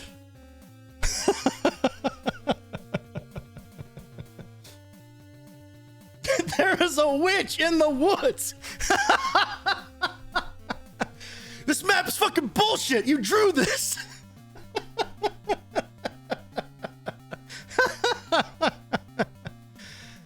Oh, for fuck's sake. Okay. If I gotta do another... Oh, man. See, now I gotta think of another karaoke song to do. Shit. I need better cooldowns. Specifically for these kinds of situations. Let me look at my list. What won't kill me to sing 4.5 hours into a Yap stream?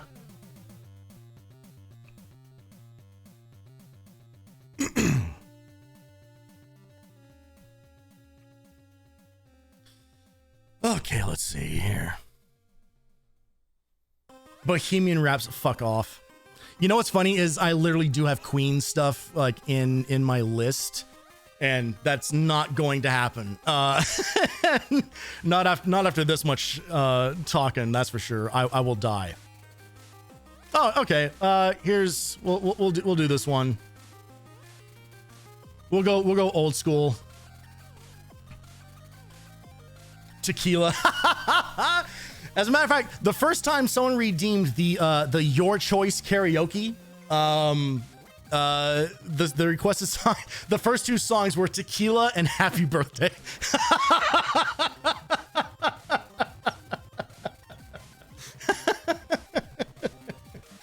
Because everyone who follows me is an asshole.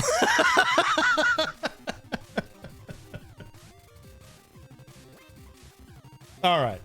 And I'm going to now hide in the corner while I do a real song, and you guys can all see the lyrics.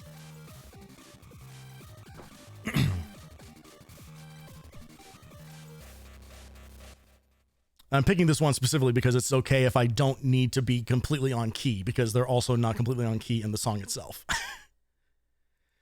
Did it get out of the... Oh, hang on one sec. Okay. All right, here we go.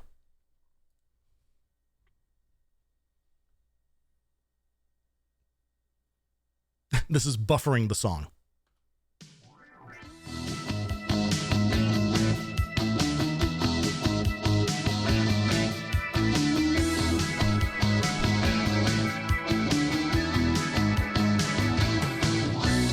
Used to be a renegade. I used to fool around, but I couldn't take the punishment and had to settle down. Now I'm playing it real straight, and yes, I cut my hair. You might think I'm crazy, but I don't even care, 'cause I can tell what's going on. It's hip to be square. It's hip to be square. I like my bands in business suits. I watch them on TV. I'm working out most every day and watching what I eat. They tell me that it's good for me, but I don't even care. I know that it's crazy. I know that it's nowhere, but there is no denying that. It's hip to be square. It's hip to be square. It's hip to be square. So hip to be square. And now everyone's favorite, a musical interlude. Thank you for the burn. Try to trip me up in the middle of a song. How dare you?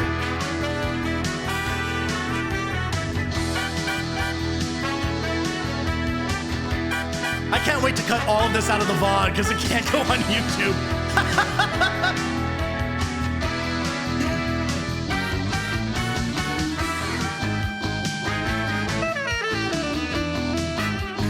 Tony, how'd your birthday stream go?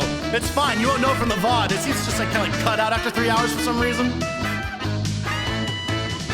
It's not too hard to figure out. You see it every day. Those that were the furthest out have gone the other way. You see them on the freeway. It don't look like a lot of fun, but you don't try to fight it. An idea whose time has come. Don't tell me that I'm crazy. Don't tell me I'm nowhere. Take it from me. It's hip to be square. It's hip to be square. It's hip to be square. So hip to be square.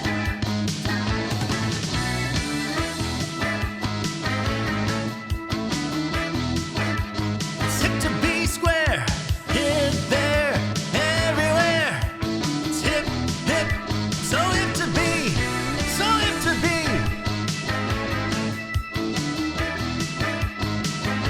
So hip to be square.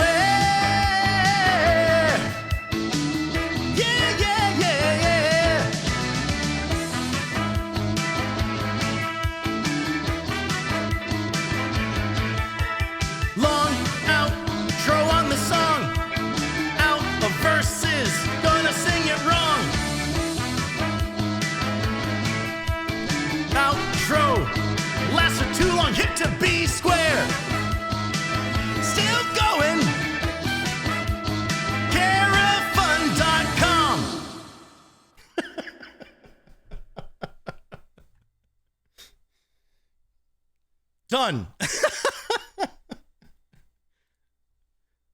Almost missed the Q, Tui. Yeah. Yeah. So thank you for joining me for that Yakuza mini game.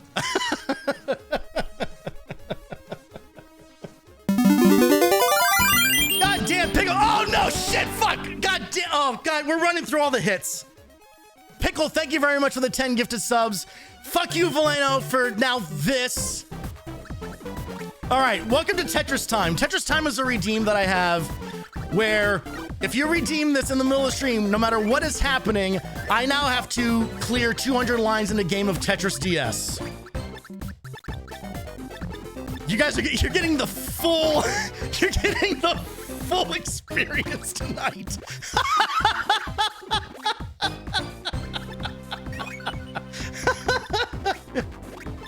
And before anybody gets any funny ideas, I'm telling you right now, there is one redeem of this per stream.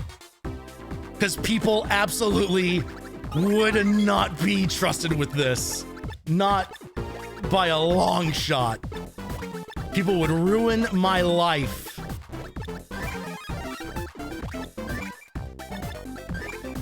If you're not familiar with Tetris, I'm gonna turn this down a little bit actually. If you're not familiar with Tetris DS, this is the best Tetris, straight up. It is an excellent version of this game. Mostly just for like this, even just like this basic marathon mode. You know, as we go through, as we clear lines, you're gonna see we're gonna go on a little Nintendo journey here.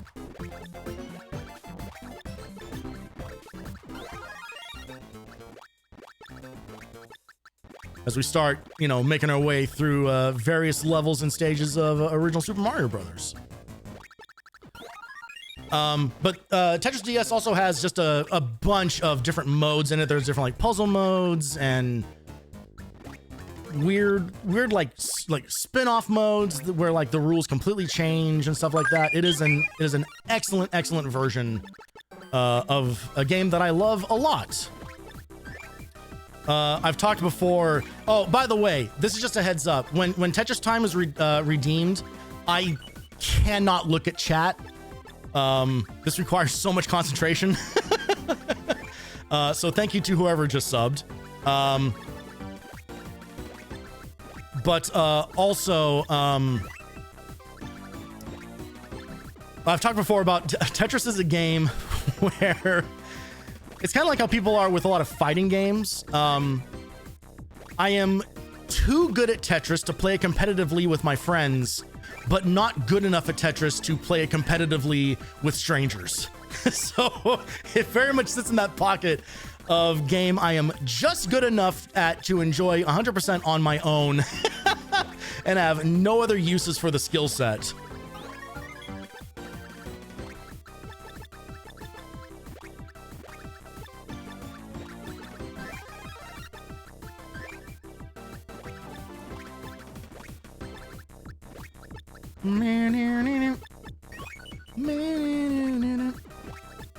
I know this doesn't look like much now, but as we once we cross like 100 lines, this shit starts taking off. And when we get to line about like 150, I will be going non-verbal.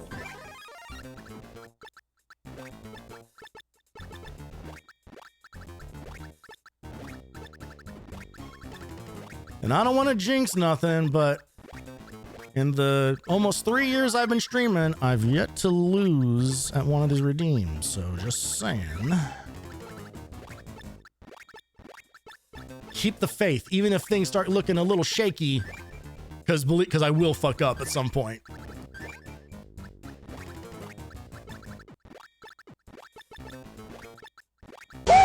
Fuck you.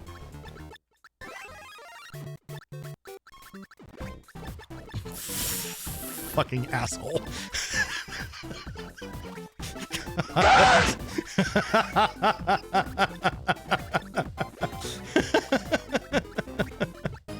Burn to the ground! Yep. Have your fun.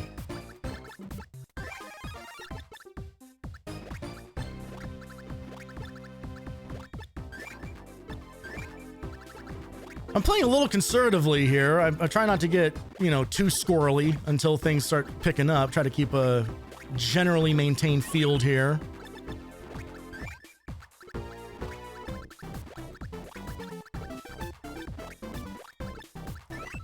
Thank God for infinite spins. Truly the only thing that makes Tetris survivable for me.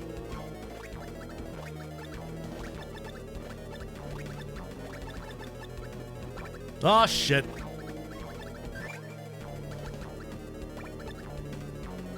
No, what are you doing?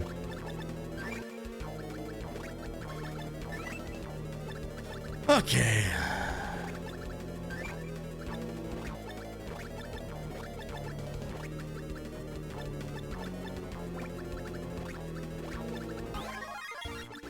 All right.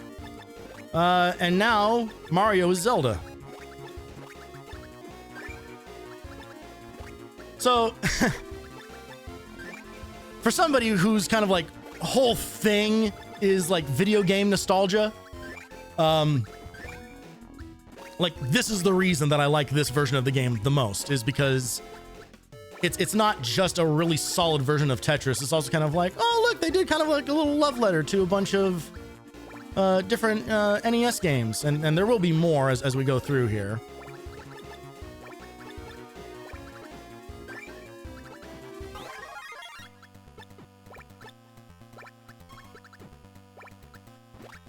It's now OG Metroid, a game that's actually not very good.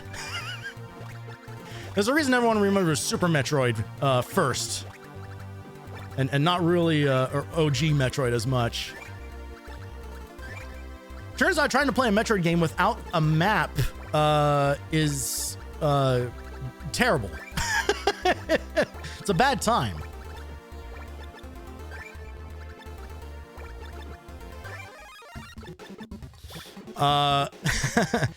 As a recent Switch 2 owner, I gotta say, speaking of Metroid, yo, did anybody else like super bounce off of Metroid 4 like a lot earlier than they expected they would? Because I basically got to the part where like I just unlocked the motorcycle and then stopped playing. I don't know. We waited a long time for Prime 4, and man, I don't know. It's just, it ain't it. It ain't it.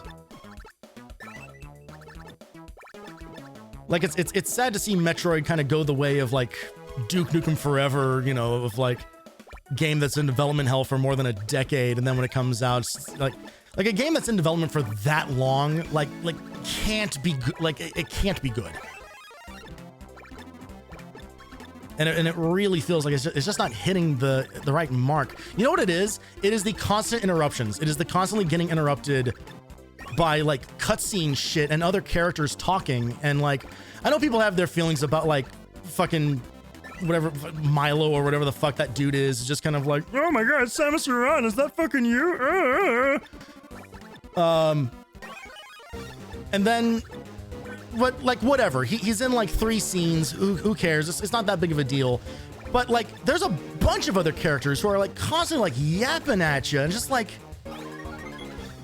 part of what makes Metroid work is like the isolation. You know, like it is the kind of organically figuring out like what's going on in this world, and okay, where's the next E-tank or whatever the fuck I'm looking for. But no one shuts up long enough for you to feel like you're in an alien world.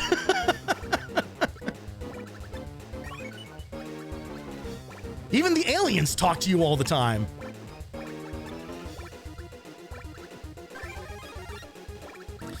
Okay. As promised, this is the part where Tony's voice goes on a little recess. So I will see you guys in about 33 lines from now. Enjoy the show.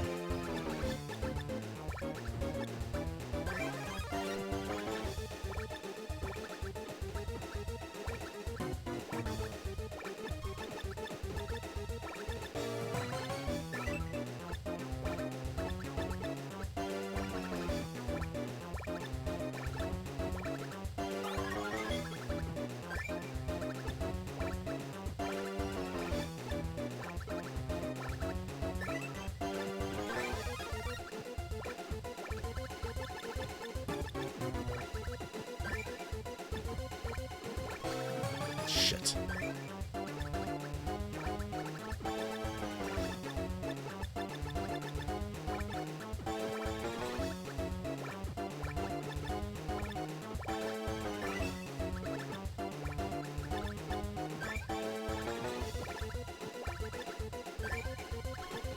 Oh!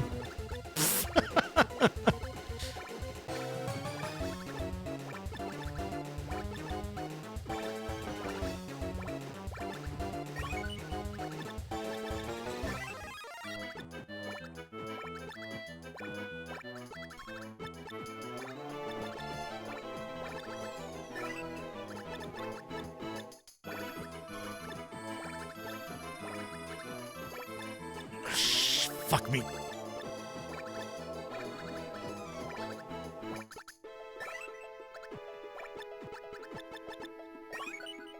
And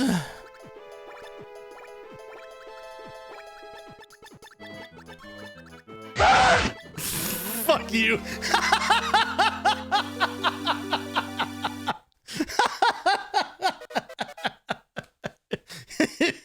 Such a prick.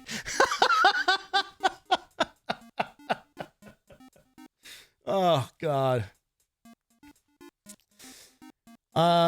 Never known the series would be about talking. Another one where it's more talking Other M. Yeah, Other M is the one where people also didn't like it. That's the one with the baby. Like that's that one. It's a problem that started, it kind of starts in Fusion. Metroid Fusion does a lot of like cutscene stuff, but at least it's all text. But it is a lot of getting interrupted by text. But even Prime 3, which kind of no one remembers at all. Prime 3 is the same thing. There's just like a lot of talking. There's a lot of like dialogue characters, but they kind of front load all of that and then let you roll free for the rest of it. So it's all good. But yeah, 4 is just like, I got like 2 hours or so, 2 or 3 hours into it, and it's just people just won't shut the fuck up ever. And it's really disappointing. I'm sad about it because I wanted that game to be good. I like the Prime games. Like the first Metroid Prime is fucking phenomenal. It's amazing. It still holds up. Like even if you go back to like the original release of it on the GameCube, it's still great. Like the remaster is probably the better way to play it because it does modernize a little bit of the control scheme. But not by not like leaps and bounds, a world of difference. But like it's so good at basically being a remake of like original Metroid, but in 3D. And then it's like Echoes is still pretty good, but I have a distaste for any video game that does like the split world thing. Because invariably in every single one of those, in every video game that does the split reality thing, there is always a point in that game where they will have you, oh, your new mission marker or whatever is over here, so go over there. So you follow what feels like the normal path for that, but then it's blocked because, oh, you're in the wrong version of the world to get past this wall or whatever the fuck. So you have to do like a huge amount of backtracking and then do like 2-dimension shifts or whatever to like get back to the other side of the thing. Like, and Echoes does exactly that. Like every game, like they can't fucking help themselves from doing that kind of thing. And I hate it. But it still maintains like what original Prime did. And then 3, you know, starts introducing some named characters and stuff like that. And it's like, no one ever cared about this shit. No one cares about the lore of these worlds. No one cares about the named characters of Metroid. They care about, you know, they care about playing as the main guy, Metroid, and his adventures. Like that's what people want. And the fact that like Prime 4 then just like puts like all like these other named people like now actively like getting in your way to explain to you how the game works. Oh, hey, Samus, you know, I think if you scan that thing over there, it'll tell you what the fucking thing does. It's just like, yeah, fuck you. I saw the 3 goddamn tutorial screens that explain that already. Like, it's so, it's disappointing. I'll probably get back to it eventually, but I have Neo 3 in my life now, so I don't need other video games.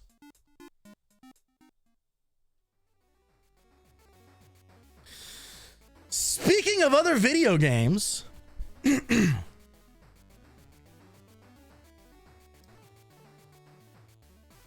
has it really only been like half an hour since you guys got here? That's I feel like I've been streaming for like 12 days. God, how does anyone do this professionally? How does anyone do this full time? Madness, absolute madness. Oh, let me make sure that I give a shout out. Oh, it was fucking Pickle giving another 10. Thank you. Thank you, Pickle. That's very, very generous of you. Thank you very much for the additional subs. I super duper appreciate that. Okay, what is it? Is this a fucking like chiptune remix of Hotel California?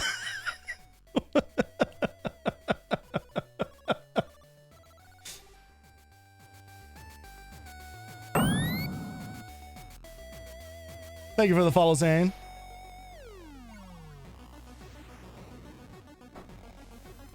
Okay. Oh man, so I did have another thing planned. It's getting so late that the problem is that we're not going to be able to finish it, but oh god, I don't have another thing to pivot to.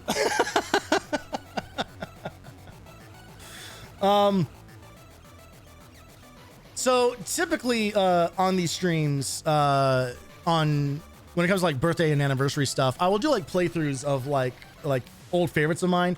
Usually I'm playing through like older retro games that, like I said, like they're on the backlog. I haven't finished them. So there's a lot of like new stuff. Glad Nan introduced us to you. Oh, that's very sweet. I'm glad that she brought you guys over here too. Yeah, no, you guys are,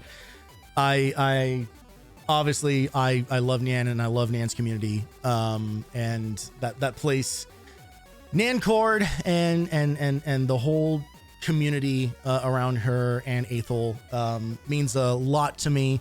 I, like most people, started going down the VTuber rabbit hole during COVID when there was nothing else to do, and it started with watching like 6 months worth of like Corone. Again, very typical experience, watching Corone clips of like, who's this funny dog that's showing up on my TikTok all the time.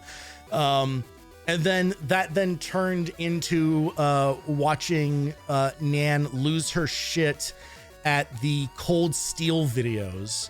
And I basically became like an immediate fan. And from that point, started joining Nancord and started doing all like the weird like GIF edits and all the different animations and stuff. And now I'm like a mod and I, have like, I have emote rights. It's been a very strange journey. But it's because of both her and Aethel and the support and wonderful community, that all you guys are a part of, that I wanted to take a shot. I want to take a swing at streaming. I've actually been streaming off and on for like a decade. I'm sure you guys have probably seen this. Nan and Aethel have been guests on it in the past. Valeno's been a guest on it in the past. Other VTubers as well, of Extra Life, where we raise money for Children's Miracle Network hospitals each year. So I've been doing that since like 2013. But it wasn't until about coming up on 3 years ago that I decided to actually start doing this for real. Unfortunately, I still have a real job. So this is very like off and on for me. I'm actually coming off of an unintended like 2-week hiatus. I don't need to get banned to take a vacation. I just don't get free time.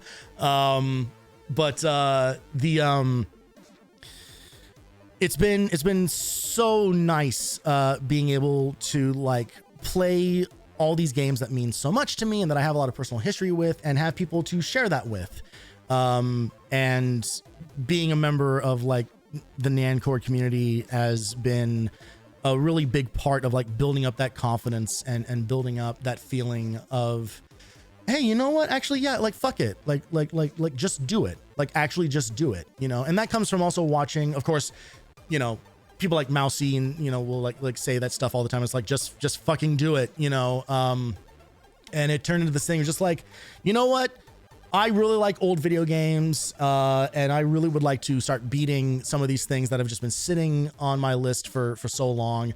This seems like the perfect vehicle to do it. Like, don't just make this like a personal journey, like make it a thing that you can like share with other people, and do as kind of like a community type of thing. And then obviously then that plays into better charity stuff and, trying to like build like my own little corner of the internet over here, which is just a bunch of nerds talking about old video games and movies. Yeah, again, like I'm super appreciative of everything that you guys have all been a part of.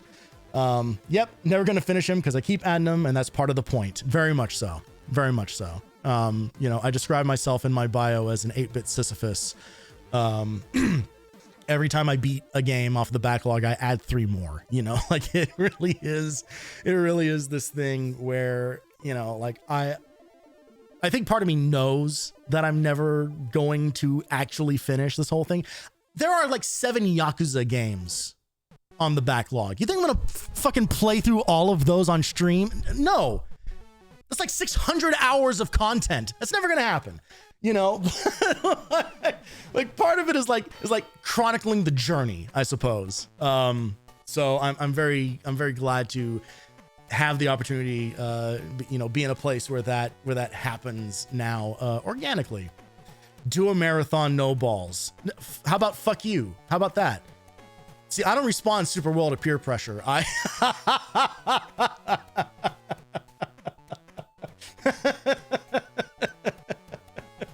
Like, absolutely not.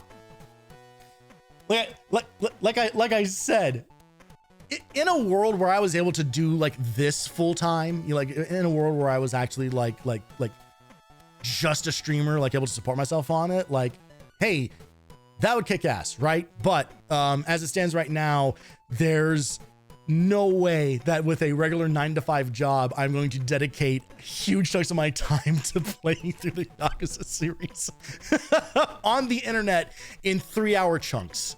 Because that's usually as long as I stream, is usually only for about 3 hours or so, because that's all it can take. I don't have the stamina for it, honestly. Not on a work day. Weekends a little bit different, but on a work day, fuck that noise. Part 19 of Yakuza 0, yeah. Fortunately, Yakuza 0 I've already finished. The 2 Yakuza games that I finished are 0 and Like a Dragon, the first Like a Dragon. So what is it? So 7 or 8, whichever one that is. I got really far into Like a Dragon Hawaii edition, whatever the name of that one was. I don't remember. Infinite Wealth. But then I got to the part where you unlock the island minigame. And that took over my life for a little bit. Like I straight up finished that minigame. Like I put the entire rest of the main story on hold just to grind that thing out. And by the time I was done with that, I did not want to start doing like run around turn-based combat again. I was just gonna like, I gotta play anything else. And now that Neo 3 is out, now it's just like I'm no-lifing that game, like I already, between the demo and the release of it, I'm already 15 hours deep in that game. And that's all I'm planning on doing tomorrow is just playing fucking Neo 3. I'm gonna sit right here on this couch, fully non-verbal, basically not moving, save for these thumbs, and just cranking out gear in Demon Japan. Speaking of cranking out, I have got to pee. So I'm going to throw you guys to a standby screen, real brief. Unfortunately, I do take longer bathroom breaks than Nan does. I don't do it. I think she starts like as she stands up and shoots it into the toilet. I need to actually travel for mine. So I'll be back in just a minute and we will hop into what is going to be the second half-ish of the stream. I will be back in just a moment.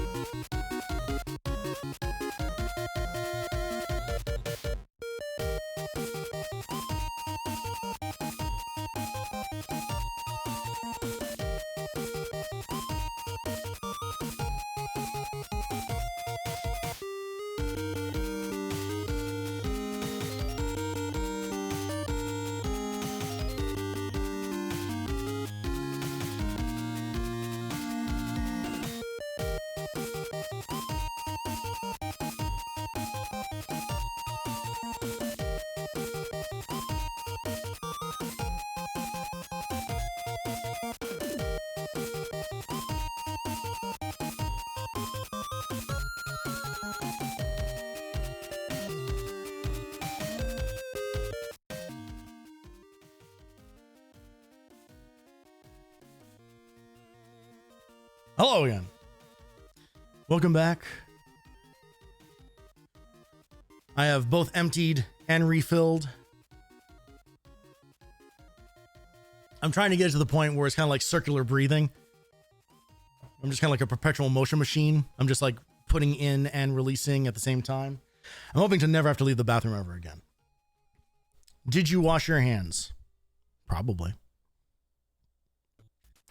All right.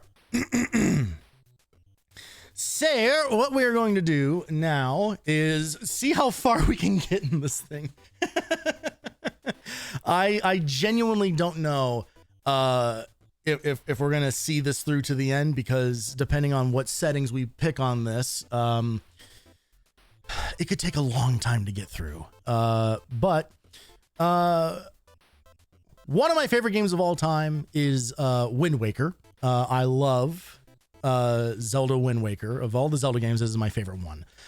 A lot of love for any time the Zelda games do anything different or crazy, and Wind Waker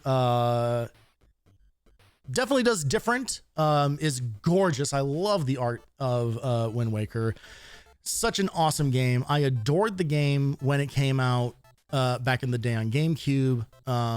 You know, I very much like no-lifed my playthrough of that. And then similarly, when it came out for the HD remaster, played it again on Wii U. And so what we're going to check out now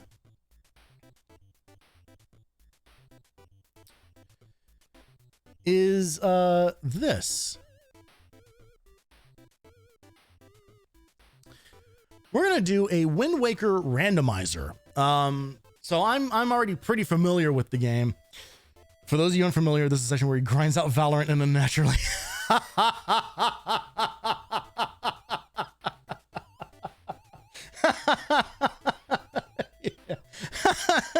Yeah, this is, I mean, honestly, I think my version of that is probably Rocket League, which I have not subjected my community to Rocket League in quite a while. You're welcome.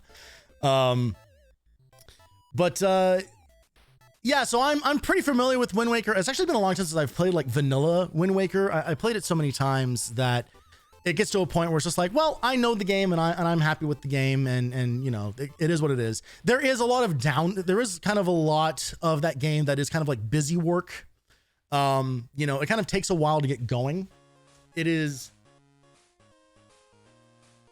the first like 2 or so hours of that game are pretty linear. It takes a while before they set you free on the open seas, right?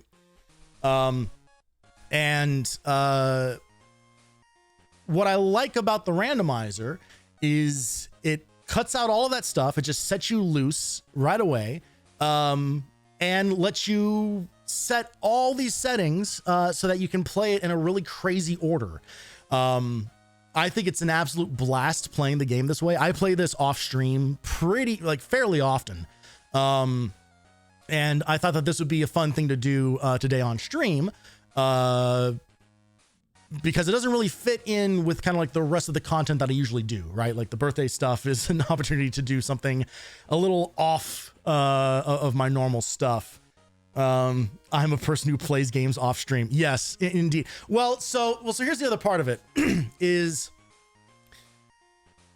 I was explaining this to somebody recently that unfortunately the backlog has kind of become a prison of my own design,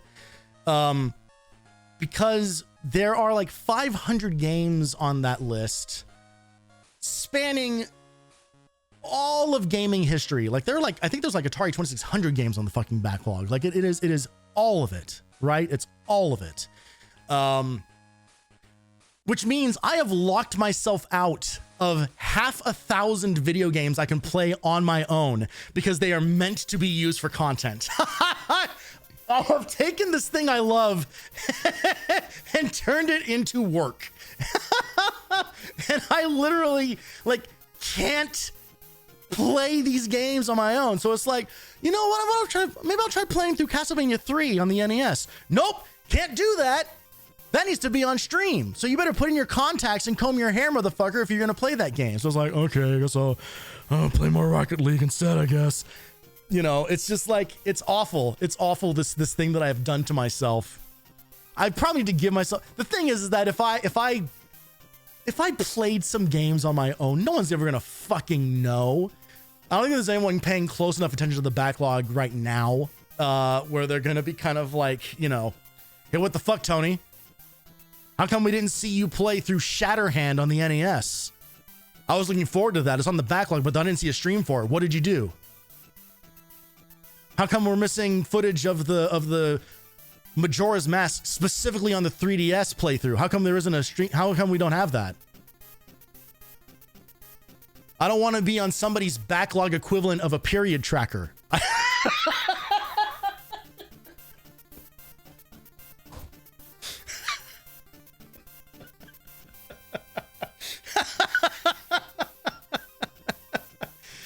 Tony Blue logged into Steam between the hours of 4 a.m. and 6 p.m. This is fucking weirdos.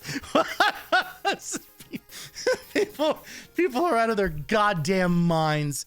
It's so gross. So fucking gross.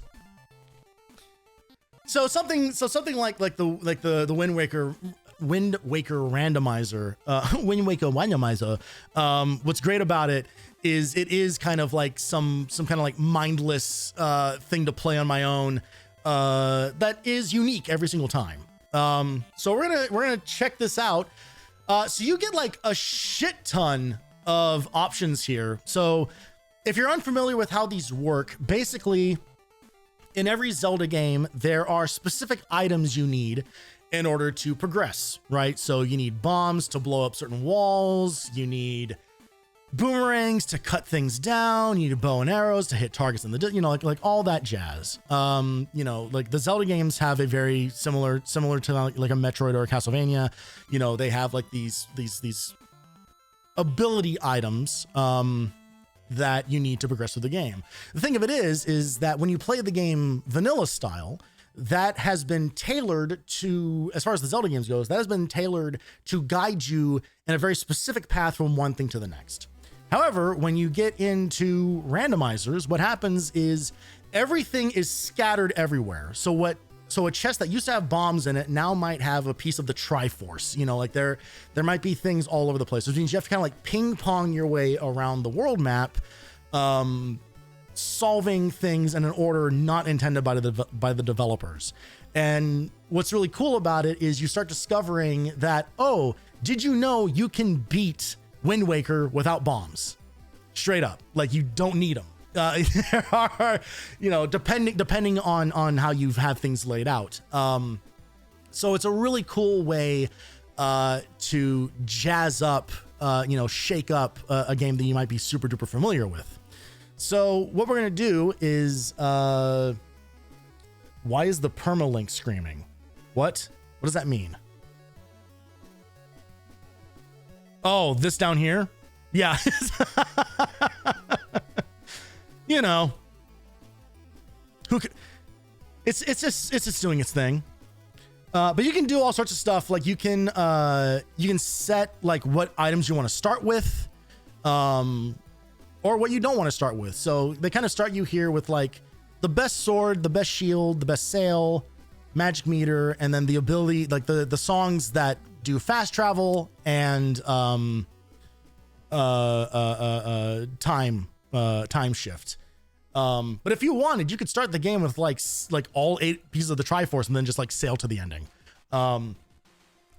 So what you can do is we can basically set where all these things can appear. What's the shortest amount of time you've done this in?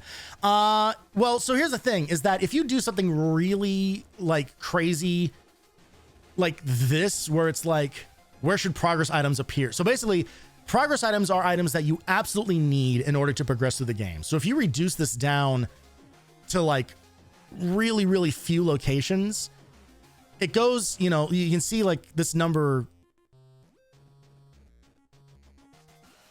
If you turn on absolutely everything, So this is now basically like a vanilla playthrough where you would have to play 100% of the game's content. There's 321 different scenarios that you need to clear, whether that is a chest or a combat situation or a boss fight or whatever, mini games, quests, all that stuff. So I think with some of the more restrictive options that I've put on this, I've probably done one in around like 4 hours or so, about. Which is why, again, I'm kind of like, I don't know if we're going to get through this tonight because it's already getting pretty late. But we'll see what we can do here. So what we're going to do is we're going to go with some puzzle secret caves. We'll do the Great Fairies because those are pretty easy to get through. Let's see. Let's do big octos and gunboats so we get some boss fights in there. The submarine, I don't really like the submarines because they're just like I don't like any of the ones that are just like do a combat thing. Like I like the ones that kind of like focus on more of the exploration stuff. Let's see. Island puzzles. I don't remember which ones the island puzzles are.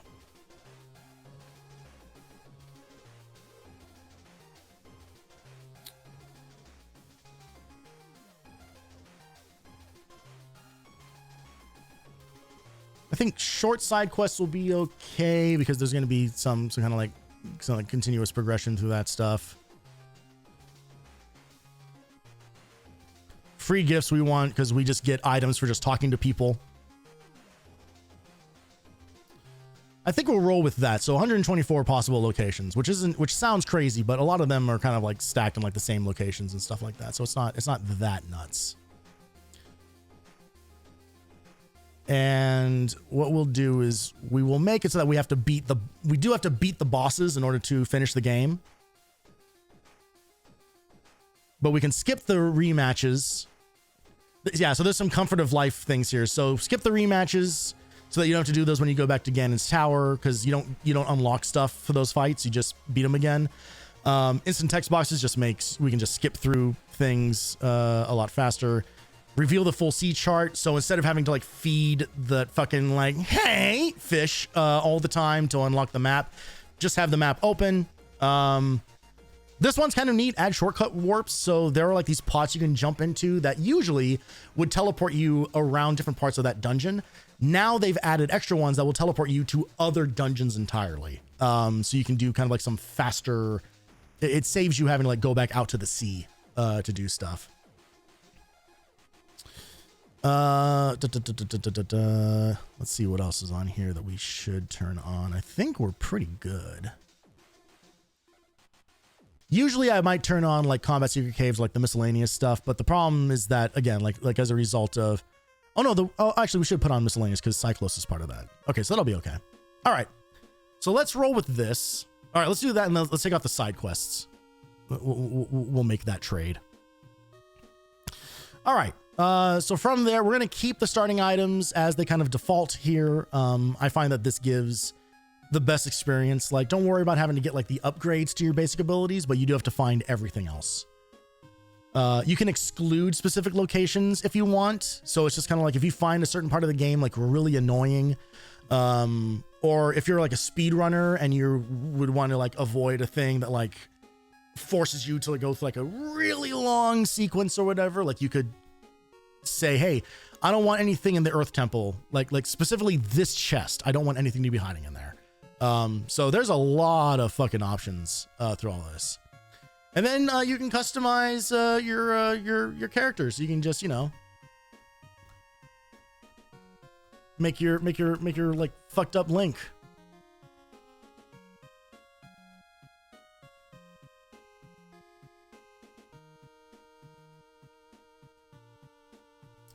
This won't surprise anybody, but I like setting his tunic to blue and then kind of calling it a day there.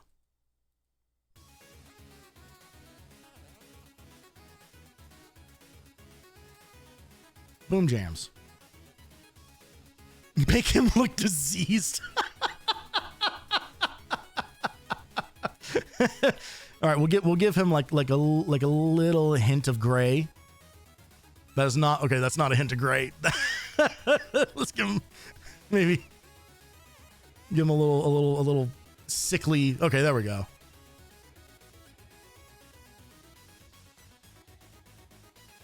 There. just off enough. You can also keep him in his casual clothes if you want. Oh, god damn it. I should have seen that coming.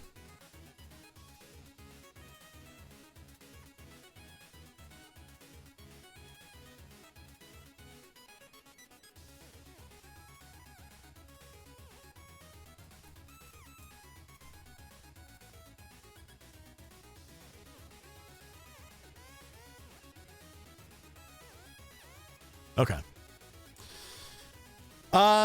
You got a bunch of advanced options. I don't really mess with any of these, but they do. I do like this one. So you can talk to the King of Red Lions. That's your boat. You can talk to him, and he will specifically say, "Hey, if you go here, you'll find this. If you go here, I hear you might find this thing." So it's good for if you start getting stuck. You can kind of get some better guidance there. Determines the number of path hints that will be placed in the game using the number selected hint placement orders. Multiple is blah, blah, blah, blah, blah, blah, blah, blah.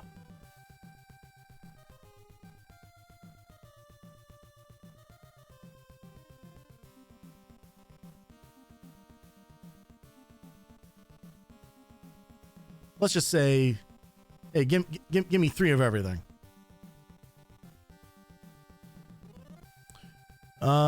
And then we have this tracker in here, which I will keep on screen for you guys to be able to see.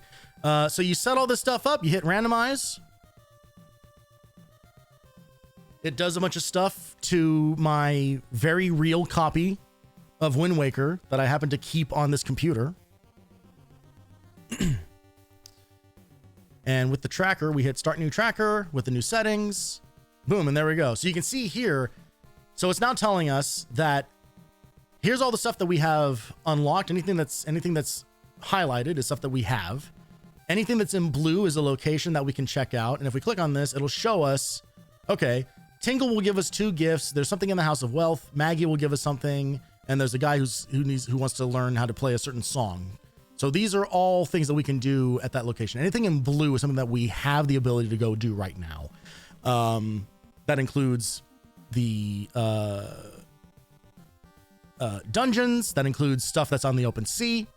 So we're basically just going to start playing through this game and checking things off this list as we go.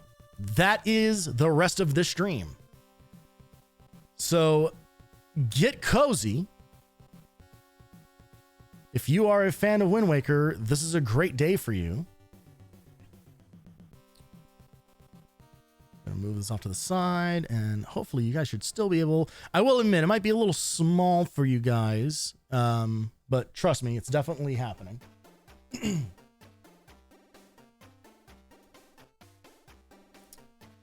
And you know what the hell? Let's actually change the category for the first time from off of retro. We'll actually say, hey, we're specifically playing Wind Waker.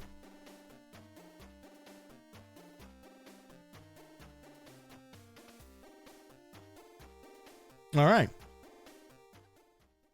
And then we will say goodbye to the tunes.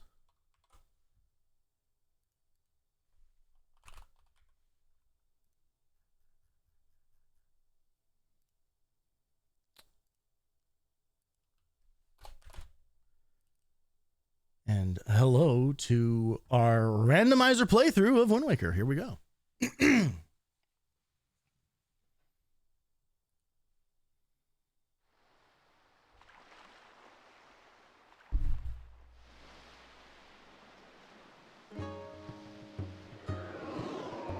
So yeah, I got the tracker down here for you guys.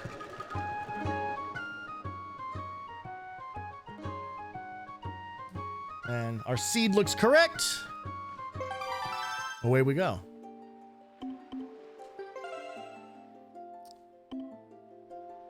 We're going to start a new game down here with our hero, everyone's favorite hero, Lunk. And start.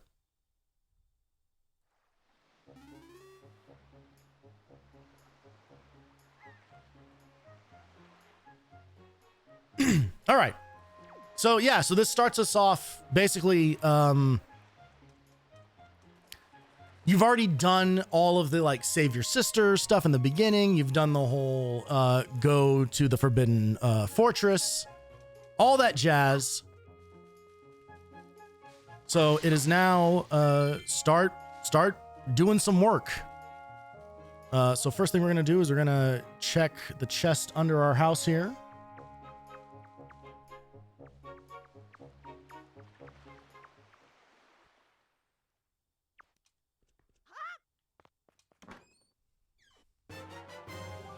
All right, boom, we got the mirror shield, just like that.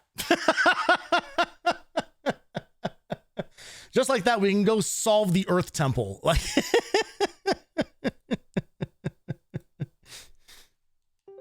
great.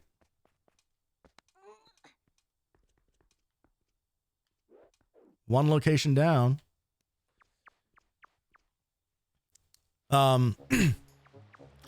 Yeah, I fucking love this game. Hey, big shock. Average millennial man enjoys Zelda video games. I really do love the series, but this one is like so special. And I don't even really have like a justification why. I love this game's tone. I think it is gorgeous. I think this HD, I know some people are kind of like mixed feelings about this HD version. I think it's fucking gorgeous. And you could argue that maybe like some of the bloom is a little over the top, but I think this art style pops so nicely. And it's just like a wonderful thing to look at. It's fun to play. And again, like this randomizer thing like really injects like a lot of new life into it for a game that I'm already like so familiar with. That, you know, it's kind of like I said earlier, like kind of makes it like difficult to kind of like do like fresh playthroughs of, because it's like, well, there's kind of a lot of busy work in the beginning, and you know, I'm gonna kind of like, by the time I get past like the opening like tutorial sections on things, I will have kind of like filled the need. You know, I'll have like filled the desire to actually like play through the whole thing. That's part of why the backlog is the way that it is because I have hang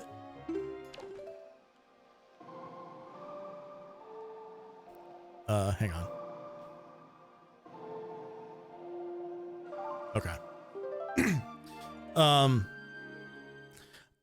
I just tend to bounce off of things very quickly. You know, one of the nice things about streaming is that it actually like forces me to pay attention to shit. By the way, I'm just gonna go steal this guy's shit while he's gonna watch me do it.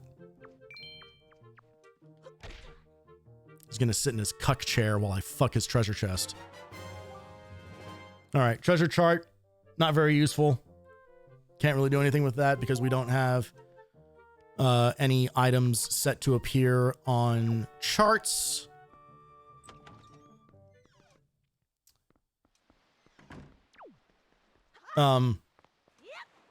But yeah, when you start streaming a thing, it forces you to like pay attention to it.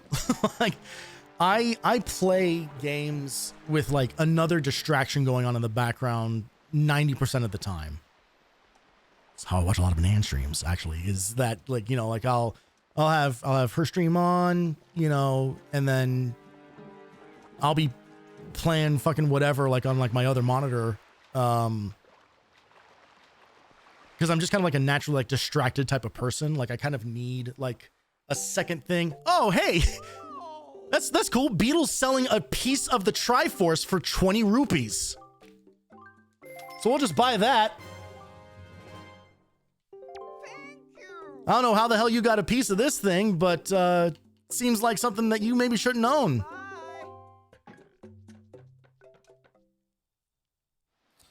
All right, I do need one more dollar because we are going to need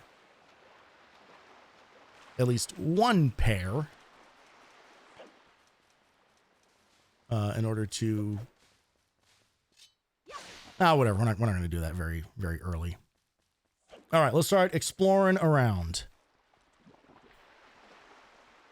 Whoops. No, so when you're, yeah, so when you're streaming something, it like forces me to like pay attention better. like I now like have to focus on the game.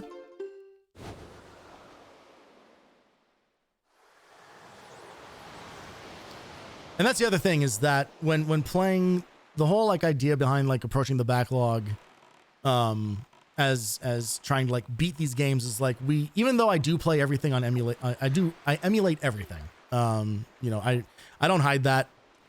People get weird about it for whatever reason, but it's just kind of like, nah, fucking whatever, like emulate your fucking video games, who cares?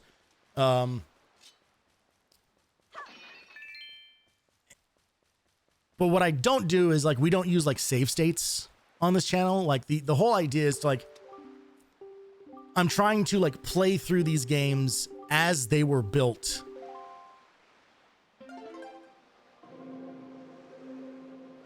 Because like, that's how I would have had to play them as a kid, you know? So like, I've done stuff like I've beaten Contra without using the Contra code and stuff like that, you know, which felt pretty fucking good about that, you know? Like, there have been a number of things that have been like lifelong challenges. God damn it.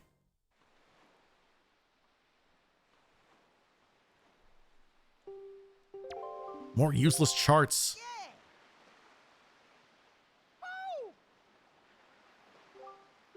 I fucking hate that guy's animation. I hate the way that he like points at the ground for a really long time and then just like nods his head yes, like, yeah, pretty good, huh? It's just like, no, it's terrible, actually. All right, time to rescue this pervert.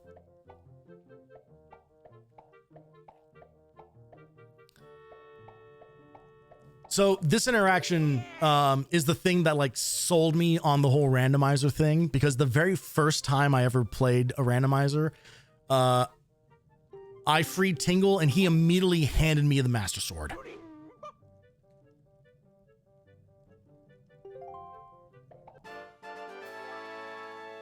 And this time he cucks me with a fucking joy pendant.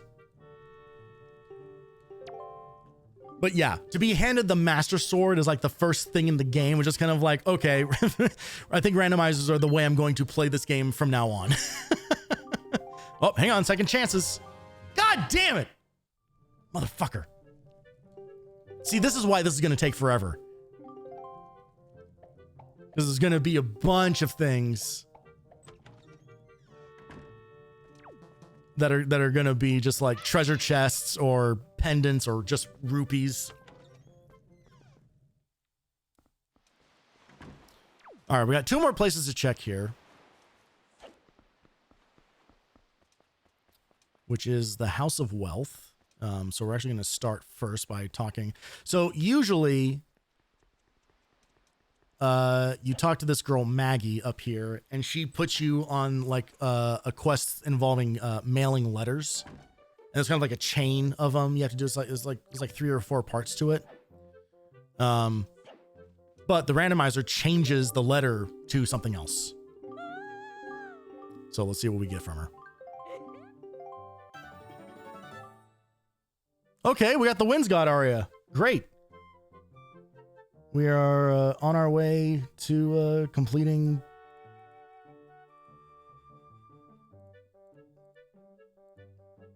Which? Oh, command melody, Winds God. There we go.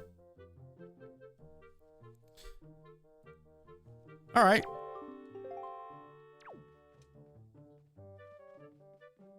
So getting some stuff that'll help us get through the dungeons later. And I fucked up that jump, so now we gotta go. we gotta run it back, boys.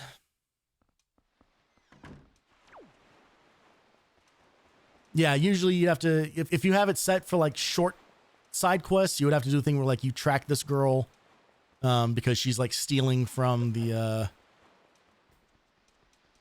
company safe.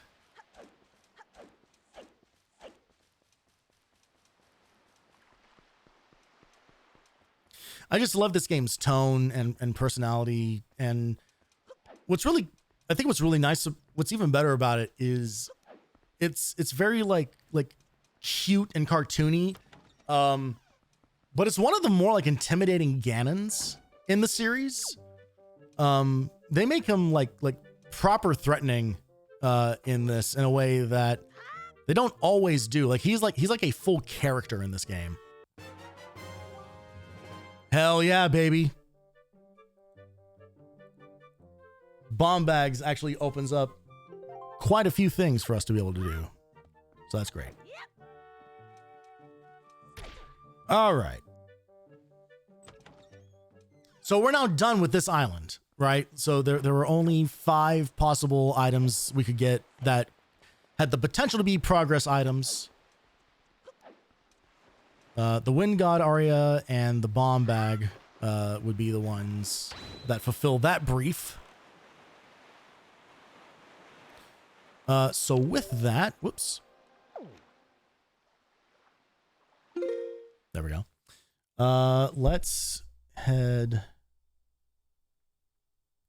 Okay, let's head to the fairy island first. Oh, God damn it. No!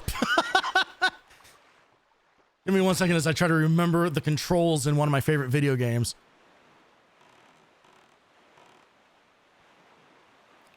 And this is just, it's just so relaxing, you know, like the whole,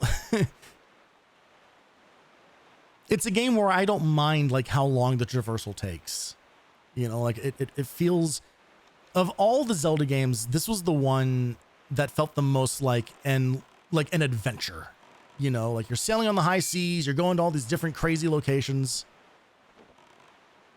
You look at it now and it's actually like a lot simpler, than it may have felt back in the day. But the vibes still hit. Like, the vibes still work.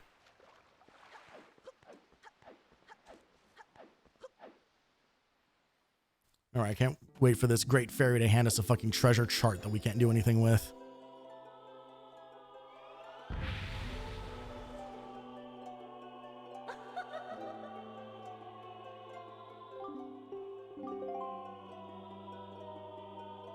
All right. Blow your pedals on me, baby.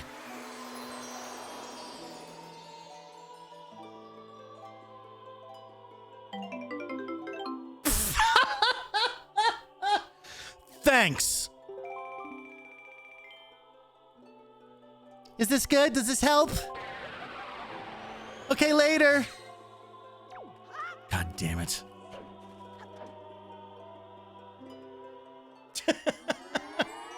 Link, did you see the Great Fairy? Yeah. How'd it go? She gave me $50 and told me to leave. Yeah, she gave me... she gave me one of those gift cards that you can take to like 3 different restaurants. One of them is always Macaroni Grill.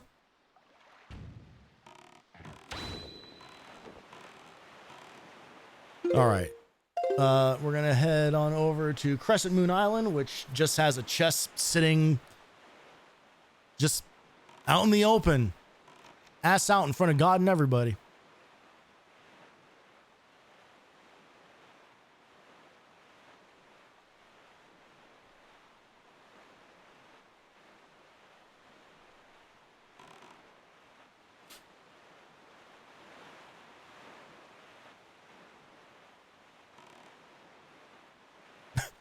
Did I turn on the setting that turns music off? I think I might have accidentally. Oh, no. No, remove music isn't checked. I guess it's just taking its time.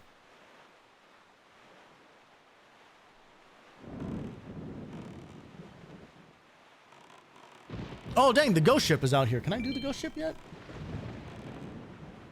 No, I can't. I don't have enough stuff. Damn.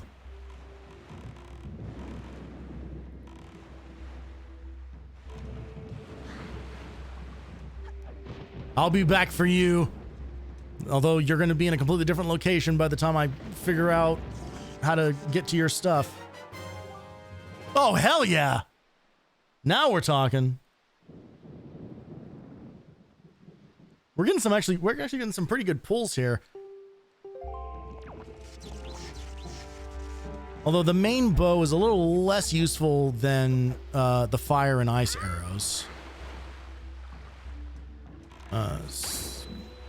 But we can still do a couple of things with that. So I think we're going to head south now. There's one thing we can get from Paw Print. So you can see why this works on somebody like me, right? Where it's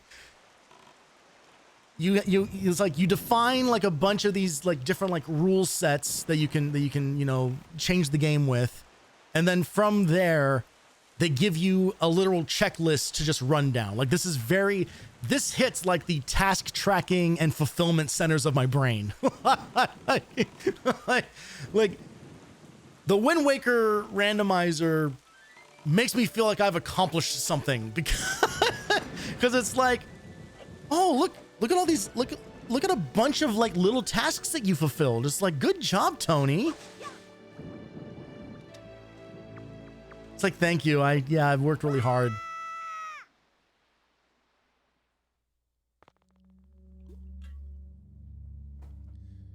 All right. So we're going to come back here probably like 2 more times. Kind of the nature of the whole randomizer thing is you have to check things as they're available, because it could be the thing that you need to get so much other shit. Okay, well. We now have recursive bombs. So not immediately the most useful thing in the world. Because I'm pretty sure that by getting the bomb bag, it unlocks the bombs for us already. But that does mean that we can actually do a couple more things in here, which I didn't realize. So I'm actually glad that we grabbed those.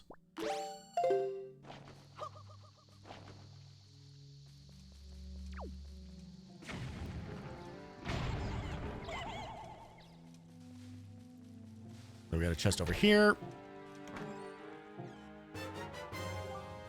God damn, we're pulling good, boys.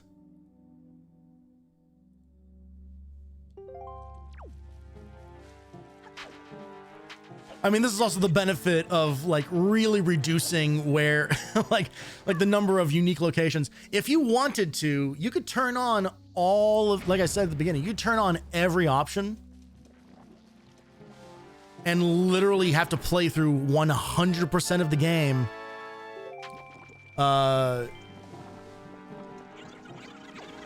to actually get everything. Potentially, right? Like the whole point is you can find stuff in completely random orders.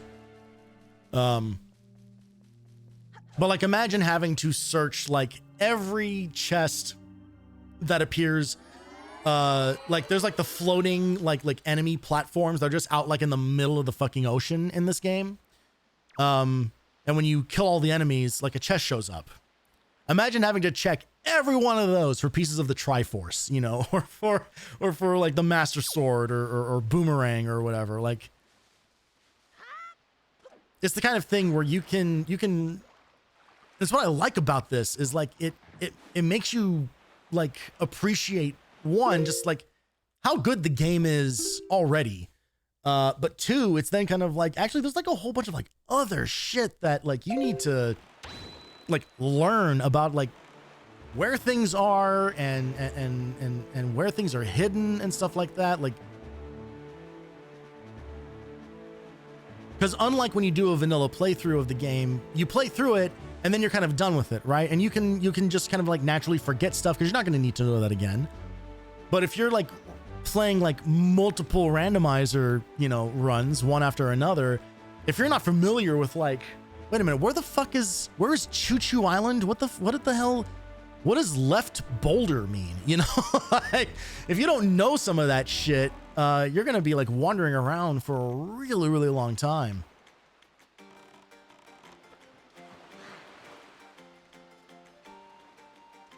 So we can come here. I like moments like this because we already know this song, but the randomizer makes it so that you get something completely different for it. So, oh, thanks. Good job. Here's a heart container.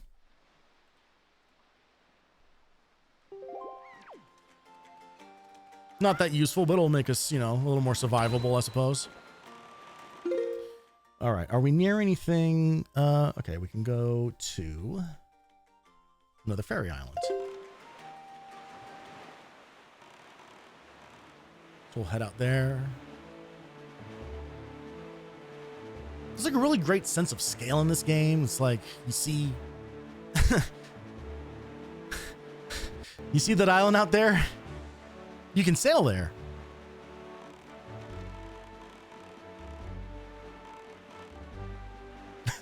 This game is the Death Stranding of boats.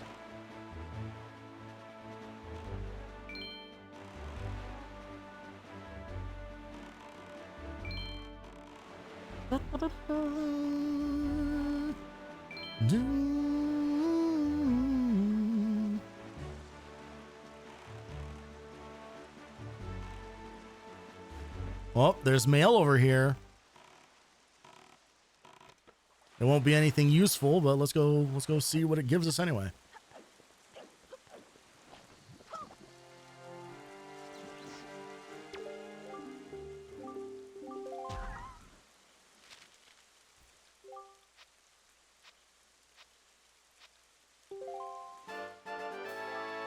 All right.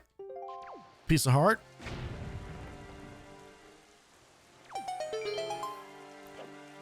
Okay.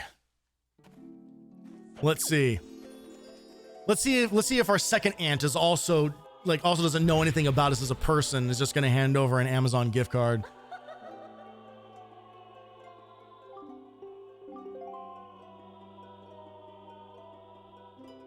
Come on, baby.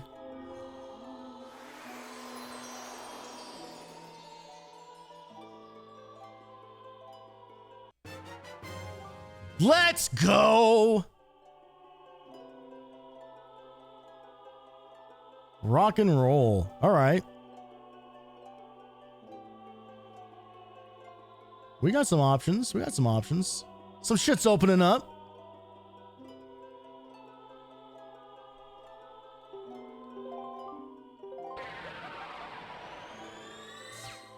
Is that better? Is that better than what my bitch sister gave you? Yeah. I know about her.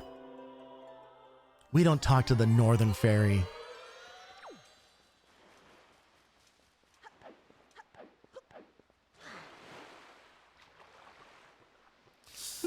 All right, what do we got? We can head. All right, let's do a little.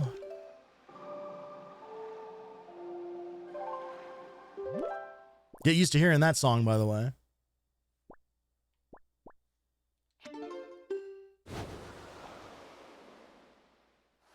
This is another thing the randomizer does, is kind of like speeds up these transitions, so there's not like a whole lot of downtime between, because you will be doing a lot of teleporting.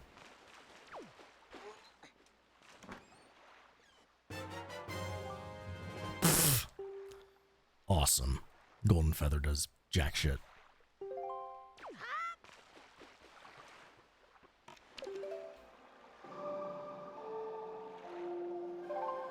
All right, where is there a pocket of stuff that we can do a number of things at? Let's head down south here. Another fairy island.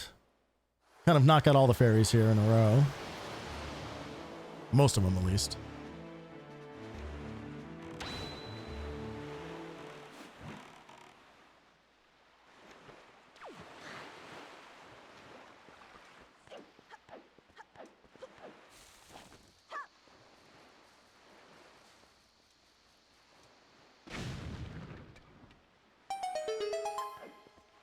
I love the explosion effects in this game, like the big, like, swirly cartoon clouds.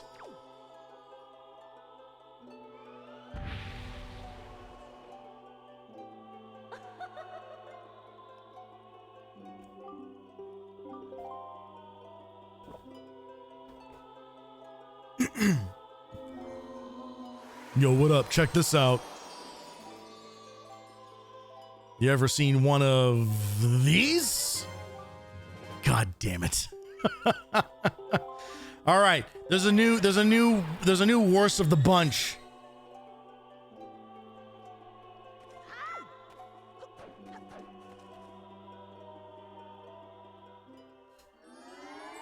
Money we can spend on things. That treasure chart, useless. Again, something else, but something that you could put in the randomizer to be kind of like, yo, find every sunken treasure chest. Something important's down there.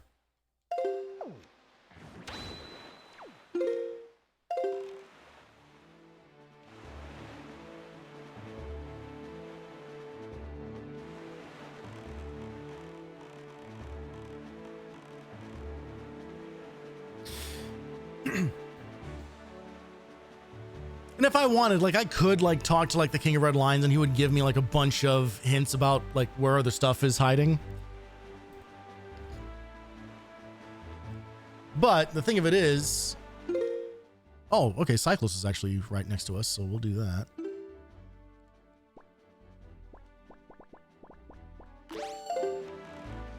I'm actually going to do, like, a couple of boss fights here, kind of back to back. Like the nice thing about having the tracker is that, you know, it's just kind of, you don't really need the hints necessarily.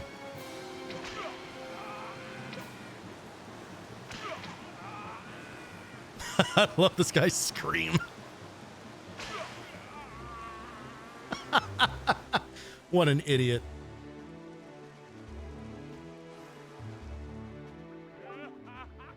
Hey, you're the prick who just shot me 3 times in the face?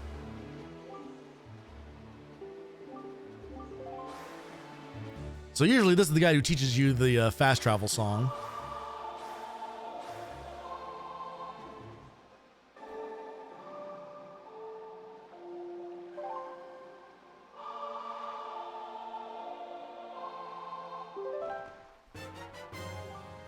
Oh, fuck yes.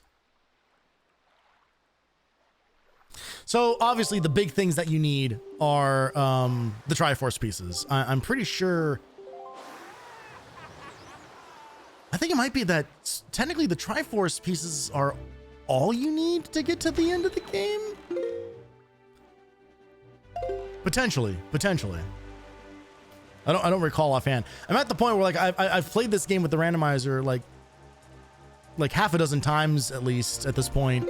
So it's kind of like have a hard time remember like what you even like actually need to truly beat the game, because you end up with just like a collection of all sorts of weird shit.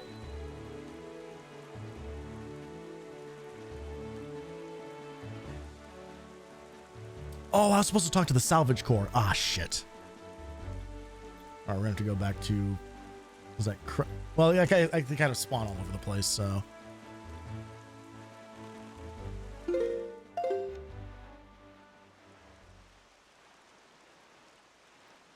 Hopefully we'll run into them. I know for sure that we spotted them up at Crescent Moon, so we can always go back there if we don't run into them naturally somewhere else.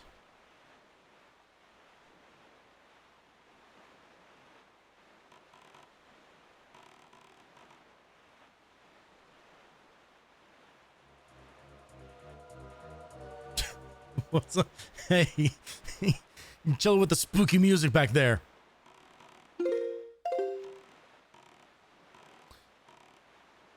All right. We are looking for a bunch of seagulls.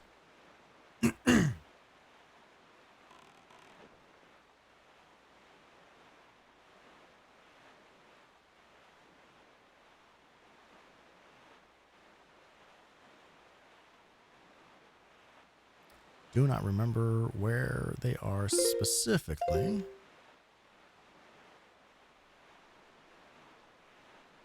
Oh, no, wait. We're not looking for seagulls. I was looking at the wrong thing. Wait a minute.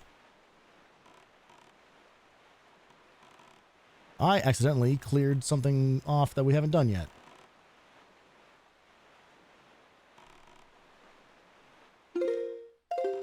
Okay. Slight misclick. Gotta do a little backtrack, but we can do... Okay, we'll hit this island. Then we'll head backwards here for... briefly.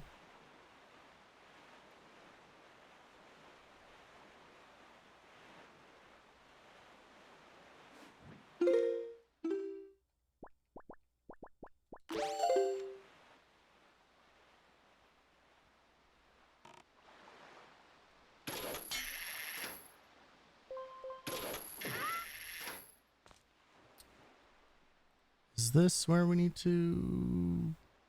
Yeah. Maybe?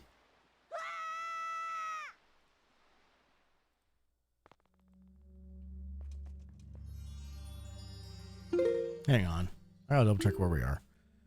Okay, 1, 2, 3. It does say cave chest, but I thought that we needed... We can... Okay. Whatever. Whatever.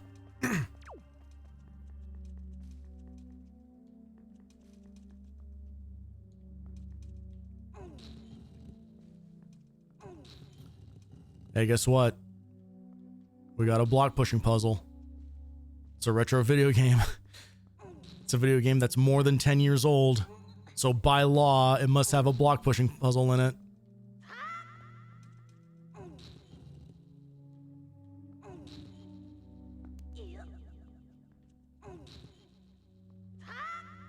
I love his vocalizations in this one. Like, they give him like a great voice in this one for a character who, you know, doesn't say much other than "Yup."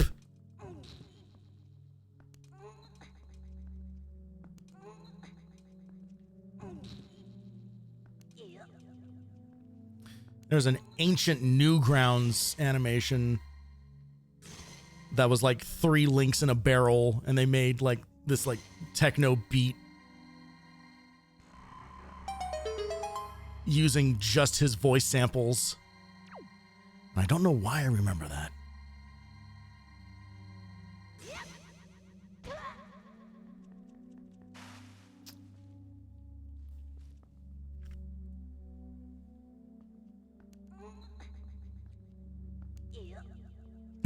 Element Newgrounds. Hey, I'll have you know,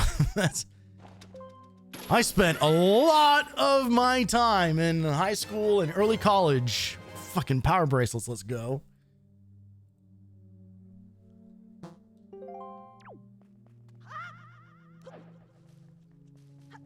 That's something like my early internet stuff is. Like, I spent a lot of fucking time on Newgrounds.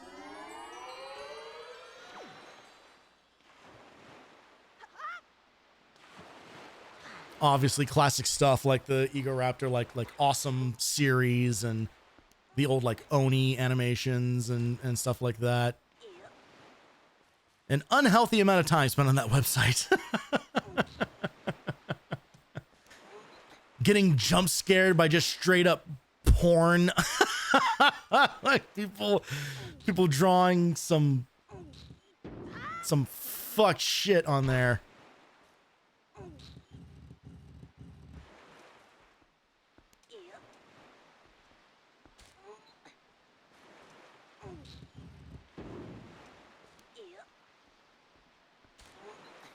This chest isn't critical, but might as well grab it while we're here. Might be fun. All right, got $10 for climbing a mountain. Okay. Now we go this way. Yes, this way? Yes, this way.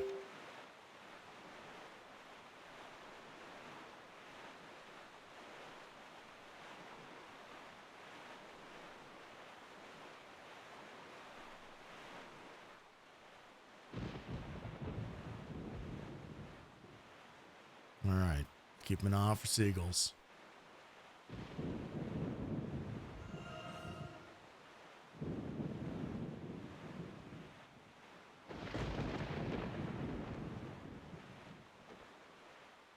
Ah, there they are.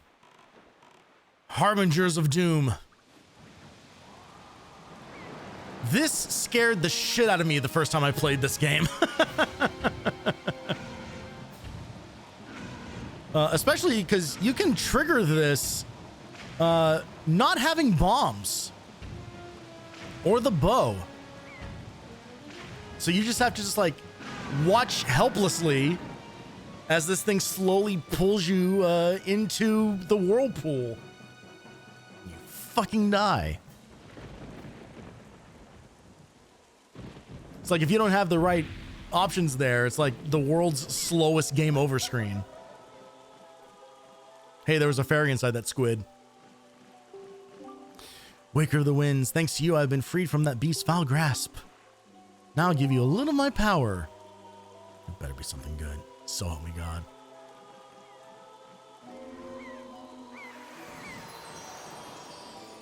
Come on. No whammies, no whammies. Fine. See, this is what I've done. What I realize, I have turned Wind Waker into a gacha game.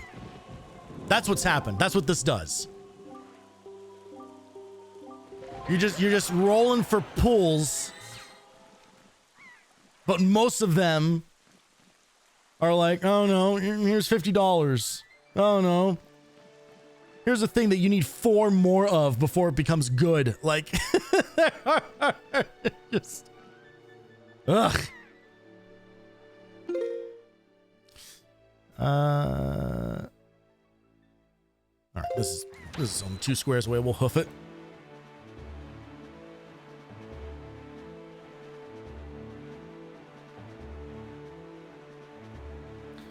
.06% chance of getting the thing you need to advance. Yeah, exactly.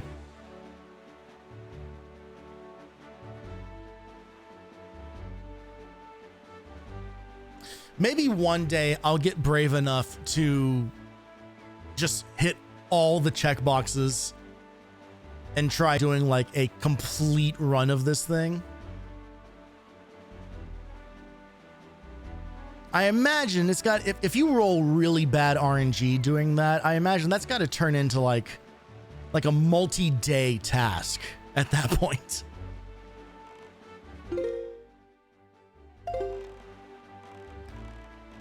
Because then the only thing that you're skipping at that point is the intro, which is about, like I said, like 2 or so hours long.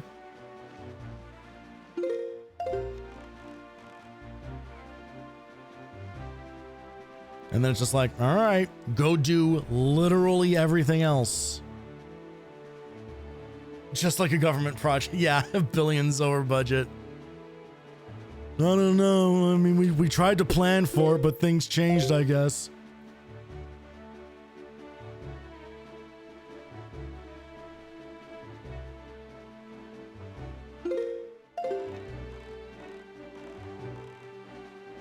Is this island over here?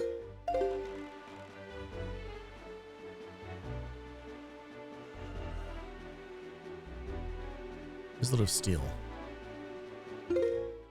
It is this. Okay.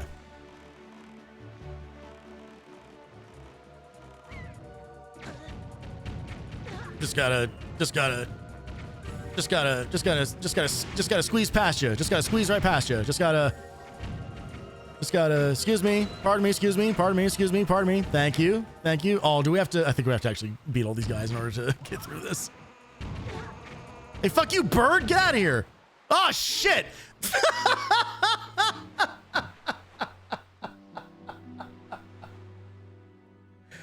Uh-oh. Okay, all right, okay. It gives us the option to save here. I was just like, yo, I never saved.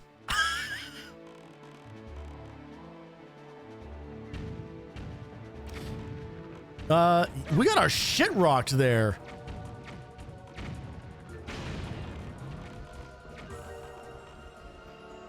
I guess when you drive headfirst into a heavily fortified island made of steel,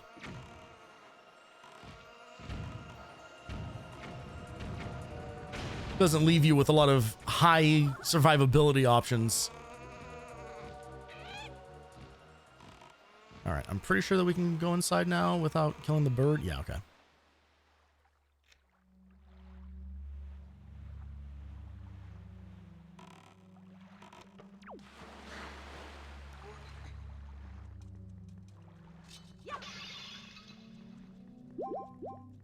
Get some health back.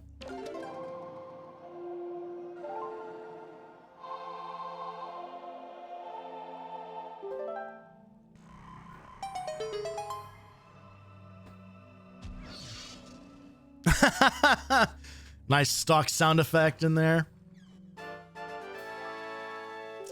Another piece of heart. Well, at least the next one we find will be a little more survivable out here. instead of getting our teeth blasted out of our face by 16 bombs. It's like I'm playing My Voice Zoo again. All right, where are we dropping? All right, we got a couple options. Or yonder. We're not doing Arknights. Listen. You want Arknights, you go to Valeno's channel. You want someone to shit talk Arknights, you can stay right here.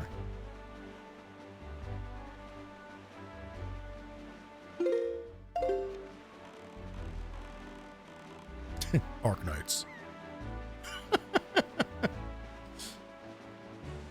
That game was so stupid. that voice. Yeah. Yeah. No, I figured out the reference you were making afterwards.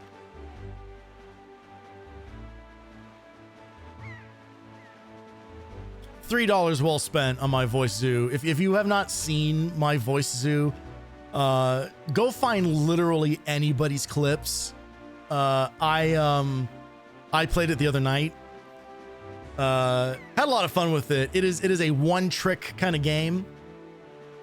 But honestly, like the trick it does works. Like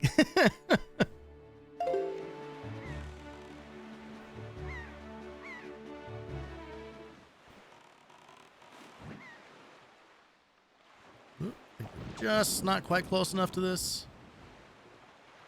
There we go.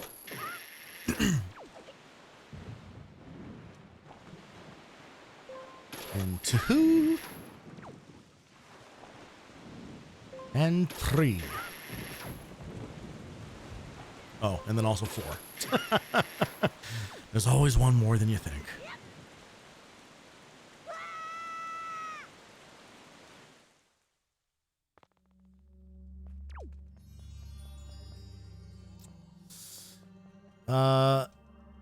Okay, yeah, this is the one. You just have to like jump in all these different pots and find the right one.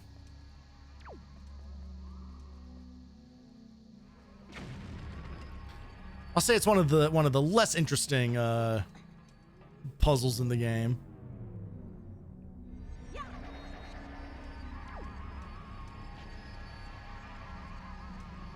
Mostly because there's just so many to check.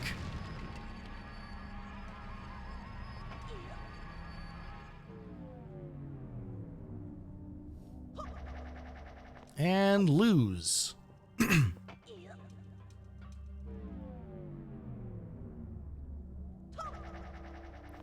right, well, we'll keep going on this track. Unfortunately, I have not committed this to memory, so we're basically solving this for real.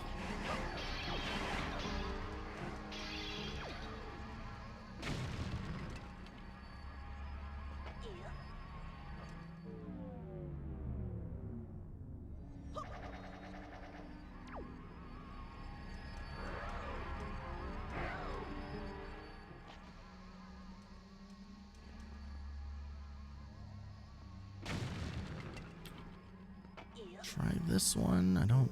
I guess I should have just don't remember. Fuck. Roll it back. Roll it back again.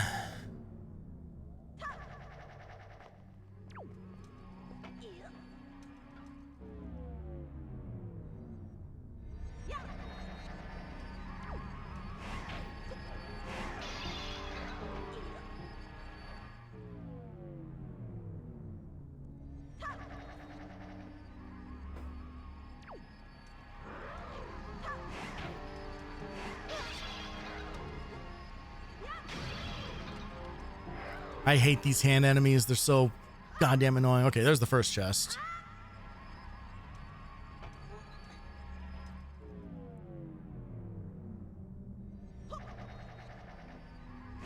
Oh, okay. And then accidentally found the other one. That's a big get. That's a pretty big get. Well, let's just do a bunch of stuff at the Forbidden Tower, as a matter of fact.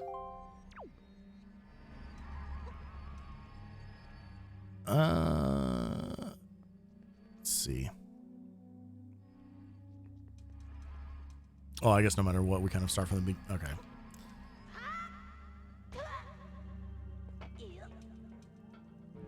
All right. So one more path to figure out here.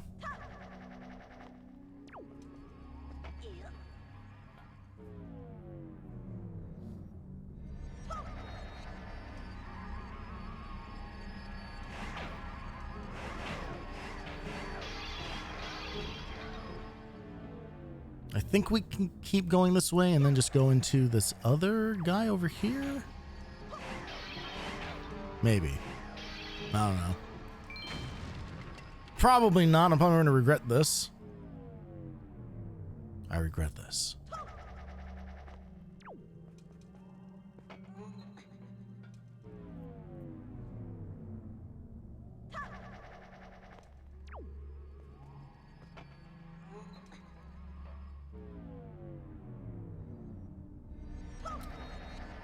All right, there's that guy over there.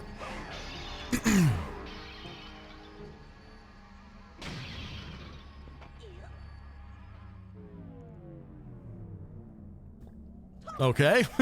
Fuck me.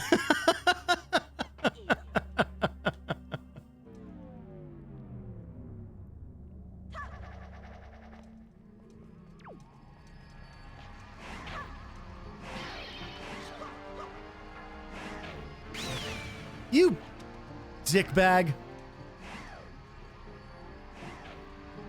Fucking goddamn it. Stop. Stop it. Well, that's the other thing. That's the first time we hit something with our sword in this game so far. I love all the little music hits during combat. There we go.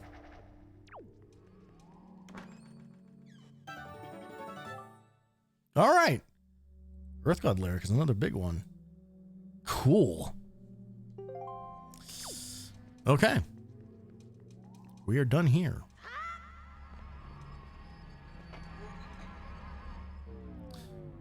There's a giant Octorok that is also here, but unfortunately we can't do that just quite yet. Because it requires the grappling hook.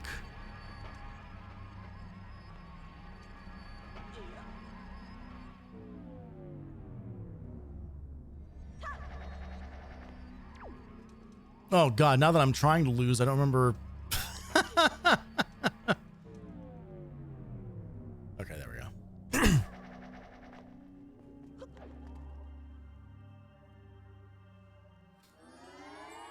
The thing is, I think all we need is the grappling hook and the boomerang. Oh, and the Deku Leaf. Those are kind of like the last like big three. And then after that, it's just like the bow upgrade and then the rest of the Triforce pieces.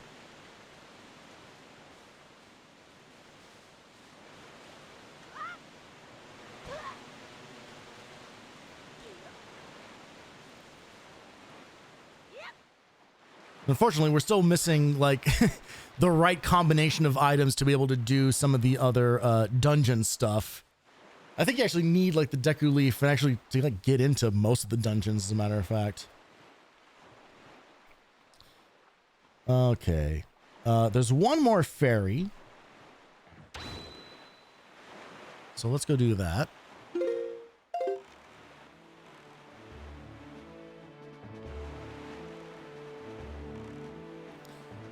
Make our way downtown. It might be faster to do this, actually.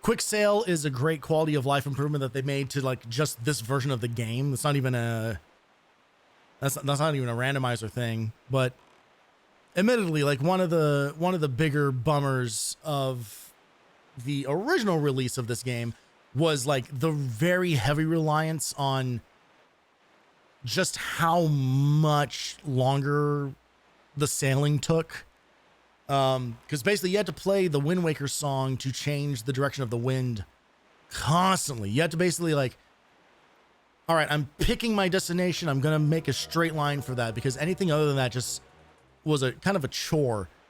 What's nice about the quick sail is that the wind just automatically, it's always at your back forever without needing to play anything. So like, again, like I love the game. But the quality of life stuff, like they fix some stuff that I mean, saying needed fixing implies that there was anything like broken about the original game. There wasn't. It was perfectly fine.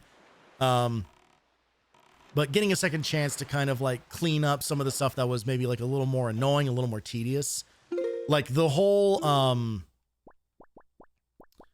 search for the Triforce pieces in the original release is really a slog. Like that is the part of the game that kind of becomes like a little harder to defend. Because you have to find the Triforce charts, then you have to get Tingle to fucking reveal them, and that costs like $400 a pop. And then you have to go sail to wherever that thing revealed itself on the chart, and then you get the piece of the Triforce. Like it's a lot of steps, and it takes a very, very long time to do. And they kind of cut that whole process in half this time in this release.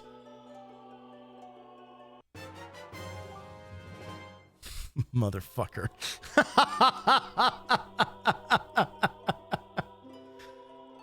Congratulations! You are officially the worst of the fairies.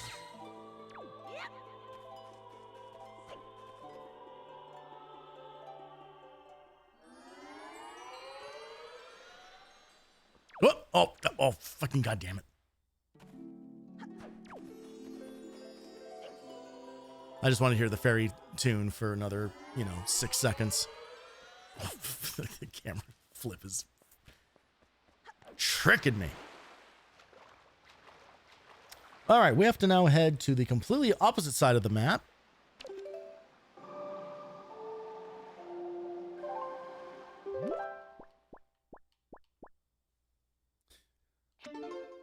We are starting to run out of things to do out on the sea, so we're going to have to start investigating some of these dungeons pretty soon here.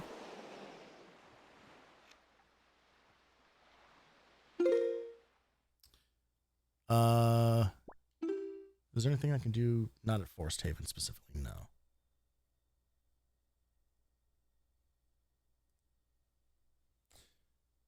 All right, we're going to head east first.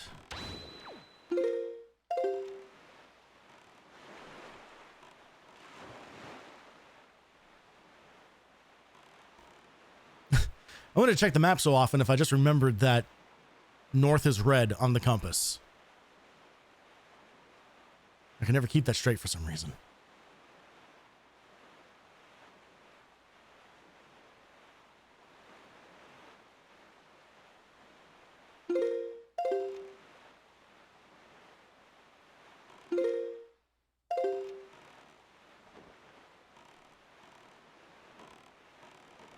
It is these guys right here, right?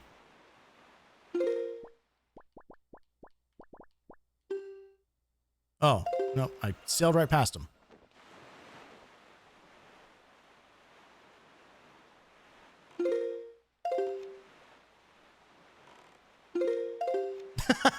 I just cruised completely past them. I didn't even think about it.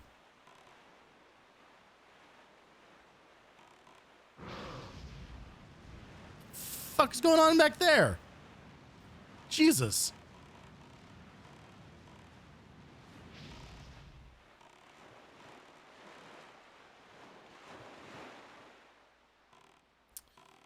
Okay, we can only grab one of the things that's here.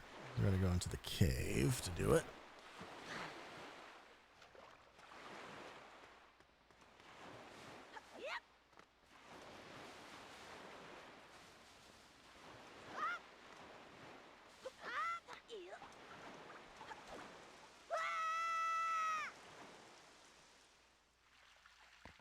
Ah, yes.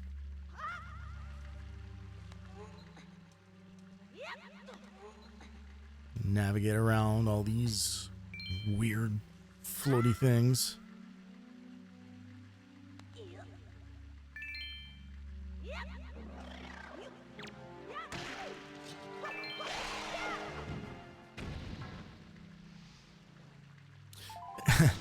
Coming in here without the Deku Leaf is actually going to make this a little bit challenging.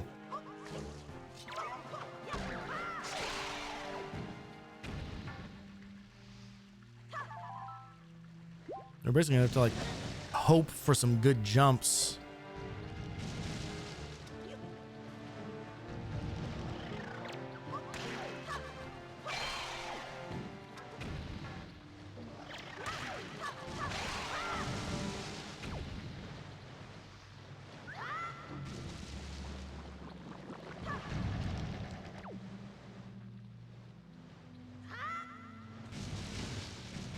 Yep.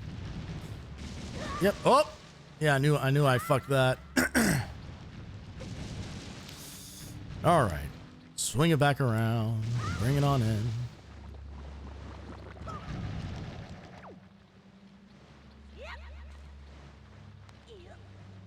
Yeah, so we need the Deku Leaf to be able to float all the way over there, but we can at least grab this guy while we're here.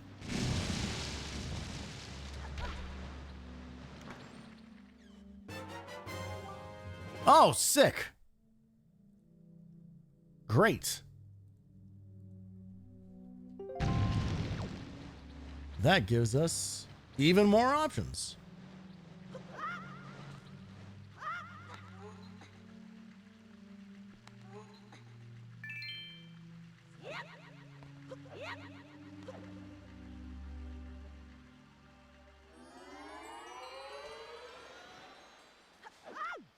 It's kind of funny coming back to this game, having played now a bunch of Age of Imprisonment, which is Dynasty Warriors Zelda Edition 3. Man, did I cool off on that game. So here's the thing. I don't like Dynasty Warriors. I can't get into it.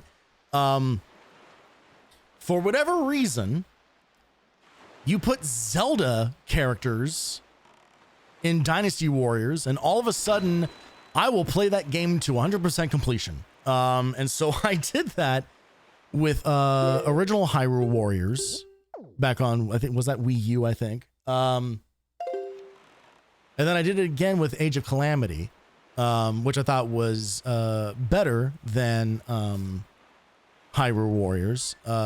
Basically in every way except for the performance. Like, the performance on that game was obviously pretty rough.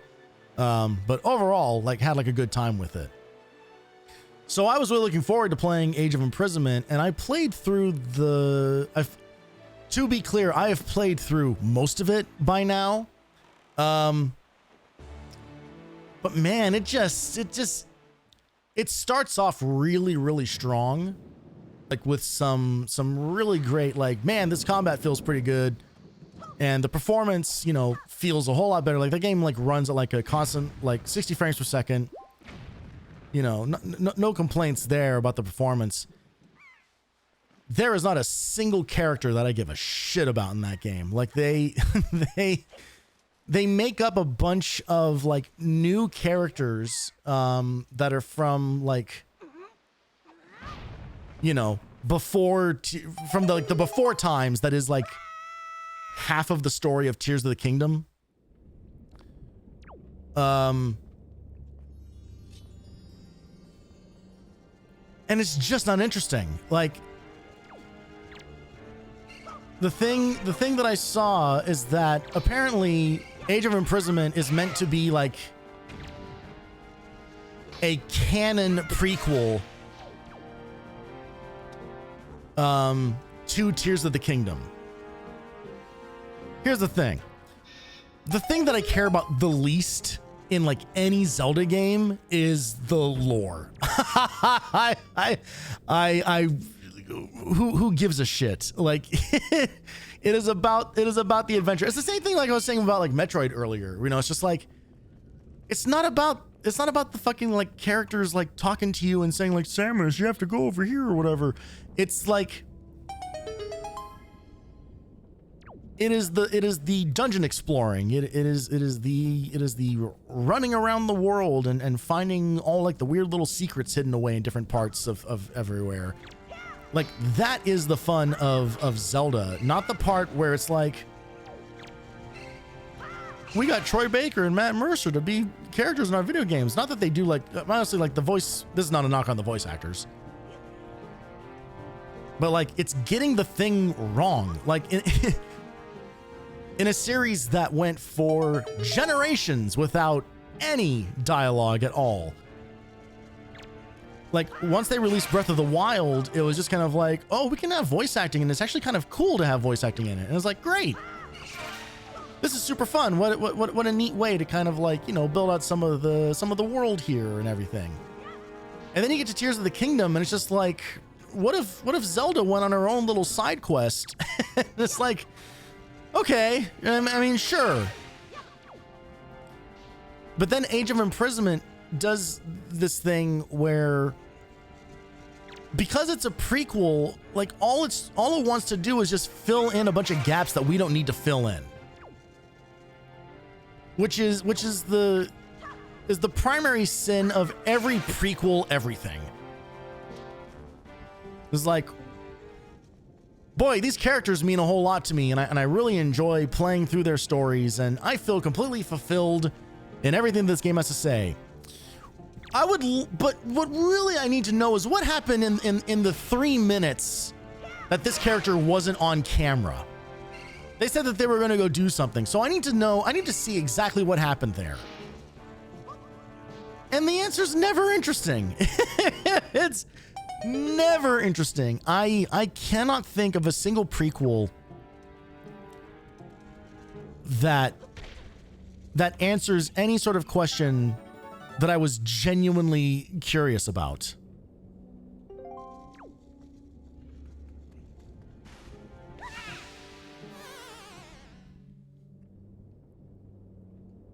Because ultimately, like the story that you were told in the whatever the first version of the thing was, if that story is strong enough to stand on its own, and stories should be strong enough to stand on their own and not need a bunch of like excess work, you know, stories shouldn't be like Final Fantasy 13 where you need to watch, or sorry, 15, where you have to watch like a whole fucking movie and everything to find out who these characters are to one another. You shouldn't have to do that kind of shit.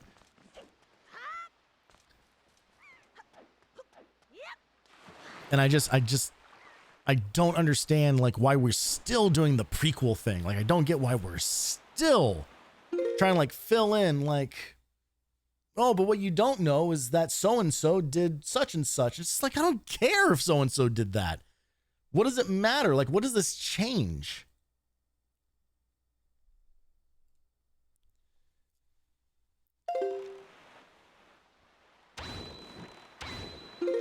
I will give you a hot take right now. I watched Godfather 2 for the first time, I don't know, 3 or 4 months ago, and I don't think it's very good. Like people say like Godfather 2 is like, oh, it's even better than the first one. It's like, no, like objectively it's not. Like the first Godfather tells like a linear story with cause and effect, and you watch as all these different things happen. You watch as these different characters who are all part of the same family like start like spiraling. You start seeing, you know, you are seeing these characters getting like pulled into a world that they weren't even supposed to be a part of and everything, you know, like, and there are consequences for these things. And then half of Godfather 2 is a flashback to the rise of Don Corleone, and there's nothing there that makes that character suddenly more interesting. You know, it's just kind of like, oh, he came from poverty, but then, you know, he was nice to the right people and became like an upstanding member of his community, and people started like looking to him for like specific favors and whatnot, and that's how he rose to power. And it's just like, okay. And then like while that's happening, you're just like, we're then cutting to like all like Michael's stuff. And it's just like, here's some random scenes. Here's some random, this guy's doing this. And then he sent this guy to go kill this other guy. But then that guy got killed instead. Anyway, we're at court now. Why are we at court? Why are we at this court hearing? There wasn't any setup for this. No, it's happening now. He's on trial. It's just like, what the fuck?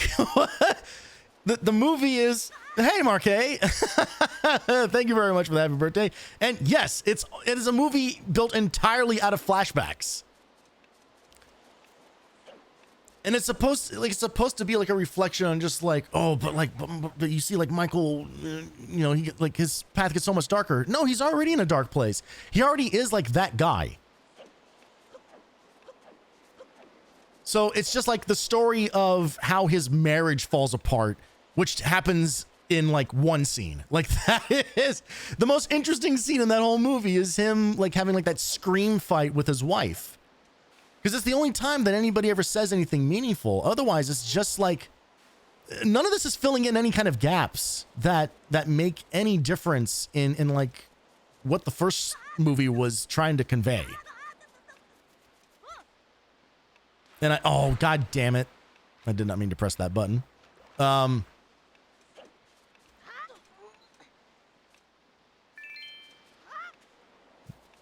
Yeah, it's just like, I hear prequel and I just roll my eyes. It's just kind of like, oh, no. It's just like,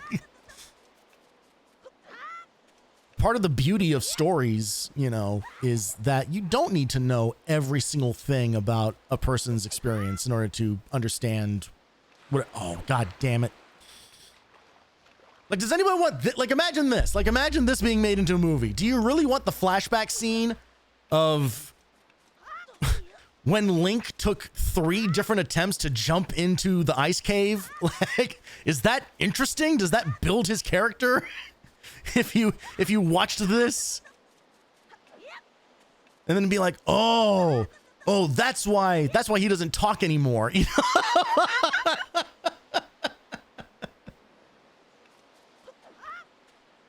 He has his brother killed in the first one. He's already pretty hard. Yes, precisely. Exactly.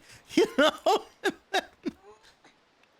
Also, I'm gonna just like spoil like the very last scene of Godfather 2, which is they then do like a mid flashback to watch like all of like the brothers like alive and well. So it's just an excuse to hear Ed Harris say a couple of slurs. and then they do, I'm sorry, it's really bad. It's really bad. But like you hear like the door open from off camera and it's like, Dad. And it's like, this is all my kids. You know, somebody doing a Marlon Brando impression. And then everybody walks up and leaves the frame. Just kind of like, oh, that's Don Corleone. It's like, who cares? Like, we know he exists. Like, what? What? It's, I don't get it. I don't get it.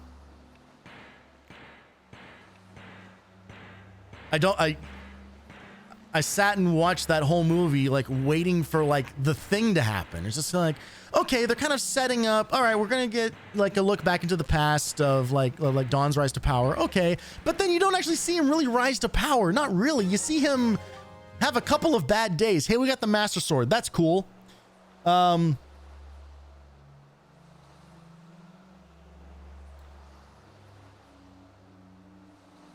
I in the right place? God, this is, again, the danger of streaming is like, wait a minute, where am I? Okay, I did get this. And we don't have to go into any of the other chests here. Okay, so we can actually safely leave.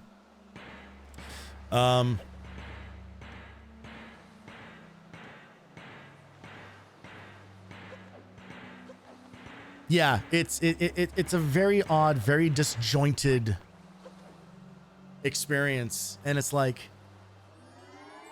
the first Godfather is phenomenal. It's phenomenal. You don't need to know every single detail about who these people are to each other. You understand it through how they, basic storytelling technique or element, cause and effect.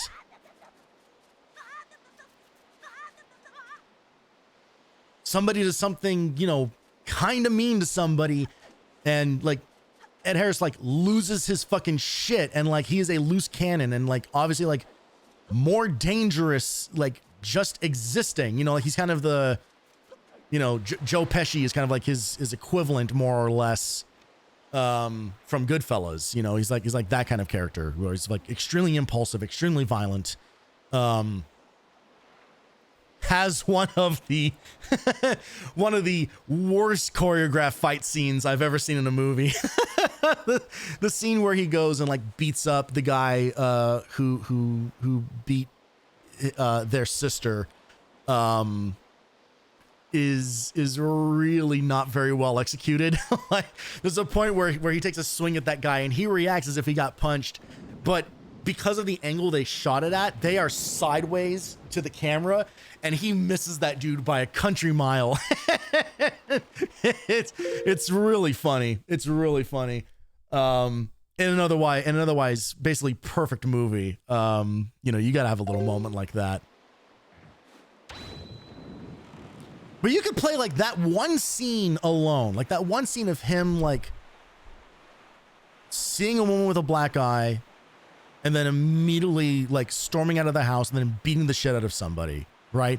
You understand everything you need to know about that character right there.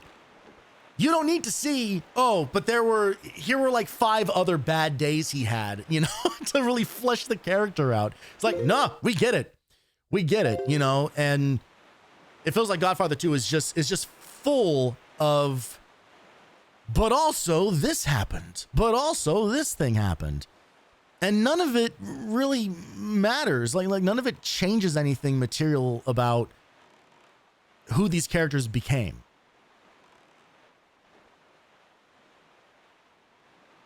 And because it's constantly jumping between flashbacks and then present day and everything else like that, like the pacing is all over the place. Despite it being, I think, basically the same length as the first movie, it feels a lot longer. Baptism by Fire Sequence, yeah, that whole, man, all of that.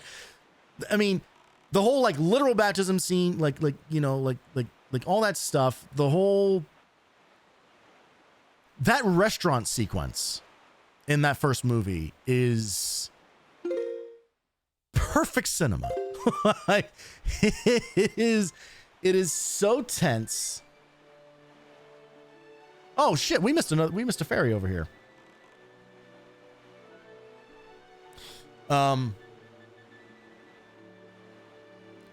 Like it's like, and they do such a good job of like setting it up, like from the moment he walks into that restaurant to the moment he walks out. It's just kind of like, when is this thing going down? You know, and like when he excuses himself to go to the bathroom, like there's that moment of, is he gonna do this? Is he gonna pull this thing? Like it is, and it's done with like very little dialogue. Even the dialogue that he ends up having like with that police chief and the other like family guy, like it's kind of inconsequential, you know, like they don't really talk about anything like that important because it doesn't matter. What matters is you're watching this guy about to become a murderer.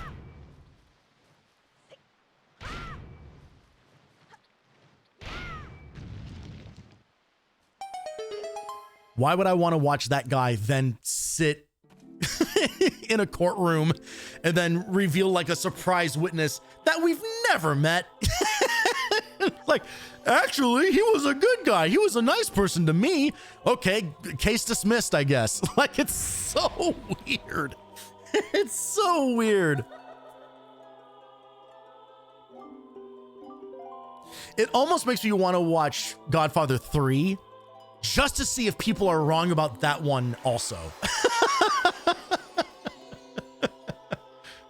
Because everybody's like, well, we can all agree Godfather 3 sucks real bad. All right, we have even better Master Sword. Great.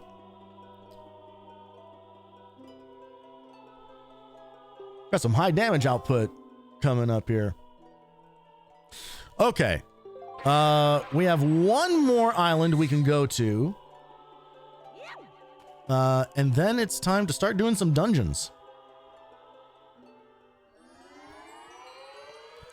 Maybe dungeon singular. It is.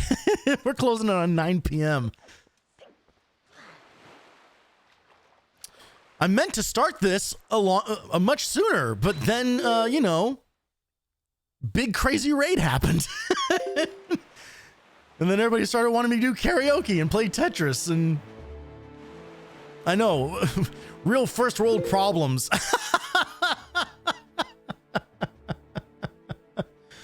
God, I can't believe all these wonderful people came in and just ruined my schedule.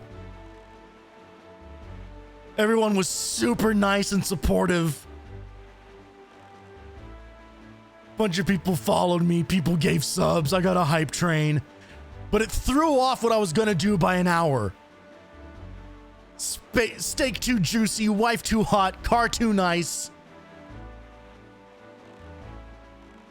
Perfectly boiled and buttered lobster.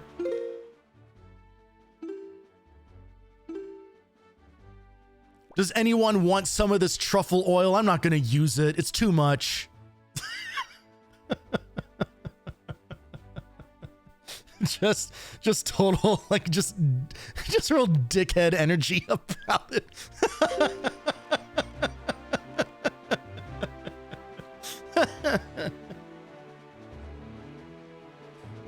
I'm warning folks now. Like, I think it's probably a decent chance we're not gonna finish this. Not that that's that big of a deal. I mean, honestly, it was more, the point of this was more to just like show off the randomizer kind of like as a thing. And I highly recommend trying this out for yourself. It's such a cool and easy way to get just a lot of replayability out of this thing. It makes me want to try other randomizers for other games. Like, unfortunately, there's kind of no game like Wind Waker that I really know well enough. And even then, I need to check this tracker like fucking constantly, you know, to make sure that I'm going in the right direction and all that. But if there are other games that have like, I think having the tracker is imperative, at least for me. Like having like a little like side tool that you can just like very quickly reference, keep track of what you're doing, is genius. It's absolutely ingenious. Like, I'm very glad that this thing exists, because I do want to try. I need to do like a little bit of research. I need, the problem, I think part of the problem is that there's kind of no games that really do this kind of thing other than like the Zelda games and the Metroid games, you know. Like, the idea of a randomizer kind of is dependent on the game's structure making sense to do it. Okay, the fucking, I went all the way back to Crescent Island because I thought that the salvage crew might be out here, and they're not, which means that I now need to figure out how to find these guys somewhere else, just like organically out in the world.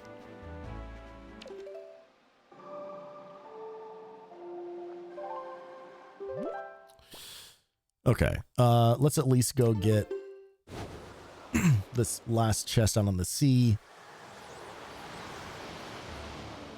Because yeah, the salvage core is a necessary, well, potentially necessary chest. Any chance they are out here at Great Fish? Probably not.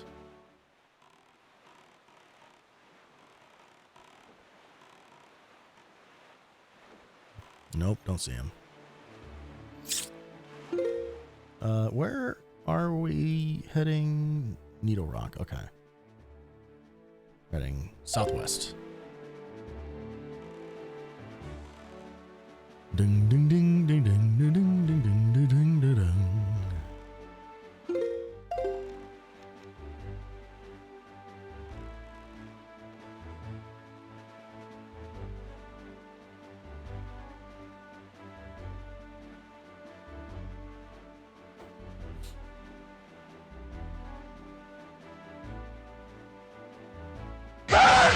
Hi, Viria.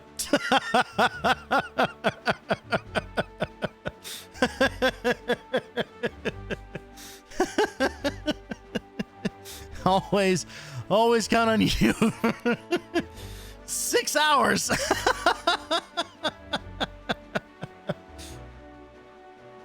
Well, thank you for your patience.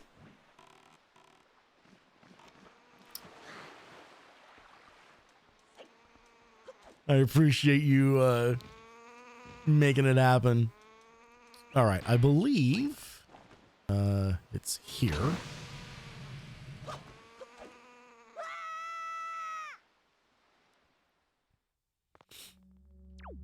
Ah, yes. Okay. Just gonna swap this to a different button so it feels a little more natural.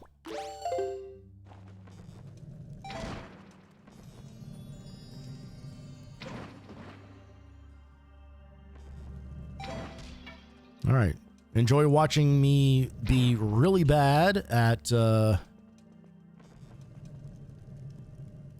archery in this game.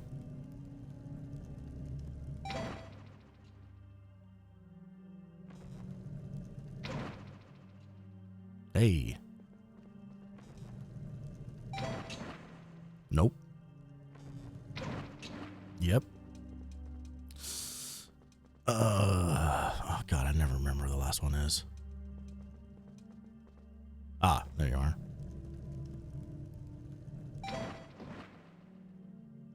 A little closer. Hey.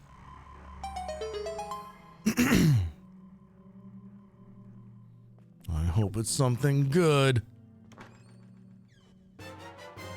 Son of a bitch. All right, you asshole. Let's go to the Forsaken Forest, shall we?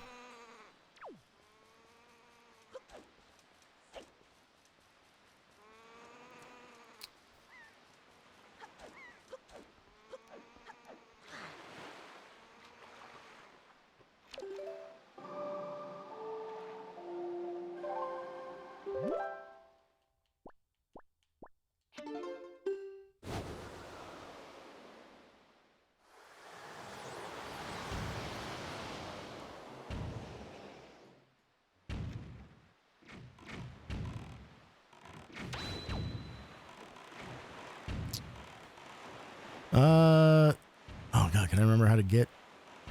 Do we need to clear out all the turrets in order for the thing to open? I genuinely don't remember.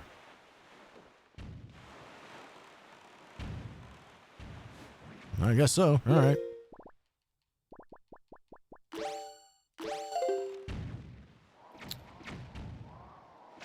Away we go.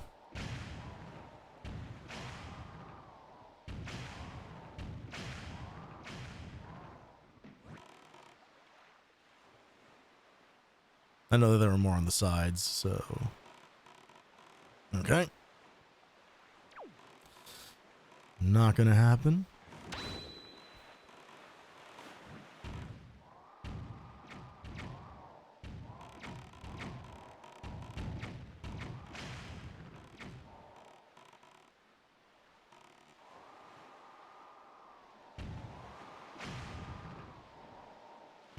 Oh, find it?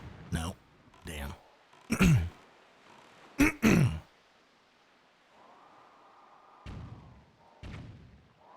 we go.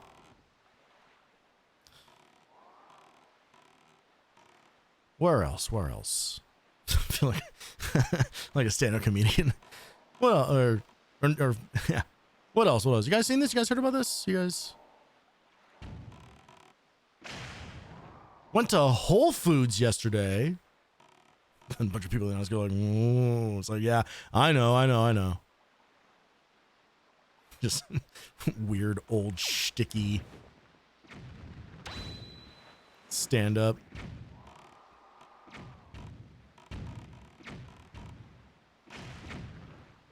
Yeah, what's the deal with grocery stores? You ever notice how white women on an airplane are like food?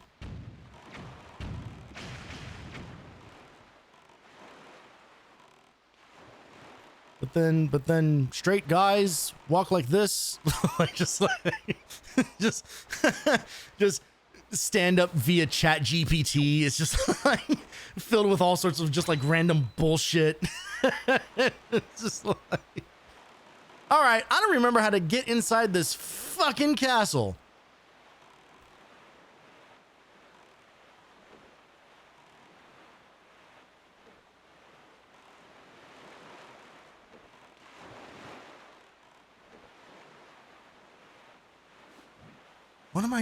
What am I forgetting? What am I missing?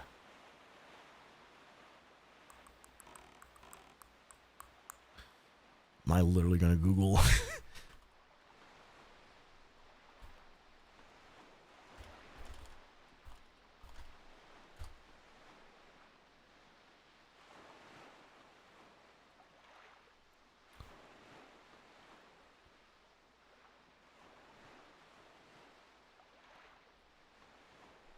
Head towards the gate.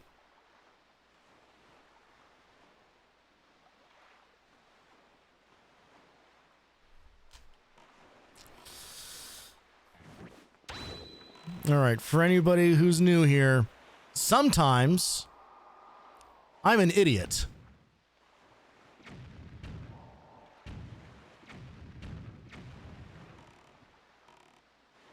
Just shoot the thing. Used 100 bombs on stuff I didn't have to destroy. How about blow up the very obvious thing made of wood? Genius gamer. Genius gamer. This was like, it's only going to get worse from here.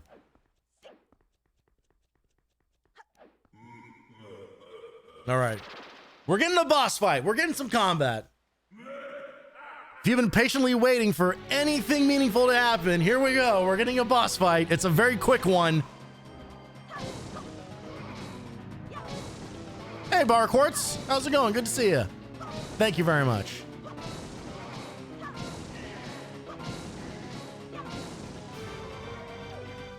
And because we have the Master Sword, this is going to go very quickly. Oh, okay, no, we're going to get a second phase. Oh!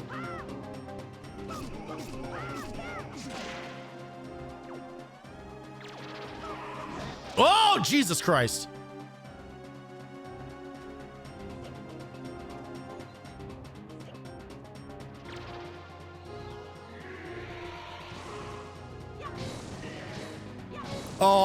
I know what I'm thinking of. So if you get the light arrows early in these randomizers, it turns every fight into a one-hit kill, which is pretty hilarious.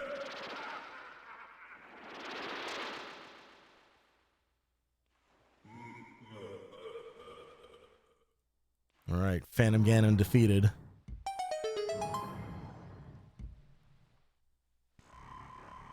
See if we get anything good out of this.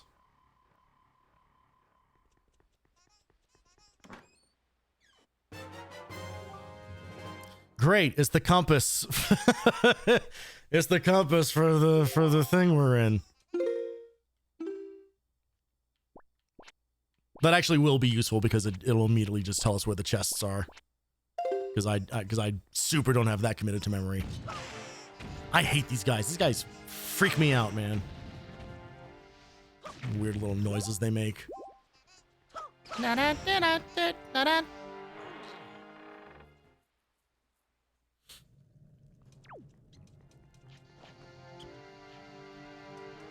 So I believe that is one of the pots that will, by activating that one, I believe we now can like teleport to other dungeons once we unlock the equivalent pot there.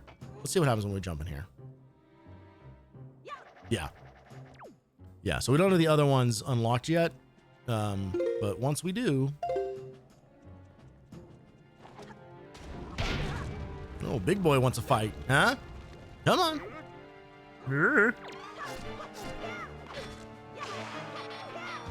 All right.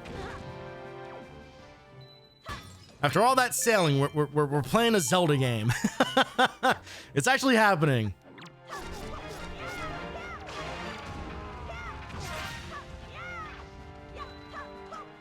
We're getting little kid with sword beats up pig monsters. As God intended.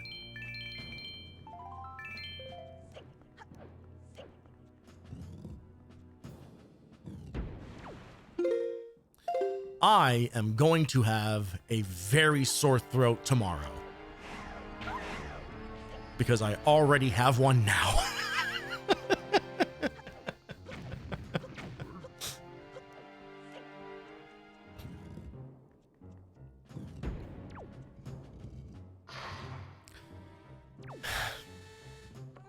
No, Malice, what would be funny? Why don't you tell me what would be funny, Malice? I'd love to hear your idea for funny.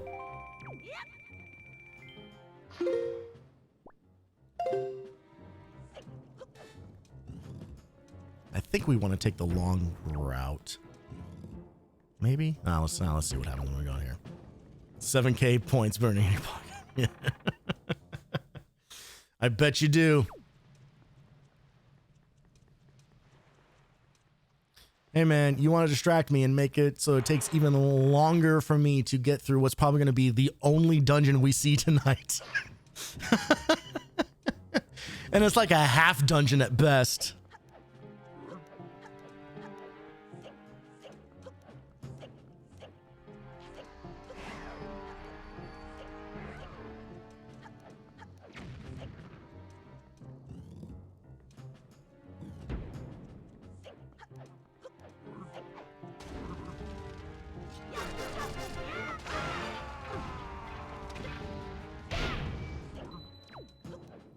Look, honestly, the Tetris Redeem has happened, so that is like now, like there is. I guess I can admit this now. There is a part of me that truly every stream is genuinely worried that that thing is gonna fire. like every single stream, there's a part of me just kind of like, oh man. Okay, well, it's this standing threat, you know, of thing that could happen.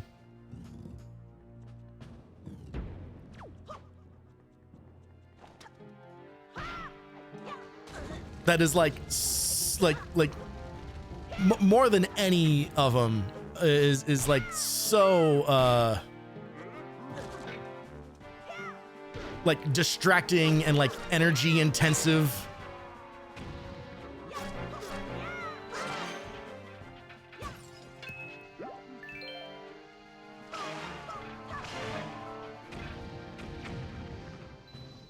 So there's almost a part of me that feels like relief, like when someone redeems the Tetris thing, where it's just kind of like, okay, well, thank God. Well, now I don't have to do that again.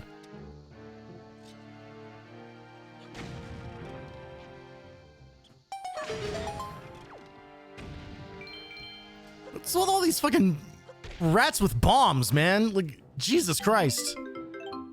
All right, more rupees. There's a decent chance that there's nothing in here but rupees in all these chests.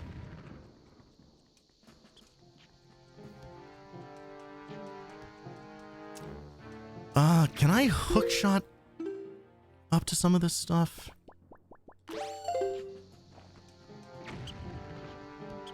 No. Because there's a chest. Oh, good. I can hookshot to the stool. Oh, that's fun. What a huge difference that made in my life.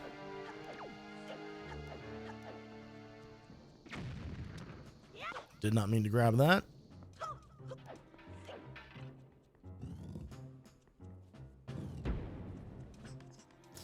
All right, upstairs we go.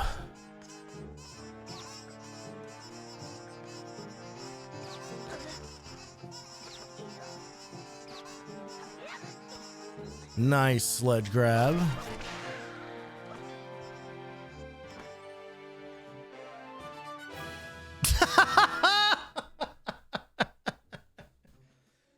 know that thing that's gonna reveal like the true Hyrule? You know the thing that like basically like opens up part of the teleporter to get you to the final area of the game? We'll just throw that in some chest on a walkway up here. I guess fucking who cares?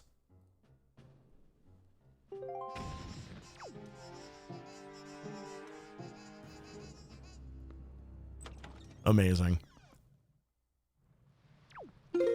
Okay. Let's check the direction of the other chests. Okay, it's actually... Let's double check here.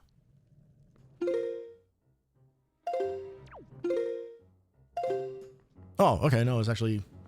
I was going the right way. Okay, well, so the good news is that we do need to beat the boss in order to clear this area. So we'll at least get, we'll get a proper boss fight in with this big ass bird. Then I'm probably gonna get out of here.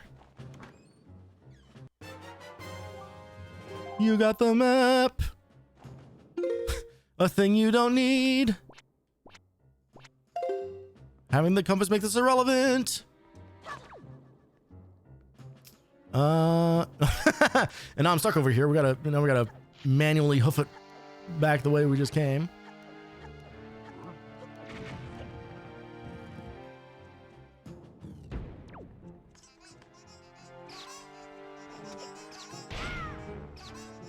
Actually, let's go. I think if we go back outside through here, we can get. Oh, no, okay, we want to go this way.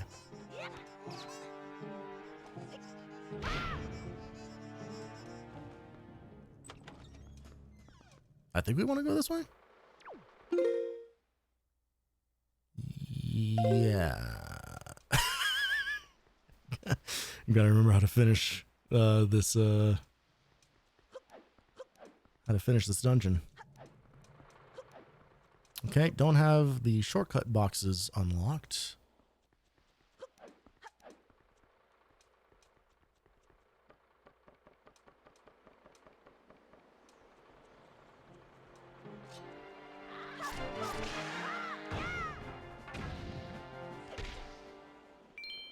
I don't think taking these guys out actually accomplishes anything, because that is more of a first time you come to this fortress thing to accomplish.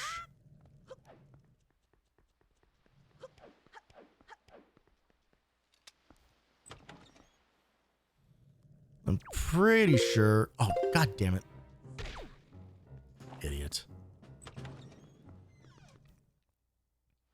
I'm pretty sure we want to go to like the northernmost part of this area.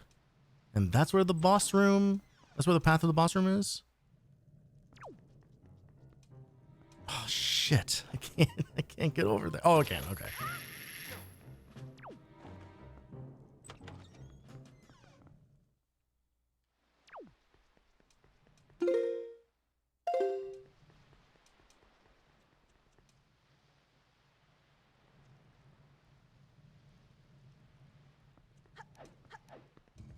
No, we're just gonna go this way and hope for the best. Yeah, I think through this door.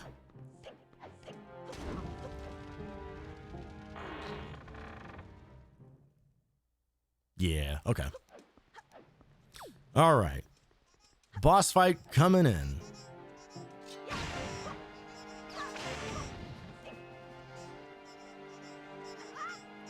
I also love like the little impact frame that they do. Like the little brief like freeze frame on every like critical hit. It's very satisfying. like even something as simple as like the combat, which honestly isn't really like the main draw of like Zelda games, but like it feels like really good in this one.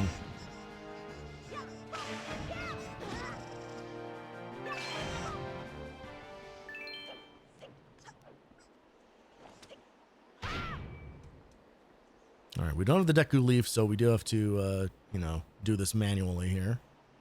I love, it's my favorite facial expression in the entire game. They give him so much personality in this. I fucking love it. I can't believe that there was a not insignificant amount of people who were just like, this is stupid. I want to see him grown up, and also he should turn into a dog.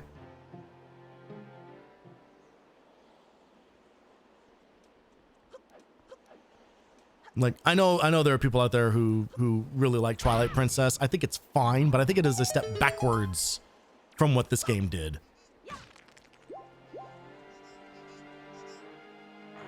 Like, Twilight Princess is a direct response to people wanting another Ocarina of Time. All right, here we go.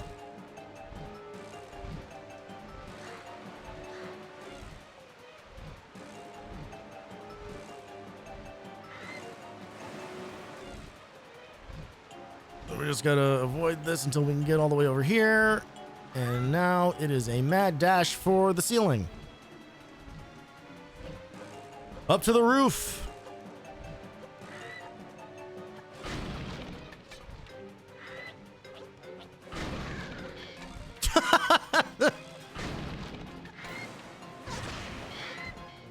Yeah, fuck those guys.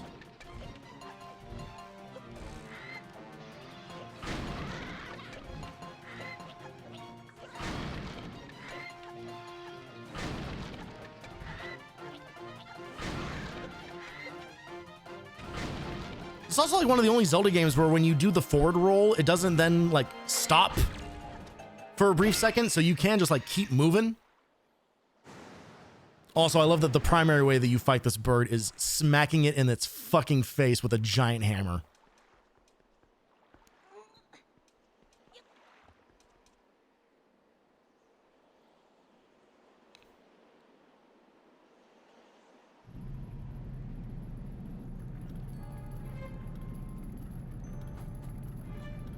I can't wait to do this entire boss fight just to get a fucking treasure chart. As someone not very familiar with the Zelda games, was this one popular? I know the debuff of being on the Wii U. Well, so the thing is that, like this game already had, you know, its time to shine in the original release, you know, on the GameCube, right? So really what this Wii U remaster does is it adds a lot of quality of life stuff. It's in widescreen, you know, the resolution is a little bit higher and stuff like that. I think people liked it just fine. As a matter of fact, there are people who still like want Nintendo to like release this like on the Switch, you know, because right now you can play Wind Waker through the Nintendo Switch Online stuff, but it's the GameCube version. And like I was mentioning earlier, like the GameCube version is not bad. Like, again, like that is where I first fell in love with this game, but it has some you know, some quality of life stuff in it that this game fixes, especially the late game stuff. A lot of late game stuff is a slog. Like, again, like I don't think the game is perfect, you know, very few games are. It just does so much other stuff so well that I love it. What I don't love is this bird being a real asshole. Fuck you. And now we hit this dumb mother clucker in his stupid bird box. Where'd you go?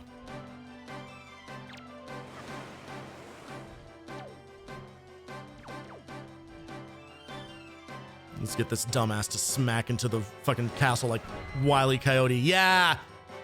Idiot.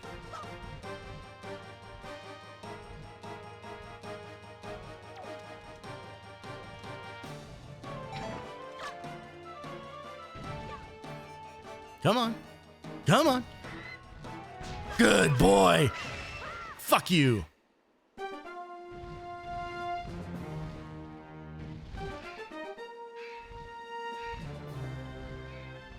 We picked a good boss fight because it has like this really insane death animation, like all these fucking spotlights hit it, and then and then he just fucking explodes.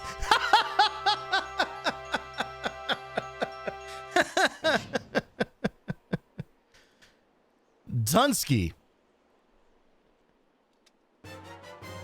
And just like that, he explodes into a piece of the Triforce, which he doesn't usually do, but that's what happens here.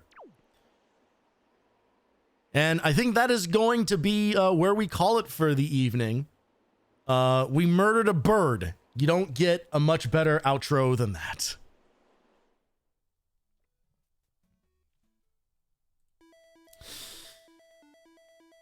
And I'm going to save this because I'm probably going to, you know, keep playing this randomizer like on my own at some point. That's a lie. I'm going to, as soon as stream is over, I'm ordering a giant burrito and playing Neo 3. That's literally what's going to happen tonight. That is my plan. Ooh, I am sore. God, I am so fucking old. It doesn't help that I stream from a couch and not like an actual like chair that could have like proper back support. I'm basically like leaning forward, like I'm dangerously close to like near shrimp pose here. But I obviously, you know, thank you again to one Nan and the mods over on her channel who I'm sure had a hand in shooting a raid over here. I feel very special. That is extremely kind and has absolutely made my day. Just the raid alone was enough. But then everyone so nice for all the follows and the extra gift subs and everything, and the individual subs. I really do appreciate it. Like I said, I started doing this, you know, coming up on about 3 years now, and even in the moments where I'm just kind of like, I don't really feel like doing this, I don't know if I'm going to do this, like I've never regretted turning this camera on and playing video games with you guys. Like it's always fun. It's always fun, and I always feel better after doing one of these. And so today has been especially wonderful. So thank you so much. All of my love for absolutely everybody in Nyancord and that whole community. You know that I adore you guys. I love hanging out in there. Even if I don't chat like nearly as often, if not nearly as active as I used to be in there, I still try to check in at least once or twice a day. Just seeing like what the hell people are up to. What is the new hot food take that is going to piss everybody off today? You know? Just like, and then I just wait until you guys start talking about anime, and then it's like, oh good, I can leave, you know? So it all works out. But thank you very much for being a part of my day today. A thing that I say very often is there are 8 billion people on this planet, so I feel extremely lucky that you guys picked me tonight. So thank you very much. I'm gonna send you guys out here. Let's see, who do we got on this evening? I don't see any of my bun friends on, so missed opportunity there, you guys. I will say, as a small streamer myself, we do try to send love to other, you know, small streamers. So I'm going to send you guys. Oh, is this person currently on a break?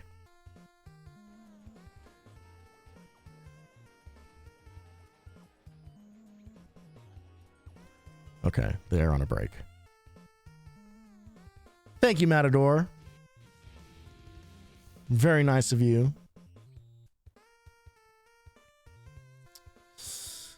Let's send you guys over to Hexy. I'll send you guys back on the VTuber train. you've all been sitting here with a flesh tuber for hours at this point. So naturally, I need to get you guys back into your comfort zone. I will send you guys over to Hexymaniac, who they do a lot of other retro stuff. Tonight they're not doing retro. Tonight they are actually playing the Final Fantasy VII Rebirth. So, hey, if you're a fan of speaking of games getting remade, here we go. Here's another one. So I'll send you guys over there. Again, thank you so much, everyone. Today has been absolutely fantastic. It's been a wonderful day. Thank you for all the redeems. Obviously there is a certain amount of character being put on when you guys start firing that stuff off, but it always brings a smile to my face, and I will reflect on today very positively indeed. If you're down for hanging around talking about old video games, old movies, or new movies, music, or you just want to know when there are video games going on sale, I do have my own Discord. We have the Backlog Cabin. So if you would like to hang out in there, you are more than welcome. Eventually, we're going to start doing some old movie watch-alongs in there. I just got access to stages, so we'll probably do something before too long. But if you'd like to join, you can continue hanging out over there. But between now and the next time I see you, I hope you get to spend some of your time gaming. Have a wonderful evening, a wonderful rest of your weekend, and I will catch you guys all on the next one. Adios. And didn't even plan to go out on Zelda music. I'm a goddamn natural.